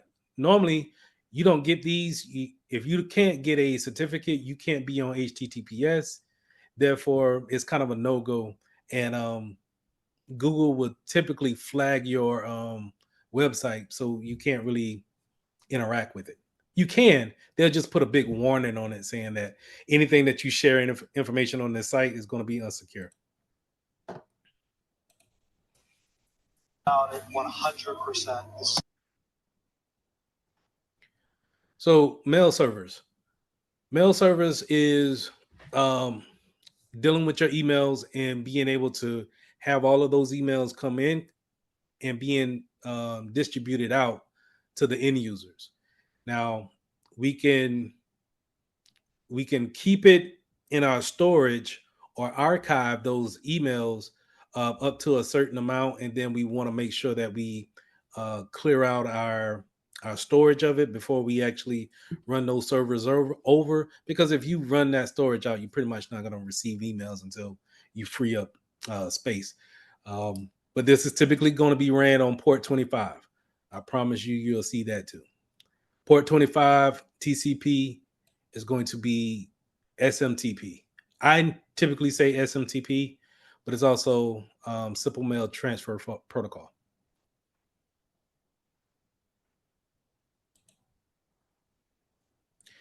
Directory and authentication servers. So, how many of us have heard of Active Directory?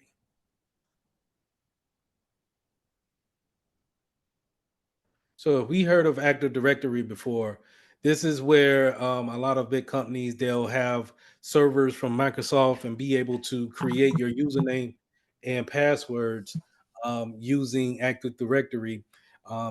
And you're able to now take that username and password and authenticate with different resources on the network. Maybe a file drive, maybe a printer, maybe some so another computer or maybe another server, and you have to authenticate yourself along the way. In order to authenticate yourself, the language that the computer will use to take your username and password and authenticate with a different server or a different computer is called Lightweight Directory Access Protocol, LDAP. This is also going to be a TCP port and is going to run on 389. So again, LDAP is going to take your username and password, and hey, you need to go to the company bought box.com or they bought Dropbox, and you need to put some information in Dropbox. But in order to do that, it needs to check your username and password to see if you're part of the company and not just anybody using Dropbox. So in order for the computer to do that, it uses this particular communication to authenticate that. Remember, all of these things that I'm saying, whether it's LDAP, SMTP, HTTPS, these are different features that computers have. Pretty much all basic computers. Some printers have these capabilities too, right? You could send an email from a printer in some cases, if it's smart enough to do so. So from a security standpoint, that's a port that we might want to think about. Should our printers be able to send emails? Do we want that, or do we just want it to scan and print? But anyway, getting back on to LDAP, LDAP is going to take your username and password and authenticate you in different resources.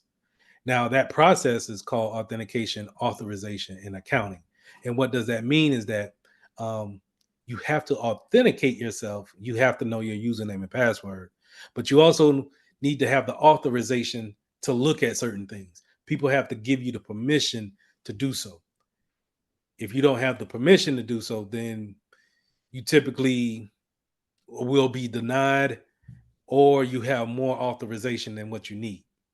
And then accounting means that someone needs to do an audit of the accounts to make sure that you have the information that you need to have. In security, I always will preach, I will give you enough permissions for you to do your job, and that's it. Because as soon as you start to get more permissions to do other things, you can create quite a list of things that you could do at work that I probably don't want you to do. Okay. Okay, of course. So is that like, and I knew that there was a box that we used to have to go in and add a person's name and stuff. And I'm thinking that's what you're talking about. We add that person's name and figure out what permissions that they're going to need and so forth. Right.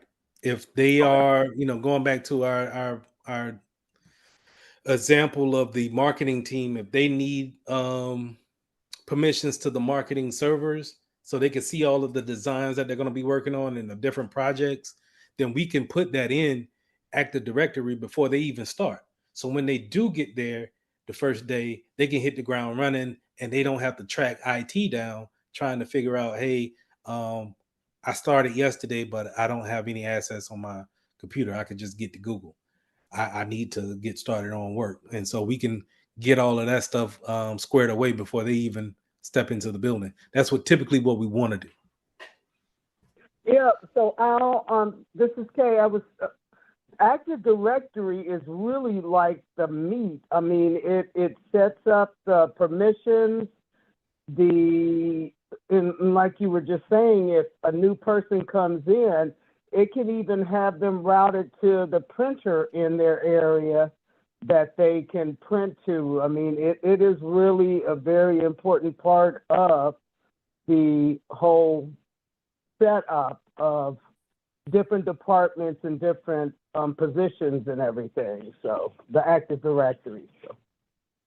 And just to double down on what she said, I plan to have some group activities with us working in Active Directory, doing some password resets, some creating some users, some fake users, and just kind of getting us used to traveling around Active Directory. I think, and this may just be me, I think if we can record several videos of us working in Active Directory, that will speak volumes than a lot of people what they have on their profiles and LinkedIn anyway. It's a tool that we use every day, and to know it, to be proficient at it, good. All right, remote terminal access servers, RDPs, right? When we're talking about RDPs, we're talking about you're being separated from the LAN. You're in a different spot, and we're using the internet to still connect to a computer and then interact with it as if we're sitting at the computer, physically at the computer. This can happen with Secure Shell, SSH, Telnet, or RDP, which is my favorite one, because RDP is going to be pretty much on any Windows computer, but Telnet and Secure Shell is going to be typically used for your Linux servers. You can use it for Windows, but Windows will give you a GUI, this right here, GUI, graphical user interface. And that GUI will look just like my virtual machines. Now, this is not, my virtual machines is not remote desktop, but it gives you the same experience. So say if this was, if this Windows 11's machine was in St. Louis somewhere, and the only thing I had to do was just turn the switch on, start it, and then log into it, the same interactions that I would have is the same interactions that I would have on a remote desktop. So real quick, just like how it's just showing up in this window as if I'm sitting there literally on this machine. That's what remote desktop does for a user. And this is the reason why I feel like, the call to go back into the office is full of fluff, because we can do everything that we done in the office remotely. There's no reason why we can't do the same thing. Especially if you want us to go to a business and just sit down at a cubicle and just type and use the internet, you could do that at the house. You don't have to waste gas to go to a building, in my opinion. And so that's what it took a while for it to boot up, but this is what I'm talking about. I can use my clock. I can go on the internet. It's slow because I got the bare minimum running on it, because it's going to take resources from my main machine. But this is basically like having two computers, another whole computer that's new, and I can do whatever I want to do on it. I ain't gonna say that. Go ahead. Orange guy says that y'all can't do that. He said he wants you sitting in your office in that cubicle, no matter what. Okay. Hey, well, no comment. But Lee, all right. I'm all right where I'm at. But that's what we could do with remote desktop. It's the same type of interaction.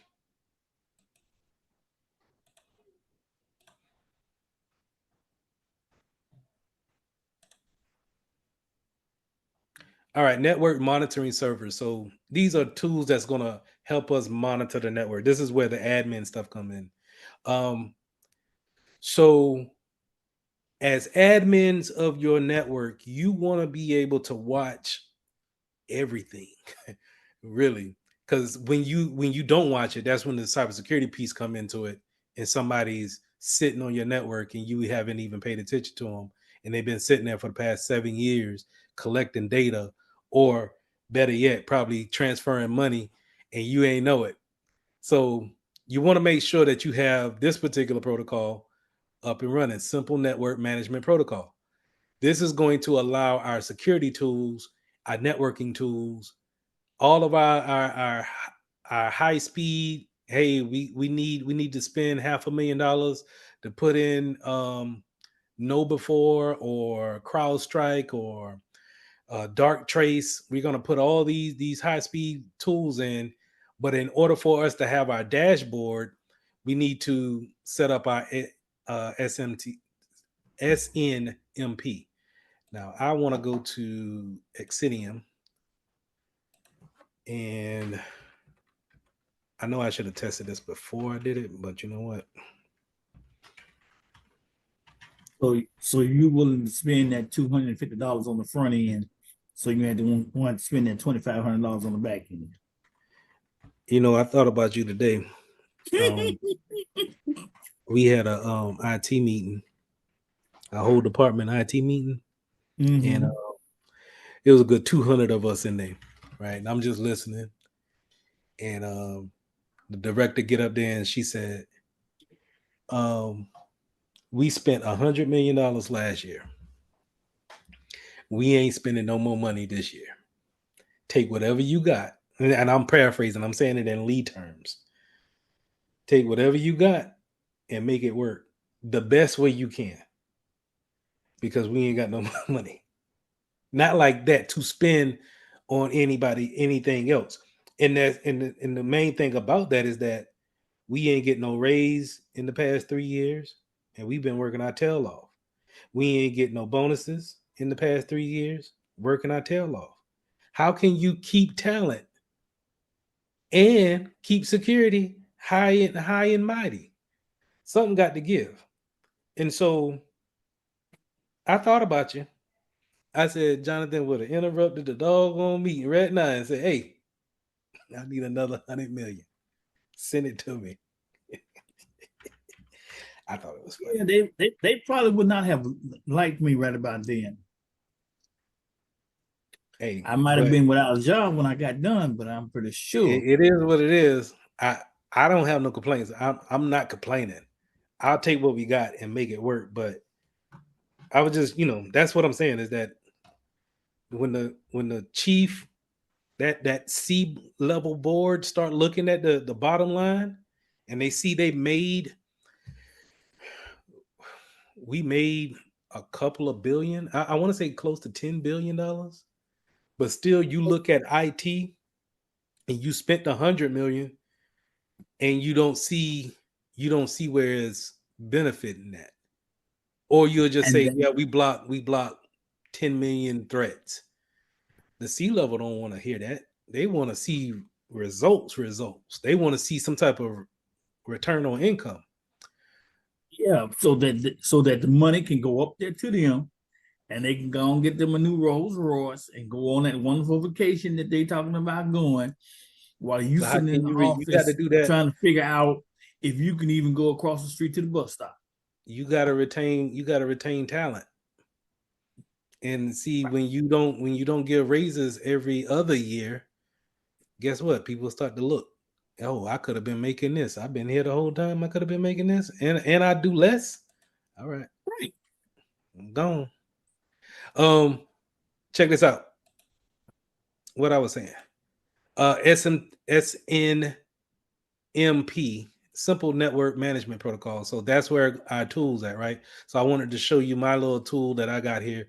This is what we call a EDR. This is a endpoint uh, detection and response tool. So you throw this out here and it finds the little malwares and the devices or whatnot, and you could do all the little cool guy stuff. But in order for me to see these graphics, I need SMMP to be working in order for me to see the different devices. So these are different. These are real devices.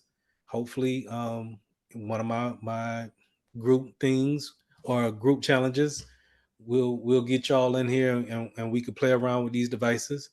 But in order to see the information here, so my PC, in order to see the details about it, the serial number, what type of laptop it is, um, to even what all we got loaded on it, what type of software is it here to collect this information. The SNMP needs to be on and working to pull this information down. If we don't have this, then we have to go to each and every computer and then physically write it down on a piece of paper back in the day, right? But and when I think about that, I'm looking at the list of computers. This is all over South Carolina. Some in Charleston, some in Rock Hill, some in Georgetown, Columbia. So how long would it take me to go around and try to collect this information? But if I can have my protocol up and it could communicate to me from time to time, maybe every 10 minutes, I can now say, hey, I want anybody and everybody running. If you got, let me see, let me go back to my computer. So this has to run basically 24/7 in order to capture everything, though, right? Yes, but it's not resource of, it's not going to bog down your computer. Okay. The wonderful thing about an endpoint, is that they'll live here in the corner and they just kind of in the background. You remember I pulled up this before and I said all of these things are just running at the same time. Well, one of these pieces is my EDR. I forget what name it goes under, but it's somewhere up in here. Okay. And what it'll do is, it may wait till it's I'm not working on it and I'm just kind of having it up and it pulls different information down. If anything, what it will do is that it'll do a full scan once it gets on there. And then if anything changes, it'll make that change to that particular file. But if it doesn't do like a full scan every time to see what's there, because it just changes, it just scans whatever changed and then makes the change to the main file. But if I wanted to go through and just say, hey, anybody running OBS on our network, let's go ahead and highlight that. And then let's uninstall that application. And we could do that remotely. And I don't have to go to the machines. I could just pull that off. Okay. So let's go back. Syslogs. This is where we haven't talked about logs, but anything and everything on your computer is being recorded. And we typically put them in our logs. So in a Windows environment, we want to go to Event Viewer. Event Viewer is going to be, ever since when you turn the computer on, is where it's going to be logging down the information. And every time you get the password wrong, every time you hook it up to a different network, it doesn't matter. Every time you put an application on it and the application crashes, it's going to be there.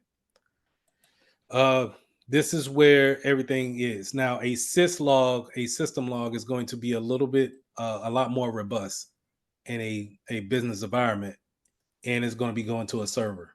And so that syslog needs to work with the SMMP in order to pull different information down. All right. So they work together in conjunction. But 514 is the port number that we need that to be working on. Now, here's a little tidbit. If we don't have a syslog server in our environment, then we could shut down 514. That's okay to do because we don't need it open. And if we don't need it open because we don't have it, then that's better security for us. And we can shut that down. But if we do bring one into the office and we pay for it and we get it set up, then we need to go into our firewalls and open this port back up. All right, 6B, compare the internet and embedded appliances. Proxy servers. Proxy servers is servers that sits on the network, and they kind of like Wireshark, but instead of Wireshark just kind of receiving everything that goes by it, proxy servers are intrusive to where they will redirect you whenever you do something from their that's not aligned with what their configurations are.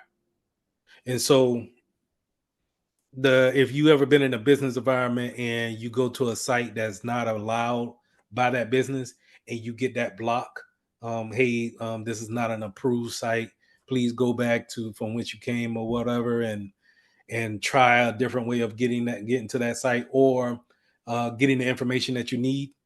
That's a proxy server in progress.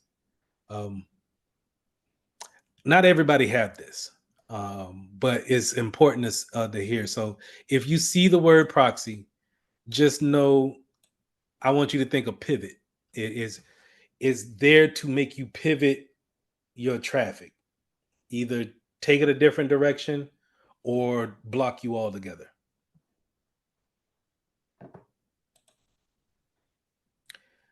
All right, spam gateways and unified threat management. Firewalls. We all understand what firewalls do.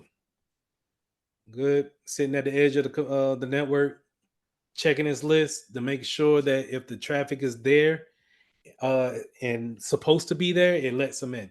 If not, drops them right there at the edge of the network. IDSs. When you see IDS can be a part of a firewall, but IDS is less intrusive than a firewall. A firewall takes action. I see you're not on my list. I will block you. I'm going to actually do something with the traffic. IDS is just going to see it and notate it. All right, I've seen that. I didn't do anything. Almost like a mall cop or a shopping mall card cop. Sorry, I didn't do anything. I can't make an arrest like that, but I can notate what it is. So IDS is typically going to be like is part of your antivirus that's on your machine, but your antivirus also can take action and block things.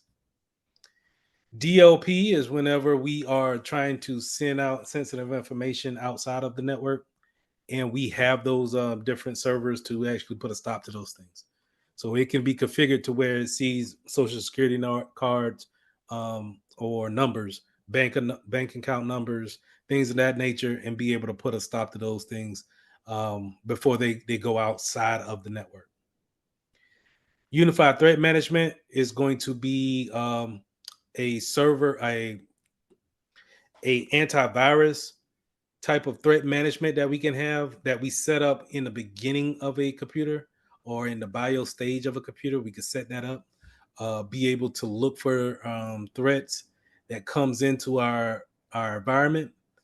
A lot of times we don't understand that we don't need to actually buy extra cybersecurity tools. We already have them installed on our computers, and we just need to configure them to run the way we want them to run.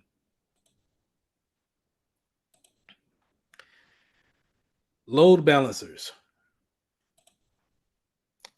Load balancers are going to be servers that takes on traffic, heavy loads of traffic, and distribute them to different servers, all giving the same information. So if we look here at the picture, all of these are the same web server. You see, they got different IP addresses, right? But they all probably have the same content. And if we get a ton of people coming in to try to view the content on these three servers, that load balancer is going to receive the information and just delegate to whoever it needs to delegate to. Hey, there's not a lot of people here at O3. I'm going to send it down here. Okay, O3 is getting a little bit weighed down. Let's go to O1. Okay, O1 is getting weighed down. Let's go O2. All right, O3 is back free. We can go ahead this way. Now, sometimes you just get overwhelmed by the amount of people that you get.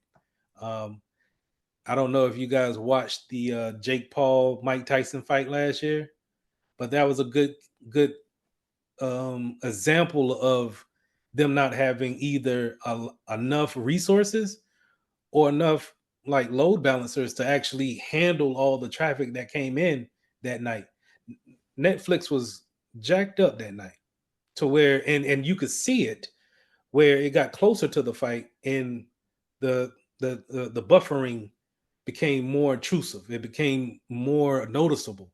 And so, but if Netflix had more load balancers and more servers to give out that fight feed, then the more people that came in, that no load balance will be working overload or overtime, but it'll be able to keep a smooth picture for everyone. Was that also like what happened with Ticketmaster when they had that crash where everybody got on and bought the Beyonce tickets and crashed the system? When you hear things like that, when they say, "Hey, everybody hit it at the same time," either you don't have enough servers, you don't have enough. Going back to what we learned, right? We don't have enough.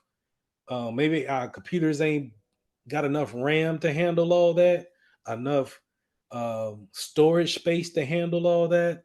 Maybe we don't have enough servers all together just to kind of give that information out.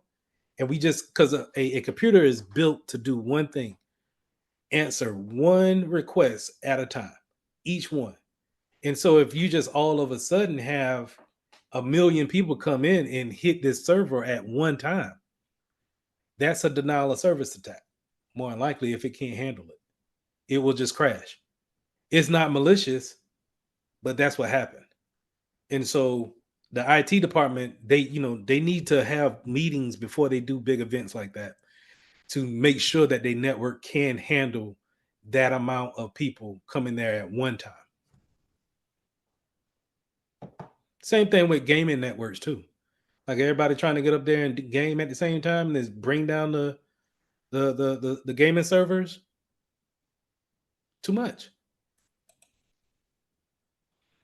All right. Legacy systems. If you have a legacy system, is no longer supported by the vendor. Therefore, security wise, it's probably going to be out of date.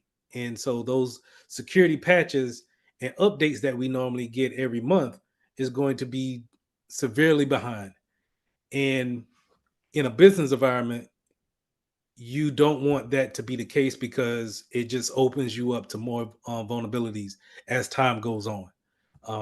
Typically, if we have to keep a legacy system in our environment, so that'll be anything from like Windows 10 on back to XP, Windows 2000. If you're talking about stuff like that, it either we need to come up with a different way to run the software or the appliance, or we need to make sure that the appliance, that legacy system, doesn't get on the internet.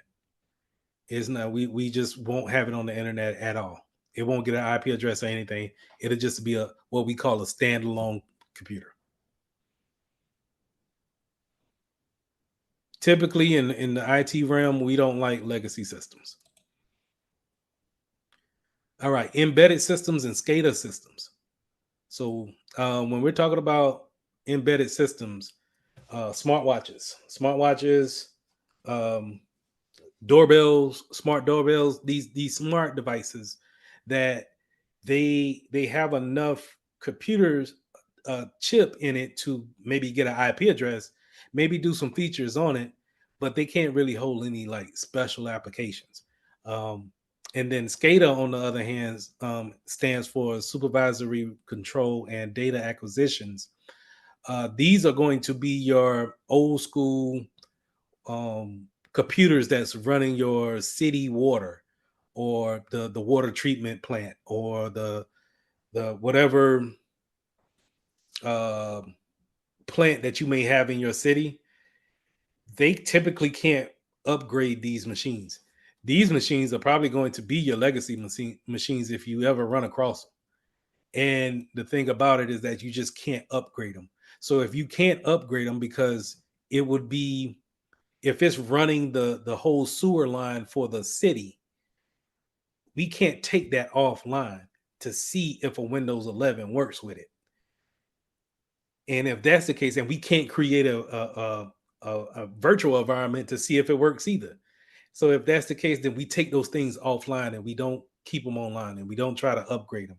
Because Lord knows if you do leave them online and someone hacks into a SCADA system, and now it was a case, I want to say it was about 7 years ago now, where hackers got into a sewer line computer and opened all of the sewer lines up to waste everything into the streets. That type of stuff happens, and so we basically don't want that. Um, another realm that this lives in is kind of like our Teslas and airplanes, being able to control those type of computers from a remote place. We want to make sure that we put everything in place so we don't have those type of issues. So we can be training to hack into Tesla right now. No, I'm not training. I'm not training you to do. Hey, you can do whatever you want to do. That's one thing. But don't attach me to it. I didn't. I know. I'm telling you, and I would always preference if I'm showing you something and I don't feel comfortable showing you, but I know I need to show you. I'm gonna just give you my preference that hey, you could do this, but it would behoove you not to, because it's probably going to be recorded by somebody. Remember, your computer is recording everything that you're doing, not necessarily like a video, but we just talked about the logs. The logs is here. It's going to show that. So, all right. Internet of Things. Things. um, it kind of plays off of the embedded systems too. Internet of Things are, again, anything that connects to our internet, but it just doesn't have the functionality on that device. Nowadays, they use in conjunction an app that's conjunction with the device. So the one thing that I seen here that sparked my interest was I have a Google speaker in each room, um, and it's constantly listening. But that's the best thing that it could do is just listen for commands. But it's not it's not built to where it can actually use AI right now, but it kind of uses like a low grade AI. But anyway, um, but you get more functionality out of those type of speakers or devices by using the app. All right, last session here.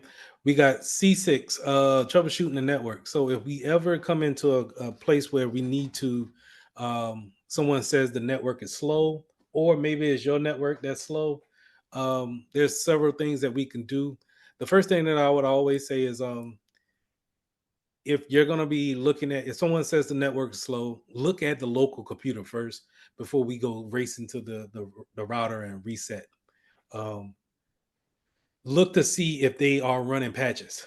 If we go to our start menu and go update, these patches here, and we seen this a couple of days ago. These patches can be pretty big, and they can take up a lot of resources whenever you're trying to download them. If you're trying to download a major one that may take 2 reboots, it's going to slow down the production on the computer significantly. So see if someone is running updates first before we go and start checking the NIC card, the patch panel. That the odds of these things breaking are slim. They can happen, but they're slim. So before we check those, the odds of you running patches is probably going to be way greater, and that may be your issue right there. Um, Now you can check the cable. The cable will be the next thing that if they're not running any type of patch, maybe the cable or the connection to the Wi-Fi is not as solid as you would like it. If you can move them to the access point or try out another cable that you know is working, that'll work too.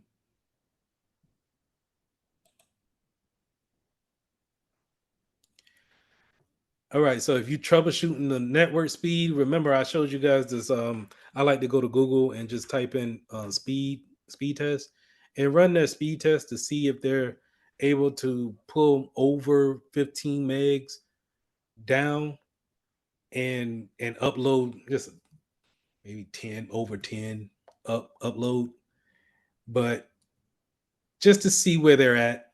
If they are kind of bogging things down and it's not as fast as they would like it, then the reboots is always going to be my go-to.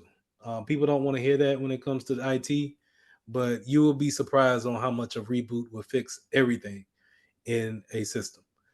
And it just does, and it's going to be my go-to every time, especially when if I just hit a wall or I need to think about things a little bit more. I just tell them go ahead and close out everything and let's go ahead and do a reboot.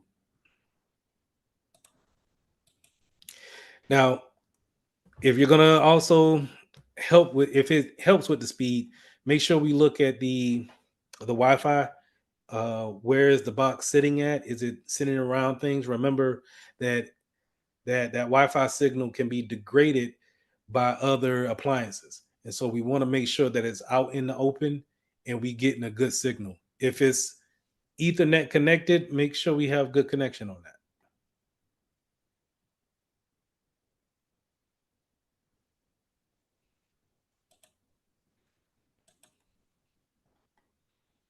I'm checking the messages. I'm sorry.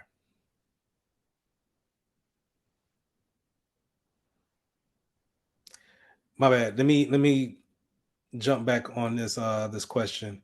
So the question was do certain companies check the capacity of the server? And I'm assuming we talking about the load balancers piece before they actually get it out there and perform different things. You would like to think so, but to be real with you, every IT department, every business is going to be different, and you'll be surprised with who the people we work with. We just work with different people who may care, who may not care. Some people may look at that like the Netflix situation with the Jake Paul, right? They may look at the fact that they had such a bad night as far as streaming was concerned as job security. They're not going to fire that whole department, so they'll say, I don't care that we look bad for that one. We'll just get more money to the department because we'll fix it. Because if you remember, right after the Jake Paul Mike Tyson fight was the Beyonce performance on Netflix, and the Beyonce performance went flawless. It was actually high def, so they got the resources that they wanted. So will they check it? It's a roll of the dice. You would think so. You would think if you had an audit team and you had a high speed team that meets every maybe twice a week, that we're probably talking about, hey, let's test it out. We got there's a possibility we get maybe 200 maybe 20 million people between the time of 8 o'clock at night to 10. Let's make sure that we good to go and we're not buffering. And so what you want to do is you put your servers through a stress test and kind of hammer it to try to make sure that it can upstand or withhold everything. The same thing when I was telling y'all about RAM and storage space. If you get a lot of it, then we could do more things with it. We could perform a lot better. So we'd probably, if that was the case, if we were an IT team, I probably would tell you, hey, let's take down the number of the what kind of storage we got, what kind of RAM we got on each server, and let's see if we got any money to budget to upgrade it. Can we upgrade the get some load balancers in here configured? Can we get more servers? Can we buy more servers with our cloud company? Whatever. But and yes, reboots, I would say I'll push it up to 85% of all issues are probably solved by reboots. But people, it's not a fun answer to give. People don't really necessarily want to hear that, especially if they tried the reboots a couple of times too. All right. So check the driver for updates.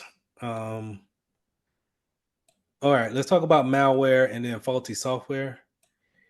That could have a problem. It could have a hindrance on your network um, if you have some type of malware, but you'll see like your whole computer performance will be off, off. Just it's doing things that you don't want it to do. Maybe, apps are opening up, closing, crashing out. Um, maybe the computer is running hot. A lot of times with malware, you'll hear your computer fan turn on automatically because it's just running. All of these right here will be topped out. These lines here will just be over this threshold. Processes will be at 100% on CPU and memory. And if you really into it, you'll be 100% on disk, and it's writing something to the disk too, and you just got to unplug it from the wall at that point because you just jacked up. But that's the malware. You will definitely know if you got something on here that's not supposed to be here, and your antivirus is incapable of taking the virus off. Because back in the day, this was great to just run a scan and we could take off the malware. That'd be cool back in the day. Nowadays, the threats are getting to the point where they're not detected so quickly by your virus protection. And so you have to look at what's different going on in the background.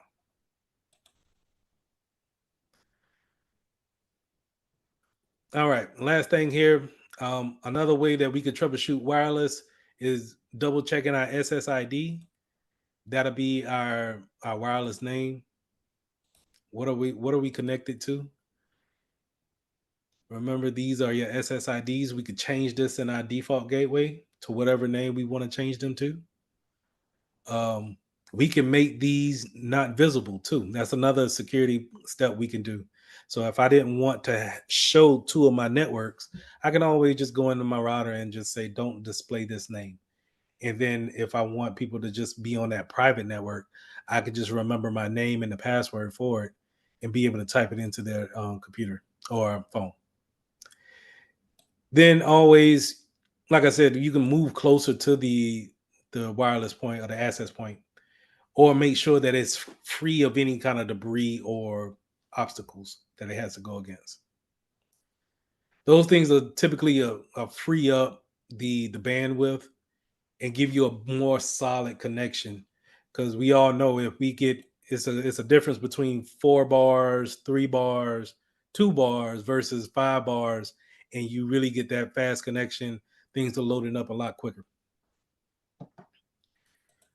So that's all I had for lesson 6. We kind of went and reiterated the things that we talked about in 4 and 5. These are different appliances and different uh these are different features that we can use along with our IP address to communicate over the network. It's one thing to have our IP address and what network we're in and who we could talk to, whether it's MAN, WAN, PAN, or LAN or VLAN, versus can we get to the printer? Can we talk to the EDR? Can we get to DNS? Can we go to that website we never went to before and rely on DNS of getting us there? So, like I said on Monday,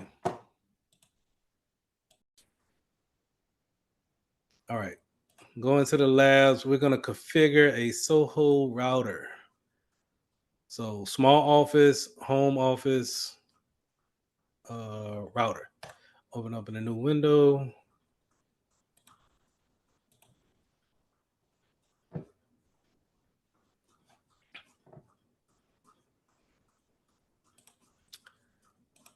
End it. While we're waiting on this to repopulate, let me go ahead and take my screenshot for the night for the roster so I can make sure that we are good to go.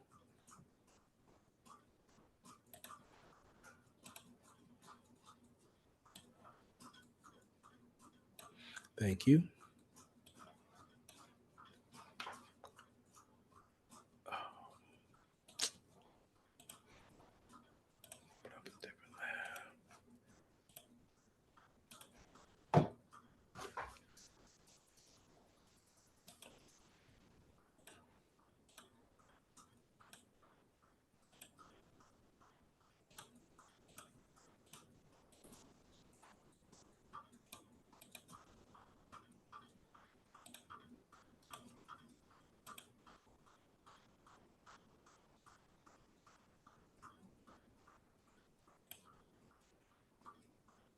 Now, this lab is going to be taking place in a Linux environment.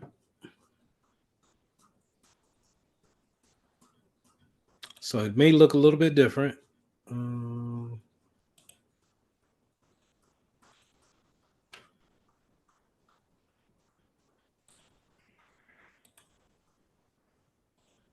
think that'll do. Everybody can see that? All right.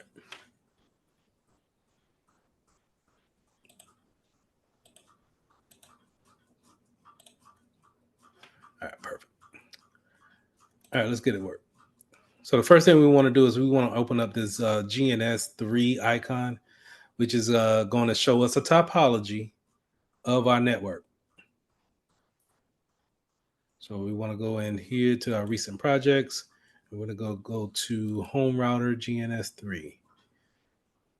So these are Linux boxes. And the reason why we know there's Linux is because Linux typically have a little penguin icon as their kind of a mascot. So Windows has their squares, but Mac has the apple. Linux will have this little penguin. All right. So what type of port on the router should PC1 be connected to? So we're going to be tapping into a Ethernet cable on PC1. This is typically, anybody want to take a shot at that question? Note that no links have been established between the VMs yet. What type of port on the router should PC1 be connected to on the router? The Ethernet?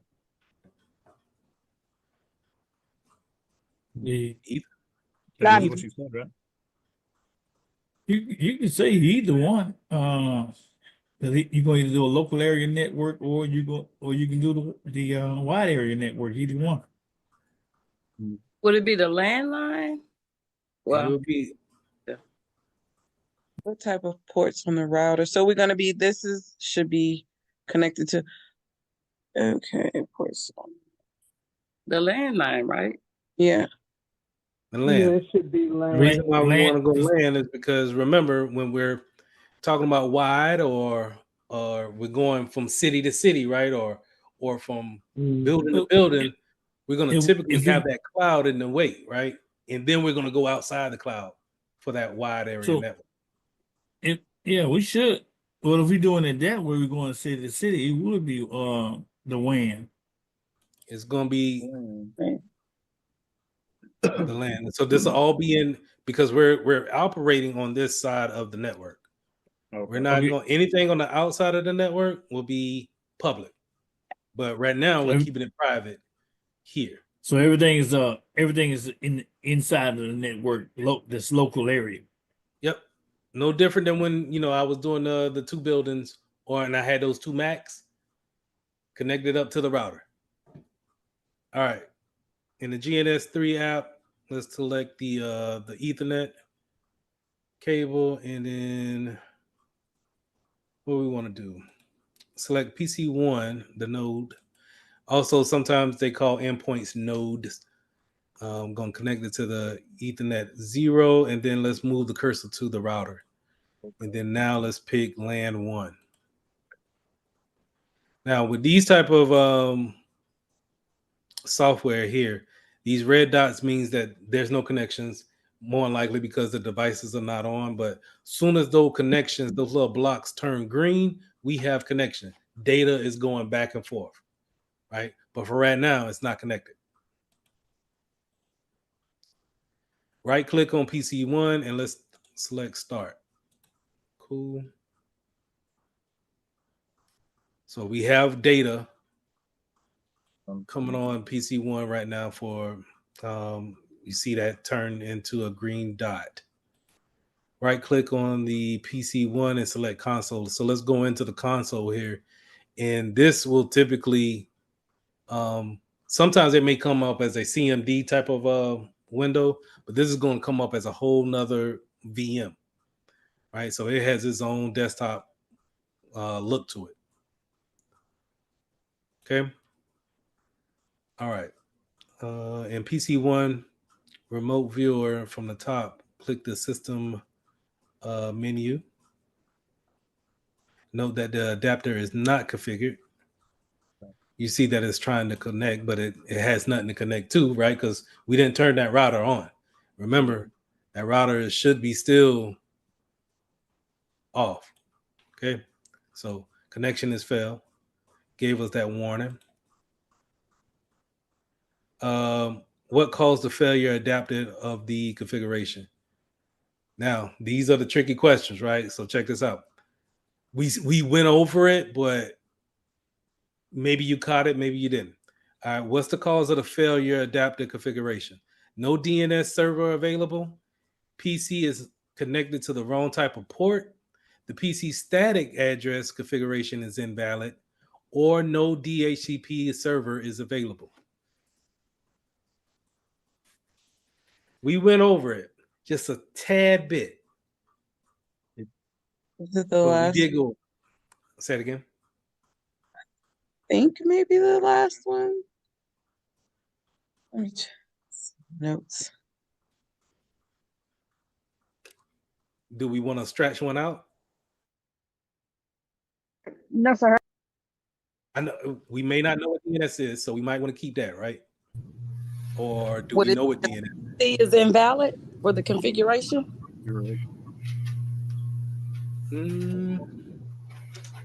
The static IP. Well, we didn't configure anything. We just kind of just threw it in there. So PC static address configuration is invalid. No, because we didn't. Okay, I got you now. Yeah, we didn't configure anything in our router for that static IP. We have to tell the router, hey, keep me with this static IP. I want this every time I connect. I have to tell that router that. We didn't do that. So we could scratch that out. PC is connected to the wrong type port. We got this right up here, so we know that that's wrong, right? So the DCHP is not available. Yeah. Yeah, the DHCP is not available. Right. So that static IP, I want the same IP every time. But that DHCP is going to give me a random IP address whenever I connect. But it's not available right now because like we just said, it's not on just yet. So, yay. All right. Let's go to the router and select start. So, I'm going to select start here. And what I like about it is that you can look at the console and you can look at the actual router do its thing. That's pretty cool. And if you're feeling froggy in these type of labs, you can mess it up, do whatever you want to do with these type of labs, and you're not even affecting anything. So you can get more experience through these type of labs. So I like that. All right, but either way, only thing we did was just we connected it. So now we got a green mark, and we got 2 green marks. So we good to go on our connection. All right, let's go back to our PC1. I think it's wanting us to go to. Yep. All right, from the select the system, wired connection, and then wired. So we'll go up in here. We'll see that now we don't have that particular icon anymore that it was trying to connect. It is connected. And let's go into the wire settings. And what it wants us to do is that in the network window, collect this little icon right here.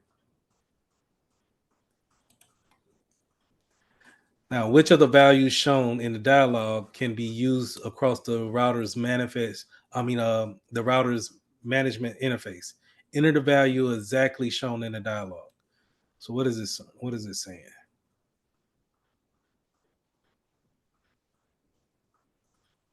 It's saying enter the hardware address or the IP. Management interface.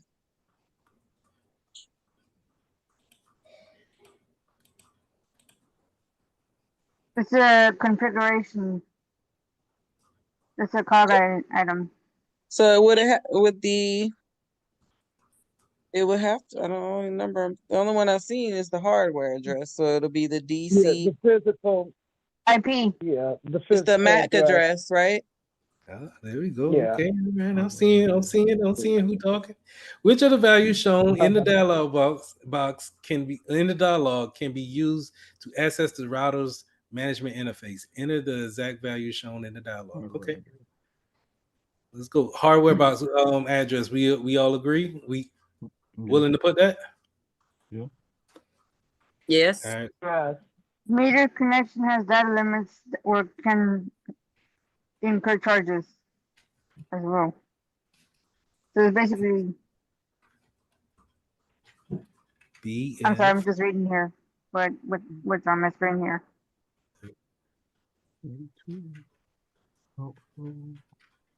Zero. What we got? Oh, it's got to be capitalized all the same, don't it? Got to exactly match. Try again. Remember that the router acts as a default gateway. So is it case sensitive? Yeah, that's what I was because it says exactly as it's shown in the dialogue, so it has to be capitalized. Mm-hmm. Okay. So, is that right? So going back, so I'm got a capital C. Okay. I need a capital B and an F. Should be good. Remember, try again. Remember that the router acts as a default gateway, default route.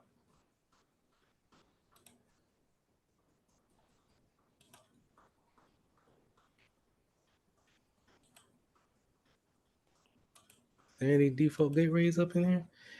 Am I connected? Oh. Okay. Okay. Wow. I feel. All right. I'm connected. Okay. Ah. Okay. All right. So now I got some new information. Right. The address. No, I didn't do that on purpose. I ain't trying to trick y'all. I'm sorry. Oh, okay. Okay. That's my fault. All right. Now, which of the values shown in the dialog can be used to access the router's management interface? So remember, this part right here is going to be what I was saying, how we take that default gateway from our CMD and put it in our URL. So that would be the default route. our default Okay. route or our default gateway. So 192. Jesus. Come on now. 192. 1.1. Okay. Which is also our default, our DNS, but we won't get into that. All right. Select cancel and then close the settings.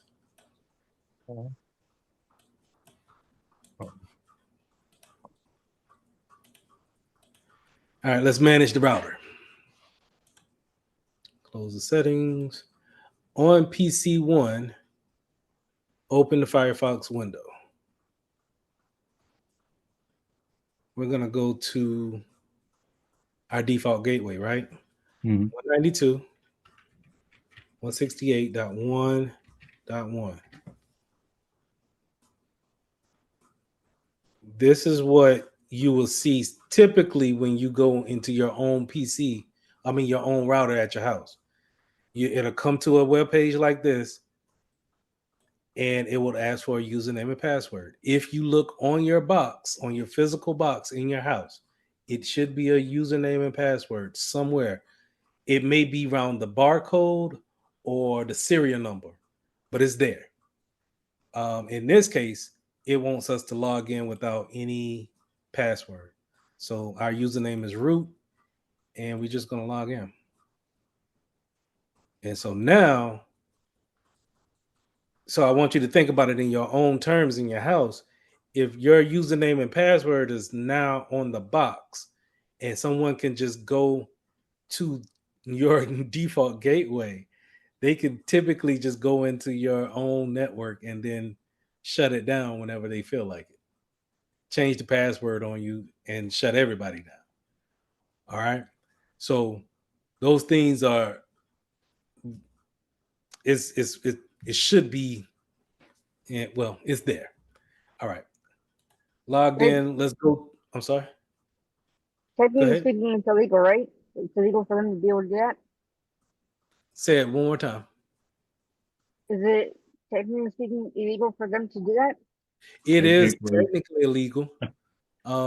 Technically, well, it's not illegal. But it's not morally right. Right? You wouldn't want nobody to go on there and log I into the wouldn't do that to admin anybody part. else. But that's I wouldn't do that to anybody either. that's the reality that we're in. Yes. Unfortunately, there's cases where I think I overheard a rumor among my mom and her friends that someone had actually done that, and then when they couldn't get around, they actually went to the person's house and cut the cable for the internet and satellite. People will do some things now. Yeah. All right. Select system. So we selected system and then administration. So in this router, we're going to go ahead and change the password. And this is what I would suggest you guys do to your home router. At least go in there and change that default password to a password that you know. And you don't have to share it with the telephone company. It's just, they can get in if they need to. But, at least you can have a peace of mind that you changed it. All right, so let's go ahead and type the new password in, which is a bad password, but whatever.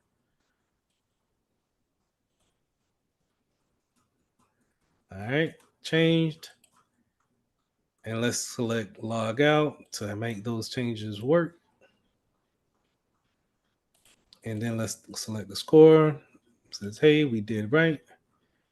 Let's leave the remote window open. Cool. Go to the internet. All right, let's connect to the internet. Let's go back into our router.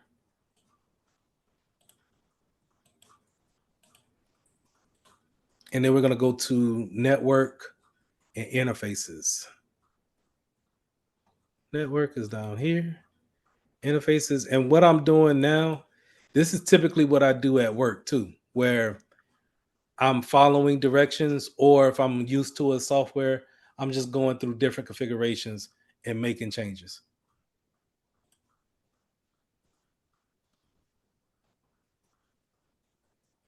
All right, so this is basically going to give me some information about our network that we have going on here with our router, right?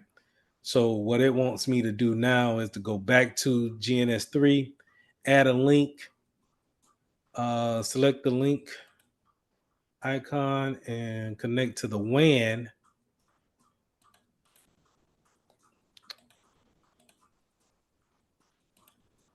And then add that WAN to the internet, to the INSP, an INSP, Jesus Christ, the ISP provider. Right. So once we added that to our internet provider, instantly we didn't have to turn anything on. We instantly got green marks. We're talking to the outside network. So that's good to go. Let's switch back to PC1. And now we should see something in the WAN as far as the uptime. I'm going to refresh this page.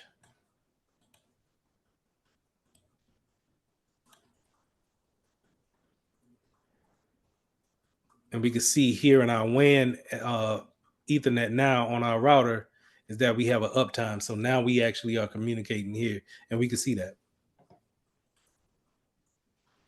All right, so what's the WAN IP?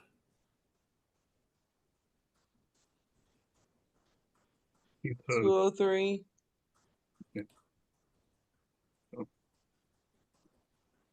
Bonus points. Do I include that /29? No. Why not? Yes. Yeah, I don't know. I'm lost on that one. I ain't gonna lie. Part of a configuration that you're not actually doing just yet.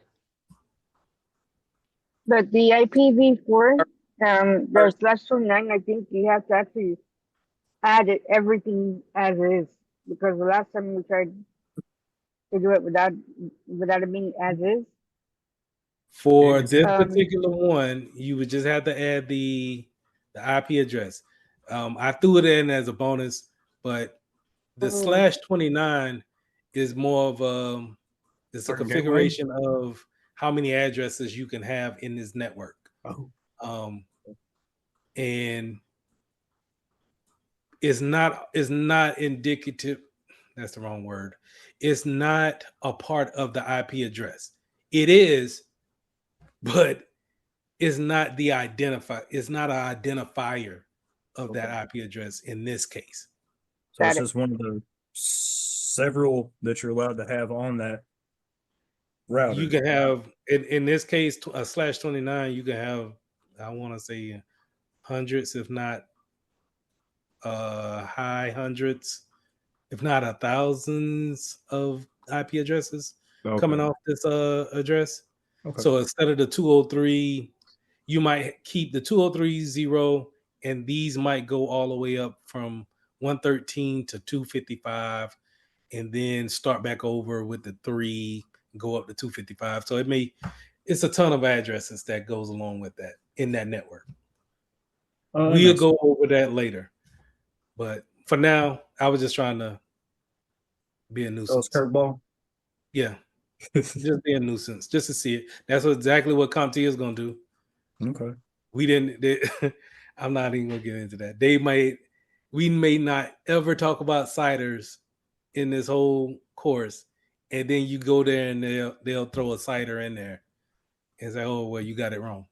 You're worrying me a little bit now. I ain't gonna lie. I'm sorry. That's my little good, rant. But I understand.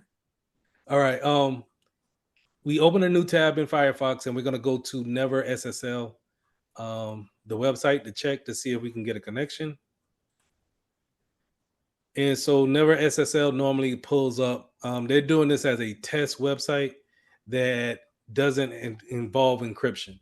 So this website, we typically want to have encryption on our websites whenever we're going there. That's why we want the little signal, the shield to be there. But this website doesn't use that, so it's able to pull up. We use this in this example to say, you know what, we are able to get out to the internet because we connected this particular LAN, this Ethernet cable up to our internet provider. All right, we can close that tab. And then let's connect PC2 and the network and do the SSL check over there. So I'm going to go to my link, plugging in the Ethernet 0. I'm going to go with, it doesn't matter, but I'm going to just go in order and go to LAN 2 here. Wait till it pulls up green over here. What do I need to do to PC2 to make that that square turn circle and green? I need to right click and start that particular PC. Now, once it starts, I'm able to go into the console, see it boot up.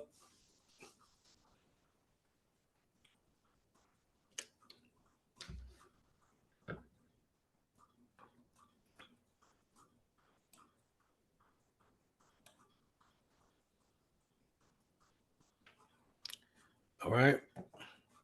And I'm connected to the Ethernet, so I don't need to worry about doing this piece. I'm connected to the internet. I can pull up Firefox.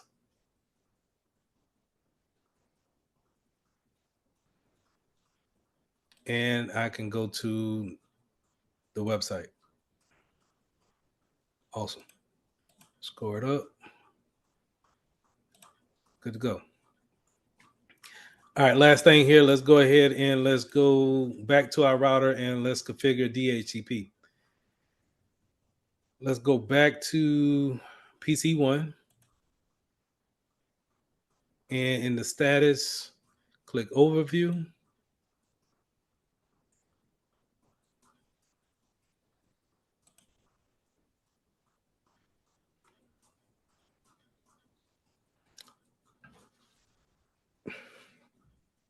Scroll to the page and view all the information presented. Note that there is now a IPv version 4 upstream panel.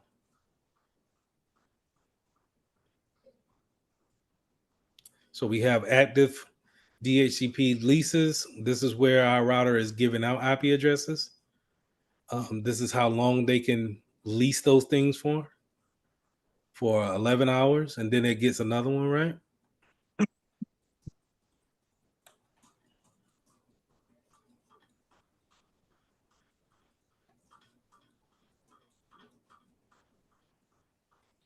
All right, open up a new browser and let's go to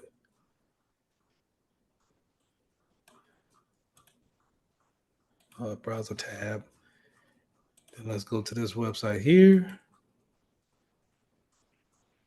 And this is going to display a public IP address. So let's put in that public IP address here. 47, 101, 124.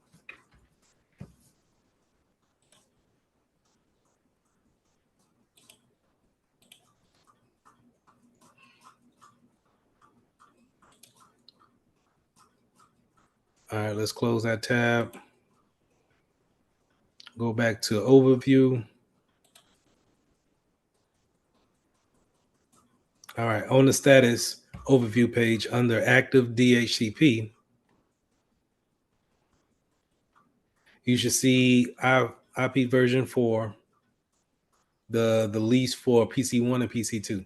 Enter the MAC address for PC1.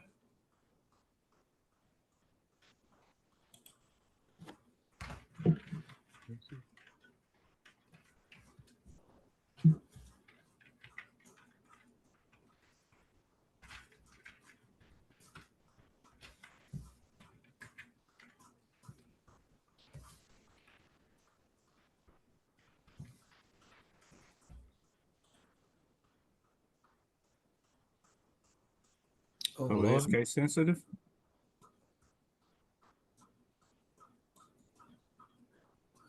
Same format, yep. Okay.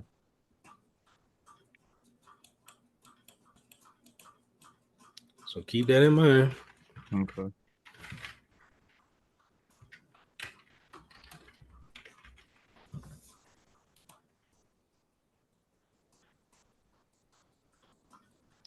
And then the MAC address in the same format shown under active. Yes, PC1. Am I wrong here? Oh, I am. Okay.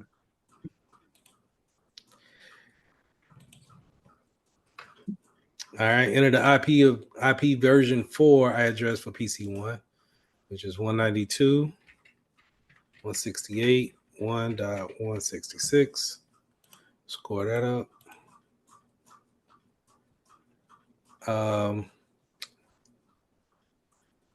They also did IPv version 6 leases, but we're going to move on to networks and the interfaces.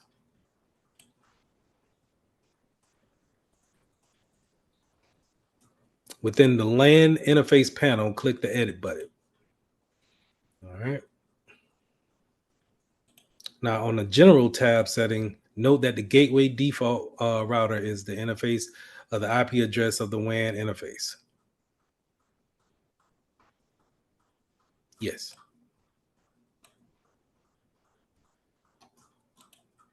Select the DHCP server tab, which is here.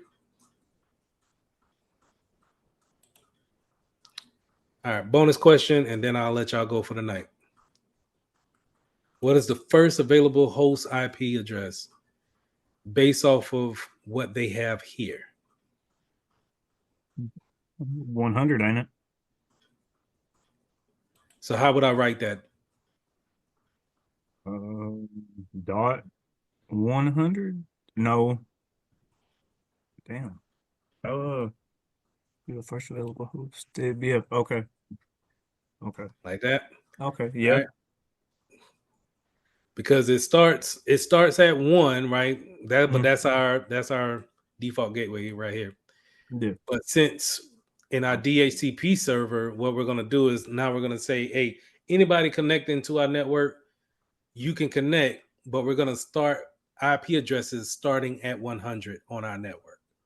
And everybody knew that to get 101, 102, so on and so forth.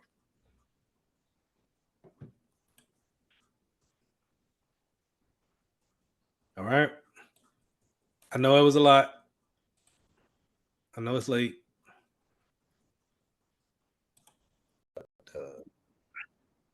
All right, lesson 4, compare local networking and hardware. This is going to be a section where if you like networking, then I'm going to be talking about some topics that you like, right? If you don't really like that networking, and it could get complicated sometimes because it's its own field, it's its own beast of a field, really, where people can just specialize in just networking, period. And that's not a bad route to go either. Having a network is just being able to have different computers and different things that can talk technology-wise, talk on the internet. So we're talking anything from TVs to phones to pacemakers, anything, not just your computer. So it all entails on the network. So the first thing we want to go over is LANs and WANs. So local area network. This would be your, when you look at these names, these abbreviations, you want to think about a LAN being something local, very close knit, but not as close as a personal network. So we'll get into that later. But it's very, think of your house. Your house is a LAN. It starts with your router or your modem, and then whatever connects to it would be the local area network. So I'm going to be jumping back and forth to my whiteboard a lot. Let me go ahead and put that. Let me grab this real quick. Bear with me. Throw that over here. So my LAN will be, never mind these, right? So I'm gonna group these, put them out here. My LAN will be something like this. It'll come, but actually ungroup. Give me this cloud. Now, when I use this cloud is always going to be a representation of the internet. Okay. Every time we see, and this is what we call a topology or a logical type of imagery, right? every time we see a cloud, is going to represent the outside internet. Okay. So this is where the internet comes in. This is your house. Your house has this little modem here. And then you got two MacBooks that's willing to connect to the router. Now, this is what we call a LAN. All right, duplicate that.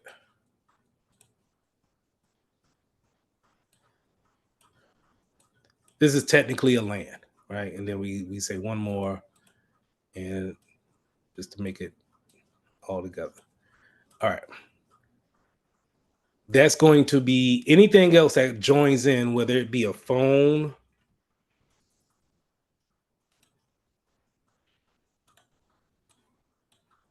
or a refrigerator, a doorbell, whatever. It's part now a part of your LAN, your local area network.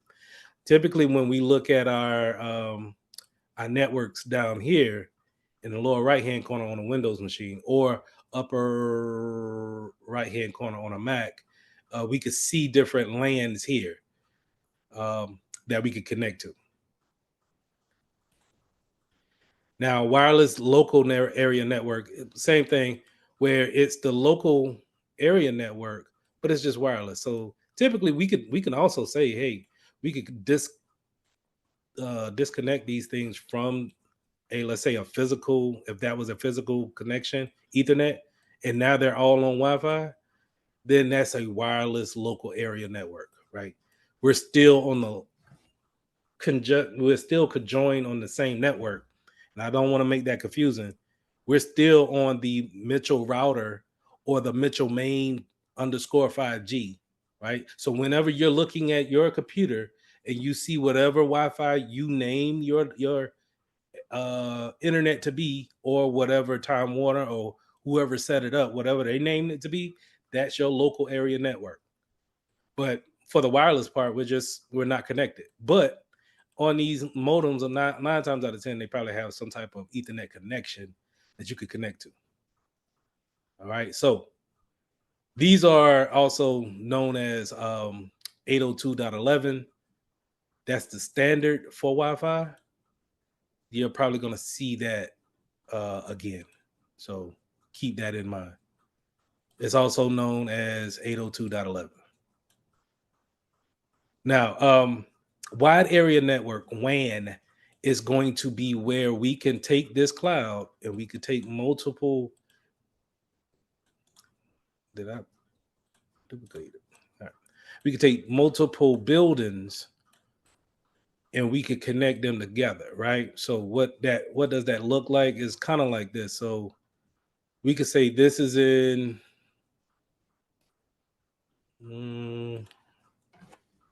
Charlotte, and then we could say this is in Texas. But yet, even though this branch is here in a whole different state, we're still on the same network. We're just separated by distance. But what connects us is this cloud, right? Now, I'm not going into the configurations of how we are connected, but to the wide area network will consist of connecting two different cities or metropolitan areas via the network. Okay. And the best way of looking at that is like, let's say this is Bank of America, but so you got plenty of Bank of Americas in America, right? So you can say that the branch here in Charlotte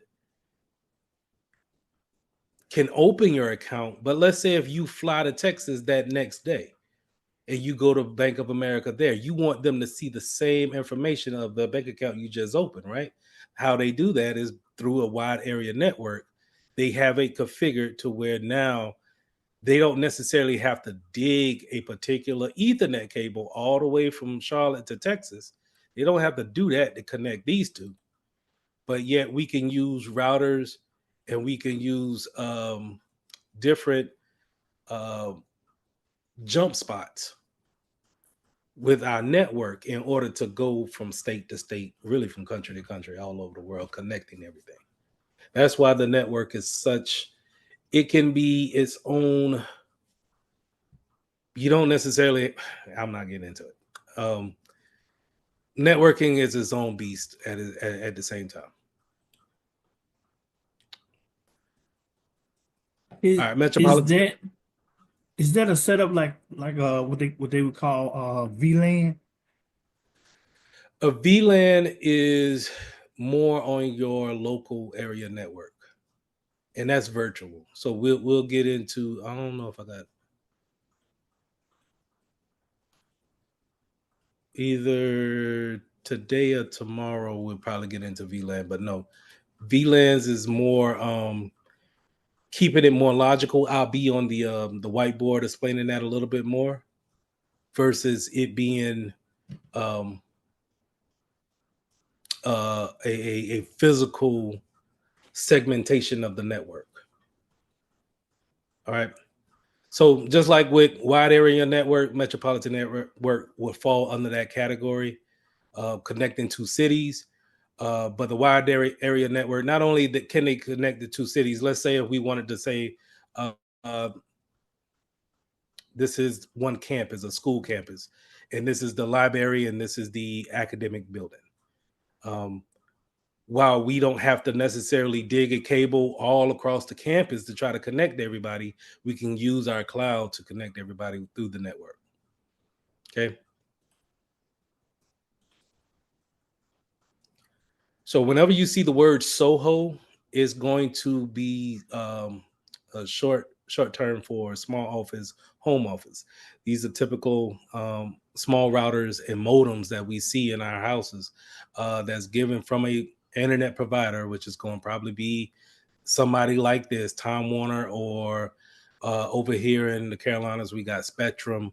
I have a small telephone company called Corporeum that they are the one that provides the internet via their telephone system. Sometimes they come in with a coax cable, and they give you. They want to, offer a bundle. Not only, hey, don't just get internet. Please get the phone and the TV package as well. And that's mainly coming off of that coaxial cable that they go in there to actually install that network connection. So whenever you're looking at something like this is exactly what I'm talking about as far as on my whiteboard. These are logical imageries, and so it's kind of we like to have these drawn out to kind of give like a high level overview of what's going on. And this is exactly what I've said, right? You see our cloud, and that cloud can also be represented by a globe, right? There's nothing crazy. My bad, I thought y'all couldn't see it. It's nothing crazy. But this is typically outside of the network, right? This is public. This is why it's shaded in blue, right? So this is a public network. Now, whenever it goes into this router and we're working inside of our business or our homes, we typically have a private network. Now, our private network typically is going to have a different IP address than a public network. So, show of hands, do we know what do we know about IP addresses? Show of hands, like does anybody care to talk on an IP address?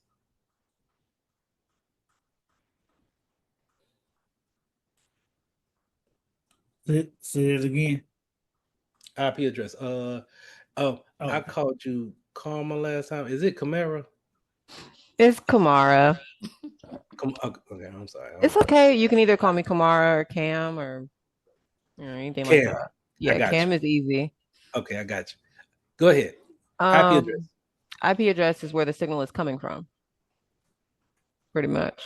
Like the location or the machine or whatever it is that it's originating from, is what the IP address is. In the grand scheme of things, yes, it does have that capability. Sierra, you want to add? From my understanding, it's like an ID number. I feel like it's an identification number for your specific network. Right. And to Cam's point, that's how we could send things back and forth, and we have our identity of who to send back and forth things to. So both of you guys are right. I like to look at an IP address, which we all, all 21 devices that's in this phone call right now, we all have an IP address assigned some type of way. And your router, your small router that's in your home, it's responsible for doing this. It's responsible of creating these numbers and then making your device have that. So think about it like this. In order for me to send you a piece of mail, I need to get your address. And then the U.S. Postal Office needs to know a way of how to take the mail that I'm going to mail from my mailbox to your mailbox. And how it gets there is how it gets there, right? It's the same thing when it comes to a network, right? So check this out. If I created a piece of mail in this office and I wanted to get it to this office, the United States Postal Office, or what I used as an example, will need to take it from this office, run it down this line, and then run it up to their scheme of how they actually divide the paper and get it on a certain truck or airplane or however they wanted to deliver it, and then get it to the mailbox here in this particular state, right? Or city or wherever it's going. The same thing when it comes to an IP address. When it leaves my computer, whatever packets leave my computer, and when I say packets, that is what is being broken down and sent across the network. So let me see, how can I put this? Because I don't want to make it to where I'm throwing so much stuff at y'all and y'all like, what are you talking about? And I didn't download Wireshark. All right, I'll do that later. All right, so an email. If I'm sending an email to you guys, once I hit send and it goes down to the Ethernet port, it breaks down into what we call packets. And these packets now travel across the network through this whole networking scheme in order to get to your computer. And then your computer builds it back up into a physical or a digital email that you can actually see. And so whenever you reply, it follows you to see me do my hands like this. It's being broken down into packets and delivered to you in somewhat real time. Right? So in order to do that, in order for you to understand that it's going from my computer in Rock Hill, South Carolina to your computer, wherever you may be at, that IP address is important to identify that person with. So to go back to our slide here, my IP address for my private network will typically be very different than what my public IP address will be. I have a private IP address and a public IP address. Everybody, if we were to do a command prompt and then open up our command prompt and look for our IP address, we typically might have something that looks similar to this, where it starts with 192.168. All right, those are private IP addresses, and it's only really a handful of IP addresses that we can have for our own home. But in a public IP address, it may be a lot larger because everybody's using those IP addresses. All right, we want to keep our private IP addresses private, but when it goes out to the public or it goes out to the cloud, it changes over into a public IP address. So real quick, what is my IP address? My public IP address, as you can see here, is very different than the 192.168. All right, I'm keeping it high level. Everybody still with me? All right. So it starts off, what you guys actually may see is the 208 104.49.72 coming to your to your computer, but when it comes into your router then changes it over until the 192.168 to send it directly to you. All right, and it needs to do that because you have other things connected to that router, and it doesn't need to send it to that. So that IP address will definitely set you apart from anything else on the network. Now, back to the name of it being a small office, home office router. These are typically not robust routers. Atlanta, what's going on? I just have a quick question. I'm Yes, sorry, ma'am. I'm trying to, I don't really know how to Zoom on my phone, so sorry. Let me try to turn my video back on. Okay, so with the addresses, the routers have the private network IP address. So the public ones, all of those come from the towers, like the big tall towers? They will come from your internet provider. So they have routers too, right? And what you're referring to, like those big tall towers. So those routers, I mean those towers will have routers connected to them, and they all talk to each other. Just kind of like think about a telephone system back in the day, where it would be telephone poles up, right? And then if we really needed to call long distance, we would have an operator there to transfer the physical call to another call center, right? Same thing now. It's just automated. It's just all machines. Where okay, if you want to go out to ESPN.com, that's cool, but that's located in New Hampshire. Okay, how do I get you there? What's the fastest way that I can get you there? And it jumps these different routers all the way up until it gets to ESPN's router, and then it jumps all the way back to your computer, just like that. And you have that interaction. So Okay. it seems like I'm taking a long time to explain it, but it happens so constant. Like I really, if I could really explain it, just to be able to see you guys on video and hear at the same time, the network is blazing fast. Okay, of course. No, you're good. I guess I was just trying to get a better understanding on pings. Cause like I do physical security as well. And we had a case recently where someone had went missing and we couldn't like look for her because we didn't have a waiver from her cell phone provider to ping the IP address. So I was just trying to figure out like what that meant. Okay. Going back to private, right? Is so, and this I see the rabbit hole right now. This is where when we get into cybersecurity and we get into privacy, this is where this comes into play at. When this comes to a private network, it is your IP address. And it's not necessarily something that everybody should have the right to look into or know.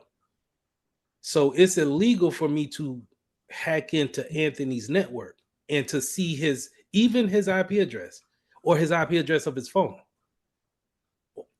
Yeah, I'm that's the equivalent of me going into his house without me asking and just walking in there and sitting down.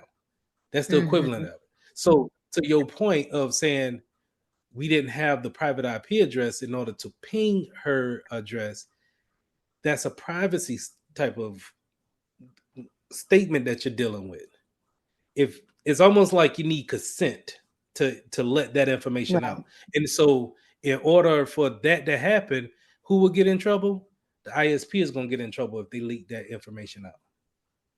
That's why I feel like it's a lot of it's you, I could bring up all these things of hey, somebody got ransomware, somebody did this hacking.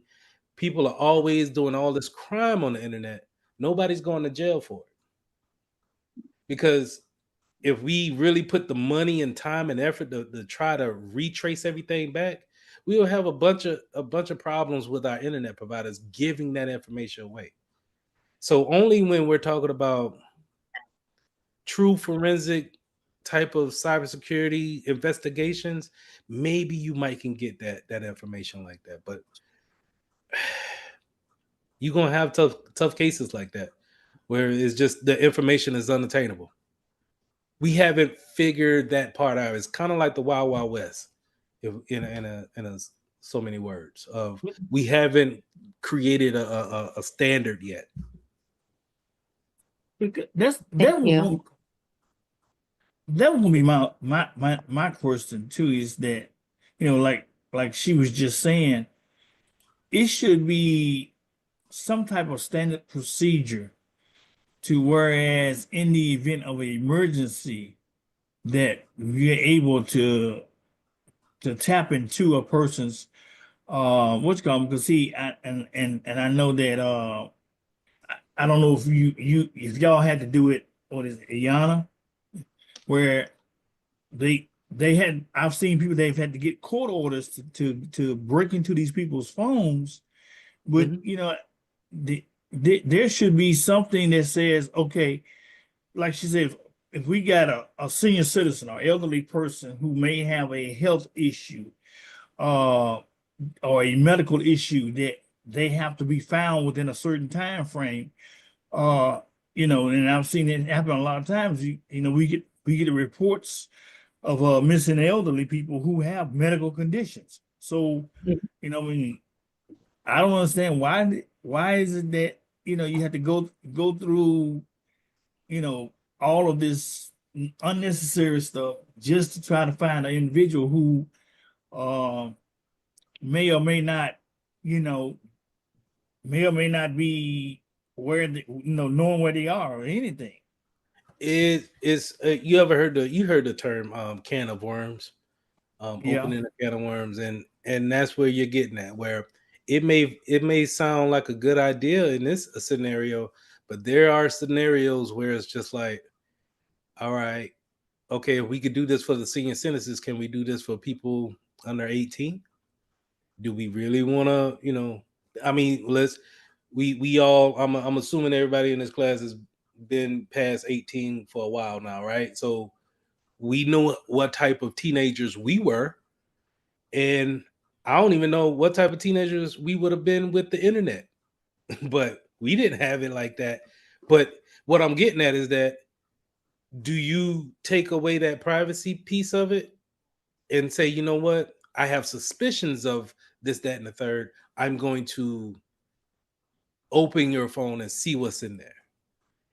And that's why I think I said it last week that if our job is not to cybersecurity, is not to put anybody in behind bars or anything like that. If you see something and hey, this is going to go straight to a court case, leave it alone, get your hands out of it quick, fast, in a hurry, because it gets Okay. messy after that. Yeah, but then why do we have all these wonderful apps on our Because phones? if I set me a policy up and tell you, hey, don't do this on my network, then I can say, all right, I told you something and you signed it. So now I can take proper actions. But if you just pop up and say, hey, go into this person's phone, I don't know that person from, I can't do that. Yep. But we have these tracking apps on our phones. That's what I'm wondering is, we do the family 360 thing and Right. all of that stuff, so we You can read try to the keep privacy up. notice on that? I'm pretty sure they covering themselves now. Hey, you tracking somebody? Hey, all right. Go ahead, Sierra. I'm sorry. Go ahead. Oh no, you're I'm gonna fine. pull this up. But like for that kind of thing, you would have to have so many steps in place because you don't know if that person is it may be someone else trying to find them and they shouldn't be looking for them. So it kind of opens up so many possibilities of abuse. And I That think can of more or worms. less they would just rather avoid it. It's a wild, wild west. We haven't really figured it out just yet to where, because as soon as you put it in play, somebody's going to say, oh, that's nice. I'm going to figure out how to make that do what I wanted it to do. Crazy exes. Man, like it would be insane. Y'all laugh. Yo, it's true though. But It's it- true. I already know. I've been there. But y'all see right here, I remember teaching one of my first classes, and I pulled this up to show them, GPS tracking, and Google had a whole timeline on me for a good 3 years, Yep. tracking me everywhere I go. You got to go in and turn all that stuff off. It's sad. And you don't think about it. You just get in and you keep rolling. Yep. They don't But tell you that's nothing what I'm about it. saying is that when we talking about hacking, it ain't too much that you got to do, really. You want to Nope. just, if you really, what is your motive? What you trying to do? Trying to find where somebody at? That's what we talking about? Yep. All right, the only thing they probably ain't turned this off. How many of us got locations on our phones now just so the app will work? The app constantly tell you, hey, I'm not going to work unless you turn on your local sharing or You got to turn on your local location. locations. Yep. So yes, I have one more question. go ahead.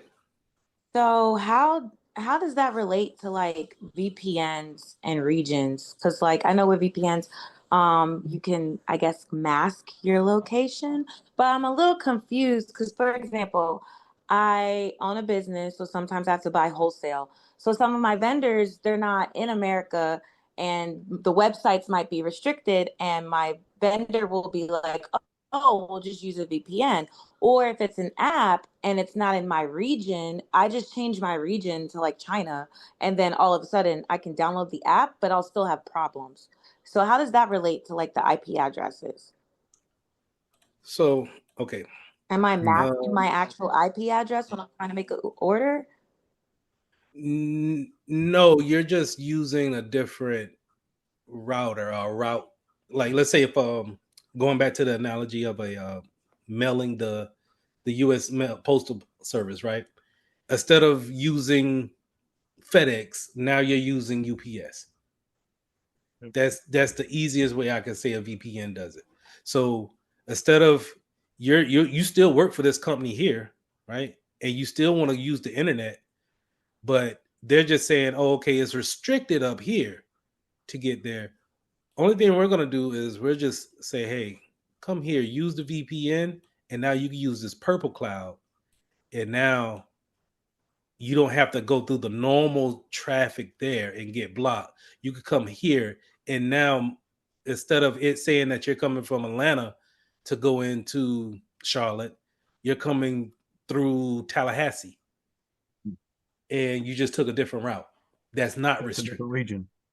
And it adds a security benefit because now it has SSL encryption on it to where if anybody is snooping the network, and we'll go over that maybe this week, where they're snooping the network, they won't be able to see that network. It'll be gibberish to them. So I'm guessing we're gonna learn a little bit about Wireshark. Yeah, that's why I tried to show it, pull it up, but I didn't have it downloaded on this computer. But I definitely have it tomorrow. Okay. But sniffing the network is definitely going to be something. This is the gateway into the dark web. Like Yep. The dark web is just going to be different proxies and different routing ways of going to a part of the internet that's not advertised as much. It's part of the internet. Yep. It's just not as advertised, and you gotta know somebody that knows somebody that knows somebody Kind of like a back door that knows somebody else. So go ahead, Jonathan. Okay, thank you for the So clarification. Because I was confused. I thought VPNs were another IP address themselves. So thank you. Oh no. They are whenever you think deep VPN, just think about I want you to think about tunnels. A secure tunnel that's a keyword that you're going to see on the exam, but it's a secure tunnel to the secret type of different routing, but still going to your different still going to your same address or destination. And your destination is going to send it back through that VPN, as long as you stay connected. Thank you. Now, the other question that I had before we went off into the wild, wild world of privacy. when you talk about the switching of the IP addresses, will we talk about at some point when we using like the 8-port hubs and stuff like that, the mini hubs or something of that effect? CompTIA doesn't bring up hubs as much. They just want you to know that when we do use hubs, they are kind of repeaters, but they don't necessarily. We are not looking at them as being smart switches or things that we can take control of and then um, be able to direct traffic. Chat. Now, if you don't need to be on. You ain't got to be on the camera if you're driving now. It throws me off. I'm sorry. I just don't want to. I got you. All right. Because when we plug the cable from the internet box into a switch and then run those cords from there uh, to our computers and everything, is going to give out a different IP address one. On a hub. Yeah, see, if when we use the hubs where we might have 2 or 3 computers sitting here. I might have my laptop here and might have my desktop, and stuff and everything. So I'm plugging in both the laptop and the computer into the hub rather than directly into the uh, box, because the box may or may not have more than one port. But if that hub talks back to the router to the modem, the modem is responsible for giving out those different IP addresses. We'll go over that tonight with DHCP, and I might talk about static IP addresses. But all right, let's keep it moving. Good conversation though. This is a topology of a business setup where we have our internet providers, right? We just talked about VPNs, right? A lot of times these big businesses, we all seen it with COVID, right? Everybody had to go home and then they had to get right with their VPN and remote access to bring people from home back into the office virtually. So this is where we want to set up our VPNs, right? Now, going back to what we were talking about, it's not necessarily saying that it's a bad way of doing anything, but business wise, we could set up our VPN and keep our workers home, but yet we're just making them be anywhere that they want to be because this VPN sits directly on their PCs. But we also have kind of like a what we call a VPN concentrator here at the business that talks to each other. So whenever someone is working from home, they connect in with the VPN, has that secure tunnel, and they go and talk directly to the VPN concentrator here at work. And now they can access the things that they would if they were in the office. It doesn't matter where they're at in the world, long as they have some type of internet connection, they can always seem as if they're on the network at the building. So that's a great thing to have. But things coming in from the internet, you got your internet service providers, and then we could go out into a DMZ or a VPN. A DMZ is more of a public facing entity, so something that maybe our customers need to get in contact directly to us, but not necessarily into our internal network. So we may give them a DMZ to actually talk to. An example of that would be if you're ever dealing with a bank and you got to give them some paperwork and you need to fax it in or email it to them directly. It might, instead of you putting it directly into the network, they may want you to go to a DMZ router or a jump box, what they call, and put the paperwork there, and then they go and grab it from them, from that. All right, your core distribution will be where your routers and your switches are, and these all work together. So these four parts, these routers, and then your switches is gonna go out to your access points or your patch panels. Um, Now your patch panels is where, if you're thinking about a business environment or a cubicle environment, your patch panels is going to be like on every floor, but your end users will, plug up at their desk, and that wire runs back to a patch panel. That patch panel is kind of like what Jonathan was saying to me. This is how I look at a hub. A patch panel is just going to relay that signal down to the switches. Now, the switches are a little bit more smarter to where they can create those VLANs that you were talking about, to where if we wanted to, well, I'm not getting to that. But anyway, they're a little bit more smarter to tell networks where to go, what to do, and we can send it around to different places.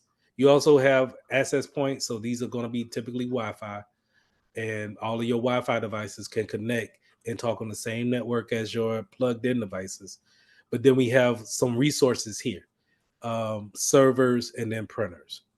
And I'm always refer to these as resources or objects on the network.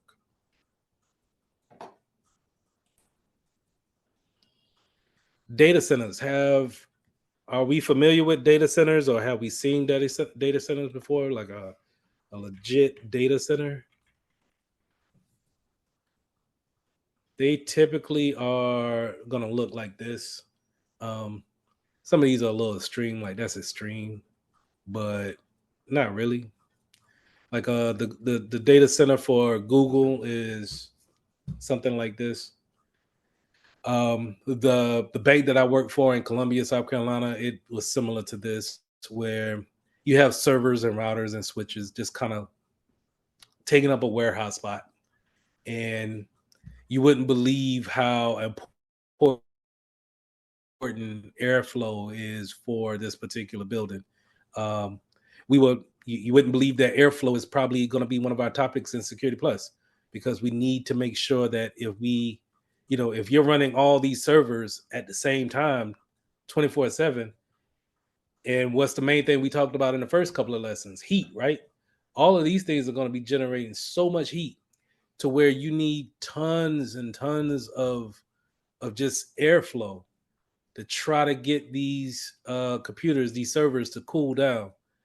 So your air conditioner bill is going to be typically sky high on a big data center like this, right? So these are places where, and mind you, networking is going to be point of emphasis. The power, making sure that we don't lose. Epiphany, I'm sorry. Go ahead. I didn't mean to interrupt. You could have finished. I was just looking at the just adding to your point with the data center. I was in one in Brentwood, and the very first one I ever went to in Brentwood, and how cold it was in there. Like normally, like in hours, like I work for the legislature, and typically ours is much smaller, our server room, but you have to be cold. But when I actually went to the data center that was in actual Brentwood, like that was my very first time of going inside, and they were stacked just like that in the black. And the building was actually a data center that hosts about, I think he said about 15 different companies in there that they had.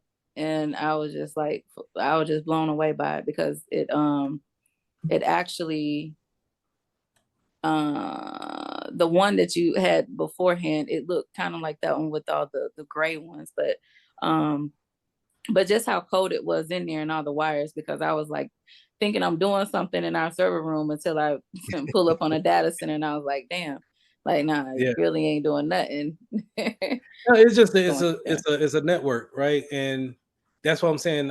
Networking itself can be just its own beast, to where, I know cybersecurity is the hot new thing, but them networking engineers, whenever I talk to them, I don't move no type of anything with them. They just kind of they set in their ways, and I get it, and we kind of battle for the company and the network which they build, but it's up to me to make sure it's secure.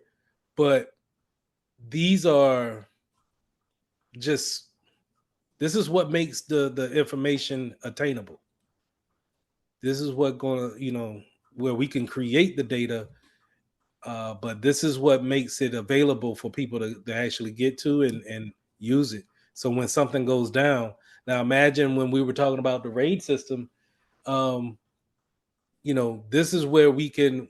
This is OD RAID system, but it's the same thing. What I'm trying to say is that when something or a drive goes down, we want to get those alerts so we can go in there and make sure we change them out, and so nobody sees anything that's going on in the background.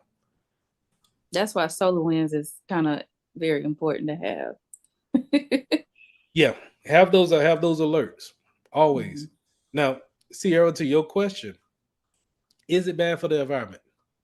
I think anything is bad for the environment, but yeah. Yeah. Did you see that data center in Charleston? Let me pull it up again. But Sierra must be in Memphis because we've been fussing about this here in Memphis with the Elon Musk one that he put down here in Memphis. In Louisiana, and there's been talk about getting one here. So, and there Where have certain people that are like, no. where are the you? jobs that it Yeah. brings, man, shoot. Wait, where are you, Sierra? Louisiana. I'm in the Baton Rouge area. Oh, okay. Yeah, cause well, Musk just put one, the XAI or AXI, something like that. It's here in Memphis, and but they've been fussing about the wind turbines and stuff that they got out there. That's why I harp on the data center. I mean the cloud, and we haven't got on the cloud, but the cloud being a great backup could be the end all be all to RAID and any type of on premise backup systems that you may have, because this is not just in South Carolina. This is all over America, in different continents. All these data centers are everywhere, and just to back up, like if they were to get hit by, let's say, a major storm, I'm gonna imagine the backup systems on these things is massive. Just because you don't want Netflix to go down.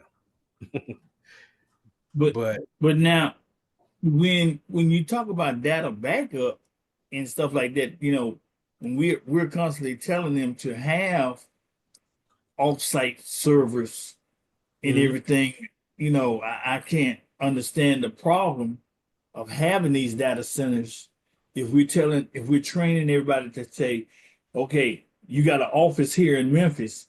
Well, you need to have an offsite somewhere like Baton Rouge or like Mississippi or Arkansas, so anywhere away from your actual location, just in case something does happen. Because especially now, we like now we getting ready to go into storm seasons, and we had a period where we had like 3 to 4 weeks of tornadoes coming Yeah. through that have just done destructions to a lot of places and everything. So I mean, these places are down, but they got to keep that data stored somewhere. Right. And it's easy to, not put it in the same region that you got. Like you see these right here, those are air conditioners, man. Keeping that place cool. Like it's just when I think about the jobs, like you can imagine being an air conditioner mechanic and you got a contract with Google to just that would be my only contract. But anyway, all right. So networking, the power that goes into those type of centers have to be on point, because again, you got to keep all of those machines up and running. Again, we talked about climate control. Physical access. So whenever you go into a data center, when it comes to the cybersecurity part of it, when it comes to physical security of that type of data center, you want to make sure that you have people sign in, sign out, and maybe one or two people go in to the data center at a time. It doesn't need to be a team of people that goes in. Um, Only because, when we're talking about, where's my picture? When we're talking about all these servers, it's easy for me to just plug in a USB stick and just leave. So you're talking DoD security clearance on. No. It ain't got to be that serious. Not for, let's say if you're working for Bank of America again, and their data center looks like this. You don't have to, just make sure we got one vendor that's coming in. You pair up with that vendor, you go into the data center, you make sure that they don't do anything that they shouldn't be doing, and then they leave. Because it's easy to just plug in a USB stick that's going to then run a code later, and nobody's checking for it because it's such a large space. Who's really going to go and check these every night? So the physical access control of it is very important. We kind of hinted at the SAN area network where we're talking about storage, where we're talking about backups and being able to. This is literally what the cloud is. It's just data centers. So wonderful places to keep those types of backups that we need. All right. Now, I hinted at personal area networks back up in slide 3, where we're talking about local area networks, but personal area networks, PAN, is where we have very close networks to ourselves, our persons. So think of this as a hotspot on your phone. They're typically going to be just networks that we probably can't connect to outside of 3 to 5 feet, right? Then it kind of degrades the connection, and we're not able to get that type of connection. Internet of things could be in that type of category, but I'm looking at Internet of Things as probably being something that can connect to a personal network, and be able to be something great to wear. Then we all know what Internet of Things could be: smartwatches, the smart stove that we got, or the doorbell, the smart doorbell, or I seen a smart washing machine. All of those things, pretty much anything that can talk to the internet, but it's not necessarily. It doesn't have a full motherboard like a computer would, and it's limited to only certain type of features. All right, so let's 4B. Let's compare the network and hardware. Network interface cards. So our NIC card. This is where we talked about Ethernet hookups. This is where we talked about that Ethernet cable is going to plug into here. They're not becoming a thing of the past, but I've seen a lot of new laptops. They don't come with an Ethernet hookup, or they're trying to get to a slimmer look, and so they're cutting out this NIC card face because it needs to have that box for the cable pins to make that connection. Now, going back to this slide here, and it says MAC address, media access control. So when we go to first of all, when you guys see me pull up the CMD, I'm going to pull up my CMD a lot, my command prompt. You can pull up yours too if you want. That's going to your start menu, typing in CMD, and the application that comes up should be command prompt. Now, in your command prompt, this is typically, and I'm gonna give away some hints right now. This is typically where I want you to go at to find your IP address. And how you find your IP address is by typing in the command ipconfig and hitting enter. Hold on. because my drive is gonna pop up in a minute. Oh, all right, popped over there. Now, when it pops, when you hit enter, it's going to come back with some information. And this is where we could see our IP address that's going to be under IP version 4 address. This is typically where we're going to see our 192.168 address. Now, if we go back to our command and type in ipconfig space / all, we will get a lot more information. So let's go back up here, right? And I'm only looking at Ethernet adapter 2. This is where that NIC card is at. So I still get my 192.168.56.1. This is my address here. But I'm also able to see, hold on, never mind.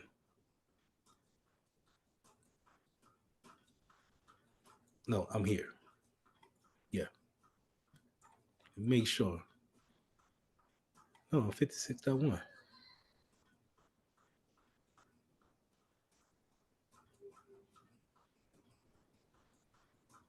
So what I'm looking for now is my default gateway, and I'm going to explain my default gateway in just a second.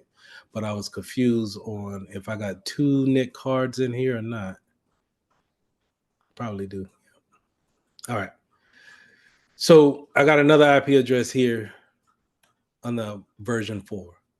So if I ask you guys in the near future to get up with a group and I give you the group and I ask you guys to, hey, we're going to fill out the information of how to get our own IP addresses and we're going to write down our IP addresses. This is how we go about doing it. We're going to open up our command prompt and then we're going to type in the command ipconfig all in order to get that particular information.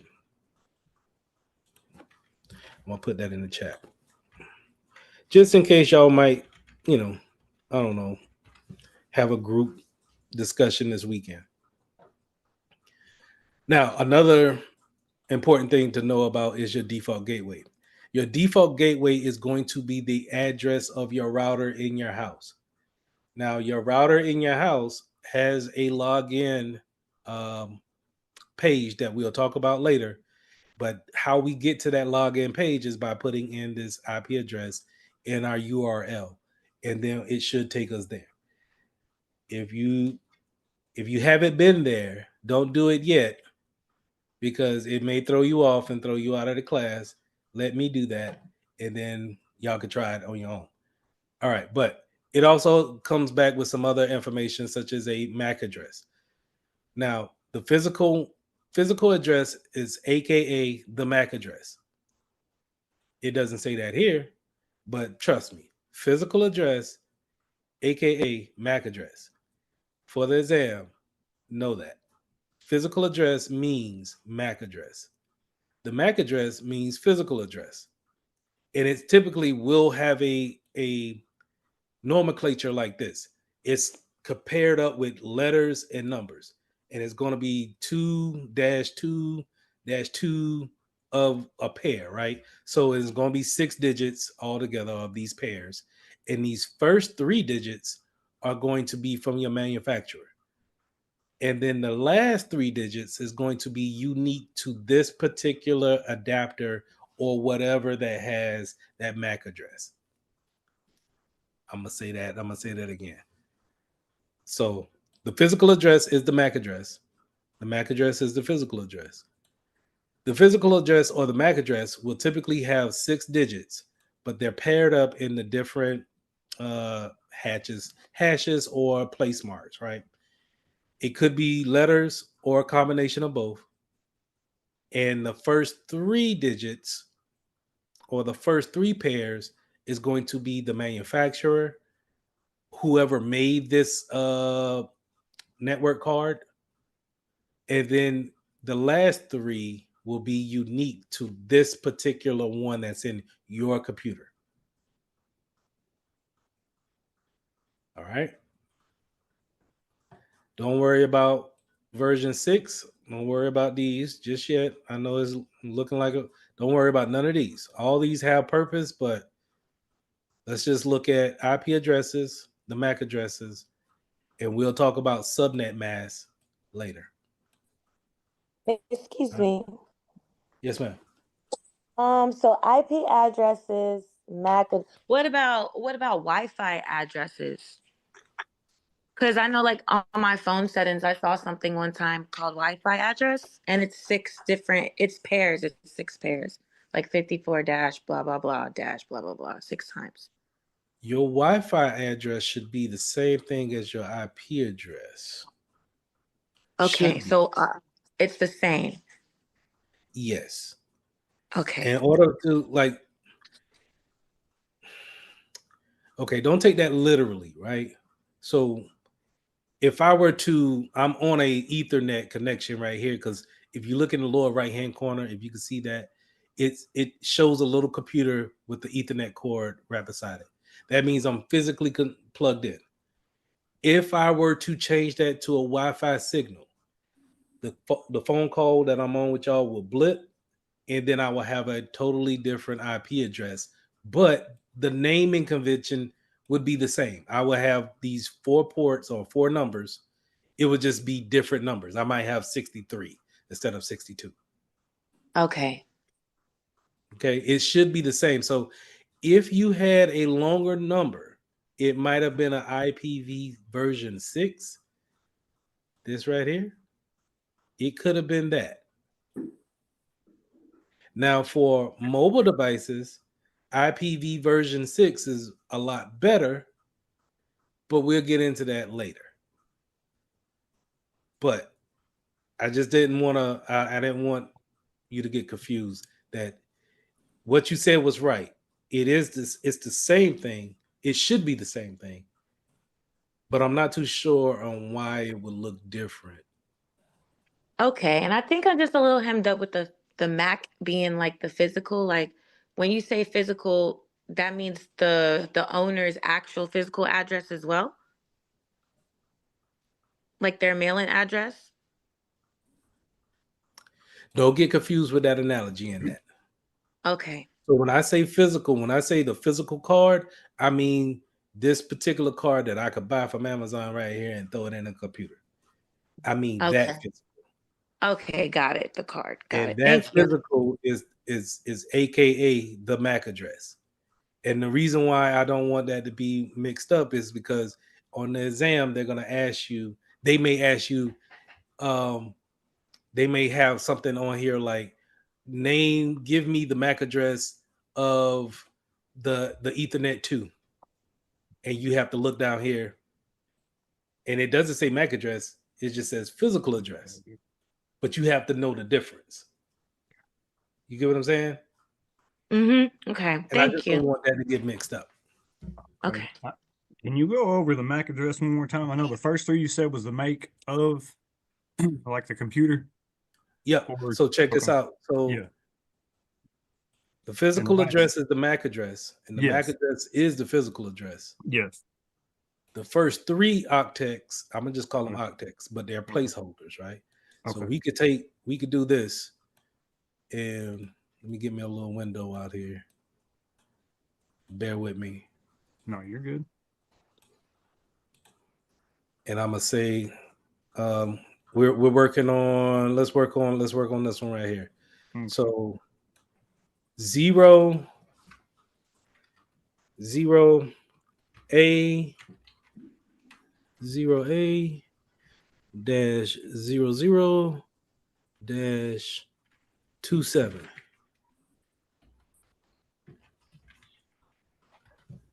Type that in. And let's go to the first one. Hopefully that gives us some good information.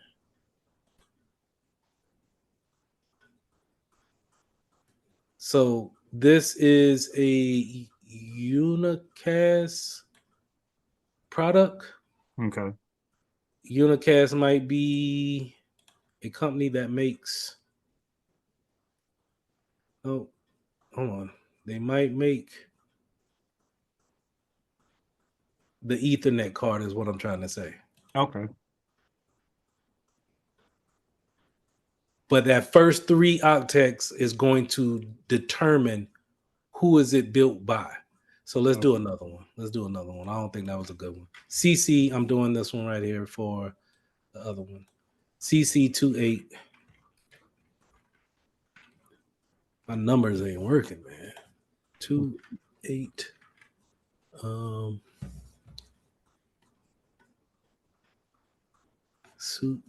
CC2888.